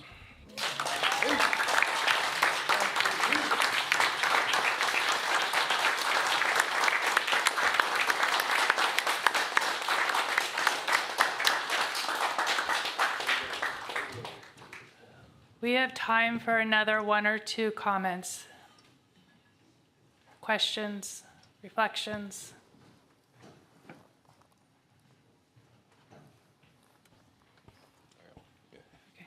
So I'm calling up one of the students that I've had the pleasure of working with over this past semester, Sarah Flores. She is a student at Loyola University, Maryland, and part of the joint class that we are doing between Loyola and Morgan State University that has centered the work of the Maryland Lynching Truth and Reconciliation Commission. So Sarah, we got a few minutes. Keep it brief. Good afternoon, everyone. My name is, as Dr. Funkule said, my name is Sarah Flores. I'm a first year at Loyola, and I want to thank you all for this tremendous and fascinating work. The law panel I was geeking over because I want to become a prospective civil rights lawyer. I come here today with also an invitation. My school, along with Morgan State, is hosting an event to help the MLTRC present its work to the public community. It's on Tuesday, April 22nd, 6:15 p.m. I'm at Loyola in a place called McGuire Hall West. If you look up Loyola, Maryland, we'll try to figure out a way to make the event more public on the Peace and Justice website. And our goal is to really show how students are engaging with the work. You mentioned the questions that Commissioner Mellon showed was a part of it, and we've been really excited about this work since January. It's been an honor to have Dr. Fakule and some of our students here today. Thank you so much again, and we hope to see you on April 22nd. Oh, there you go. Oh, Baba Jimmy, my man. Thank you, Sarah. And again, thank you for your thoughtfulness. And shout out to the other students. All the other students. We had, again, Loyola students here, Morgan students here, and this was an opportunity to foster institutional collaboration around this work. So I'm very proud of the students who have dove into some very difficult truths, but necessary truths that I think you all have learned over these past couple of days and far longer than that, how necessary this is. So thank you for being a part of this work right along with us. So as we close our hearing, what I will do is just give some quick thank yous to all the people who have allowed this weekend to occur. So again, to our staff at the Office of the Attorney General, thank you. To Event Stream Team, thank you. To our esteemed commissioners, thank you. I especially want to give love to Michelle Coles. You need to take a bow. Nick Creary, take a bow. Amy Millen, take a bow. Absolutely. Other commissioners, you can take a bow too, but I just want to give a special love to them for just all, again, the incredible work of bringing together the wisdom that you have heard over these past couple of days. It was a lot. It was dense. I can admit, it was dense. That's why we have it recorded. So you can go back and watch it as many times as you need to internalize all the knowledge and wisdom and strategies that we have at our deployment. So thank you as well to our American Sign Language team. Thank you for your stamina over these past couple of days. We worked you in ways we didn't think we would, but we thank you anyway. We also want to give, again, appreciation to the many students and interns that have worked with us from Howard University School of Law, Loyola University, Morgan State University, and the University of Baltimore School of Law. They helped with the research. They helped with preparing the questions. So young people have had their hands on this work. So again, as Dr. Stacy Patton said, we have to center the children. Okay, we're going to center you. Thank you for helping us be where we are. Giving love to Stephanie Thompson, one of our former project managers. Again, this has been a 6-year journey. We had to start somewhere, and the necessities of an infrastructure certainly came with her knowledge and wisdom and her skills. So thank you, Stephanie, for being a part of this journey in all the ways that you have showed up. And again, to Liberation Ventures, Maryland Humanities, the Maryland Lynching Memorial Project, all these institutions that have brought forth their time, their energy, their resources, so that we can make sure we got across the finish line. My brothers and sisters, we have gotten across the finish line. We should celebrate. Waffle House will happen. Waffle House will happen. You got to be on the inside to understand the joke. But at this time, I will cede the last few minutes of our time together to Commissioner Nick Creary to author his thoughts, and then I will officially move that we accept all the knowledge and wisdom that was shared during day 2 of this hearing. I will hit the gavel, and then we will truly close out with a rendition by Allie Hunter Harris. Thank you. Okay. Thank you, Chair Falconley. Before I begin, because again, I was told I got 5 minutes, and so I should only take about 4 for what I want to say, but I just want to, again, and very publicly thank Michelle Coles and Amy Millen, and particularly Trish Floyd. Please stand up, stand up. The amount of work that these women have done to make this possible. Again, I live out in Monterey, California, so I would wake up and there would be text chains and emails and things, and they were getting it done. I didn't have to say an awful lot because, well, I could say something, but they've already taken care of it. So I just want to lift them up and, make sure everybody knows that they did the work to make this possible. So thank you. I also very quickly want to thank the interns, Kayla Edwards-Scott and Shaquila Sincere, who did a lot of the grunt work that made a lot of this possible, down to and including the artwork for that program and for the advertising that went out. They need to be recognized for the work that they have done to support the work of the commission. And so, yes, here we are at, I would say, not quite at the finish line because, well, we still have that final report. But, yeah, we should definitely celebrate. But in a former life, I was a historian of Africa. And I'm reminded of a Shona proverb that says, "Success has many mothers, but failure is an orphan." To the extent that this commission has met with any success, it is due to the collective efforts of its many mothers and fathers. Like the state of Maryland and this nation more broadly, this commission has benefited from the unpaid and underfunded labor of women, especially Black women on the commission and in the Attorney General's office. And I defy any man in the room to tell me otherwise. This is not to say that men on the commission haven't contributed to the work, but as in every movement for social change in this nation, it has been driven primarily by women, and I'll even go so far as to say by Black women.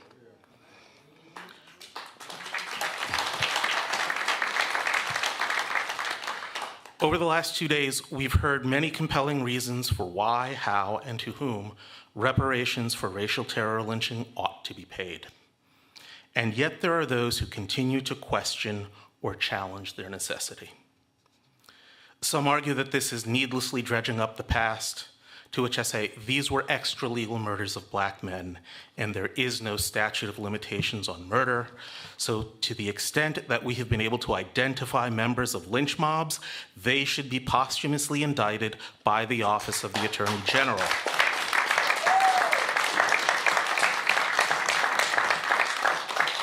It's a symbolic form of repair, to be sure, but as Juliette Heinley stated at the Baltimore County hearing, this will forever remove the cloak of anonymity that protected the perpetrators for decades. We know who you are and what you did, and now so does the world. You can no longer hide from the crimes that you committed.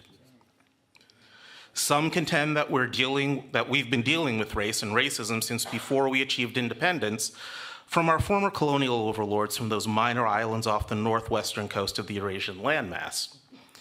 To which I say, just because the laws may have changed, that doesn't mean that the harms Black people in Maryland have experienced and continue to experience have ended. The oppression has not ended. It has adapted to the changing circumstances from slavery to Reconstruction to Jim Crow and the new Jim Crow. I need only invoke the spirits of Freddie Gray and Corin Gaines. Some people say that we can't consider reparations for racial terror lynching because Maryland has a budget deficit. To say that the state of Maryland does not have the money to pay reparations at this point is not only to declare fiscal bankruptcy, but also moral bankruptcy. And if you don't have the money now, you should have paid it while you had it. The weight of the moral debt increases every day, and the interest on that debt continues to accrue and compound. For me as a historian of Southern Africa, the South African TRC's hearings was the model that I had in mind when I approached Delegate Pena-Melnick with the idea for this commission, and this has far surpassed any of my wildest dreams, so thank you all for this.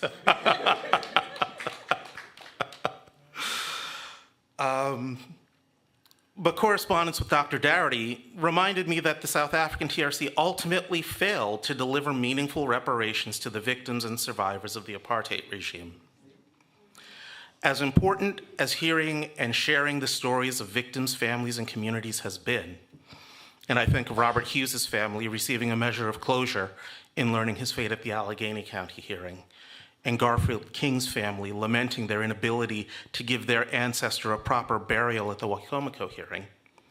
For me, this process has been about the hope for accountability, the hope that the state, the counties, towns, and institutions, including police agencies, state's attorneys' offices, and news media, would hold themselves accountable and take up the debt that they owe to these families and communities. We are on track to submit our final report in December. So I implore the General Assembly and Governor Moore to find the courage to enact the recommendations for reparations that we shall present. Justice demands it. But since we will never achieve justice for these men and boys, their families and communities, I ask for the fullest measure of accountability that we can achieve for them. Thank you.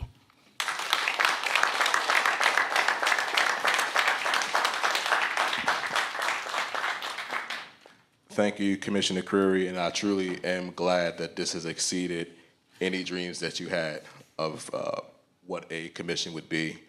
And as we've known from day one, every step we took was historic. Every step that we will take between now and June 30th, 2026 will be historic. We know that we are setting a precedent for 21st century restorative justice in this country. We knew that stepping into this role. I often wondered what I brought to this commission. I did this because my godmother, Dr. Joanne Martin of the National Great Blacks and Whites Museum, asked me to. Anything she asked me to do, I say yes. But I wasn't sure what I brought to this space of so many historians and scholars. And yes, I'm a scholar myself, but this is like a different type of scholarship. This wasn't my realm. So I felt out of place, I guess, and maybe the fact that I was a little bit on the younger side probably contributed to that. But over these several years that I've gotten to know my colleagues, my compatriots, my comrades, I am fully well aware of what I have brought to this, and I'm so grateful that I've had this opportunity. I'm the storyteller. We are here because of a story. We will get through this because of our stories. So if you remember nothing else of this moment, know this: your story matters. It always mattered. It always will matter. So exude the power that you do have and share your truth. That is what we did yesterday. That is what we did today. That is what we'll do tomorrow. That is what we will do with every opportunity we get. So thank you, thank you, thank you, thank you, thank you, thank you, thank you, thank you for telling your stories and for listening to this story. And so with that, I move that we accept the stories of this second day of this historic hearing. Is there a second? All right, so move. Can't go back now. That's it. It's in the records. So with that, I will bring this meeting to a close, and then we will close it the proper way with our creativity.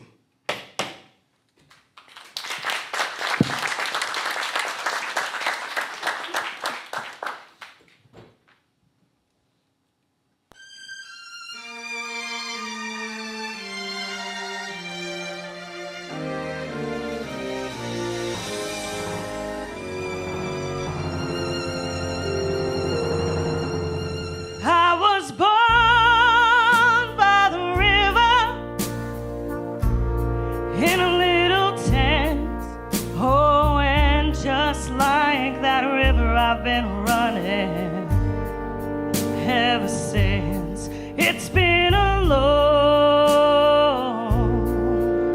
long time coming, but I know change gonna come. Oh, yes it is. It's been too hard living, but I'm afraid to die. 'Cause I don't know what's up there beyond the sky. It's been a long time coming, but I know change gonna come. Oh, yes, it will. I go to the movie and I go downtown. Somebody keep telling me don't hang around. It's been a long time coming, but I know change gonna come. Oh, yes, it will. Then I go to my brother and I say, brother, help me please. But he winds up knocking me back down on my knees. Whoa, there've been times that I thought I couldn't last for long. And now I think I'm able to carry on. It's been a long time coming, but I know change gonna come. Oh, yes, it will.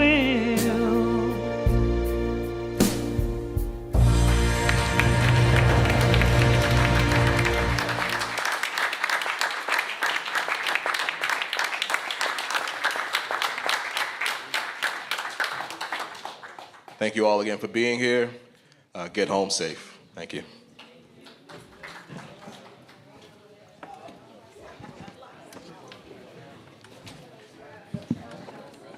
If you have any empty bottles, any trash, any food, please pick up your trash and take it to the trash cans so we can be respectful of the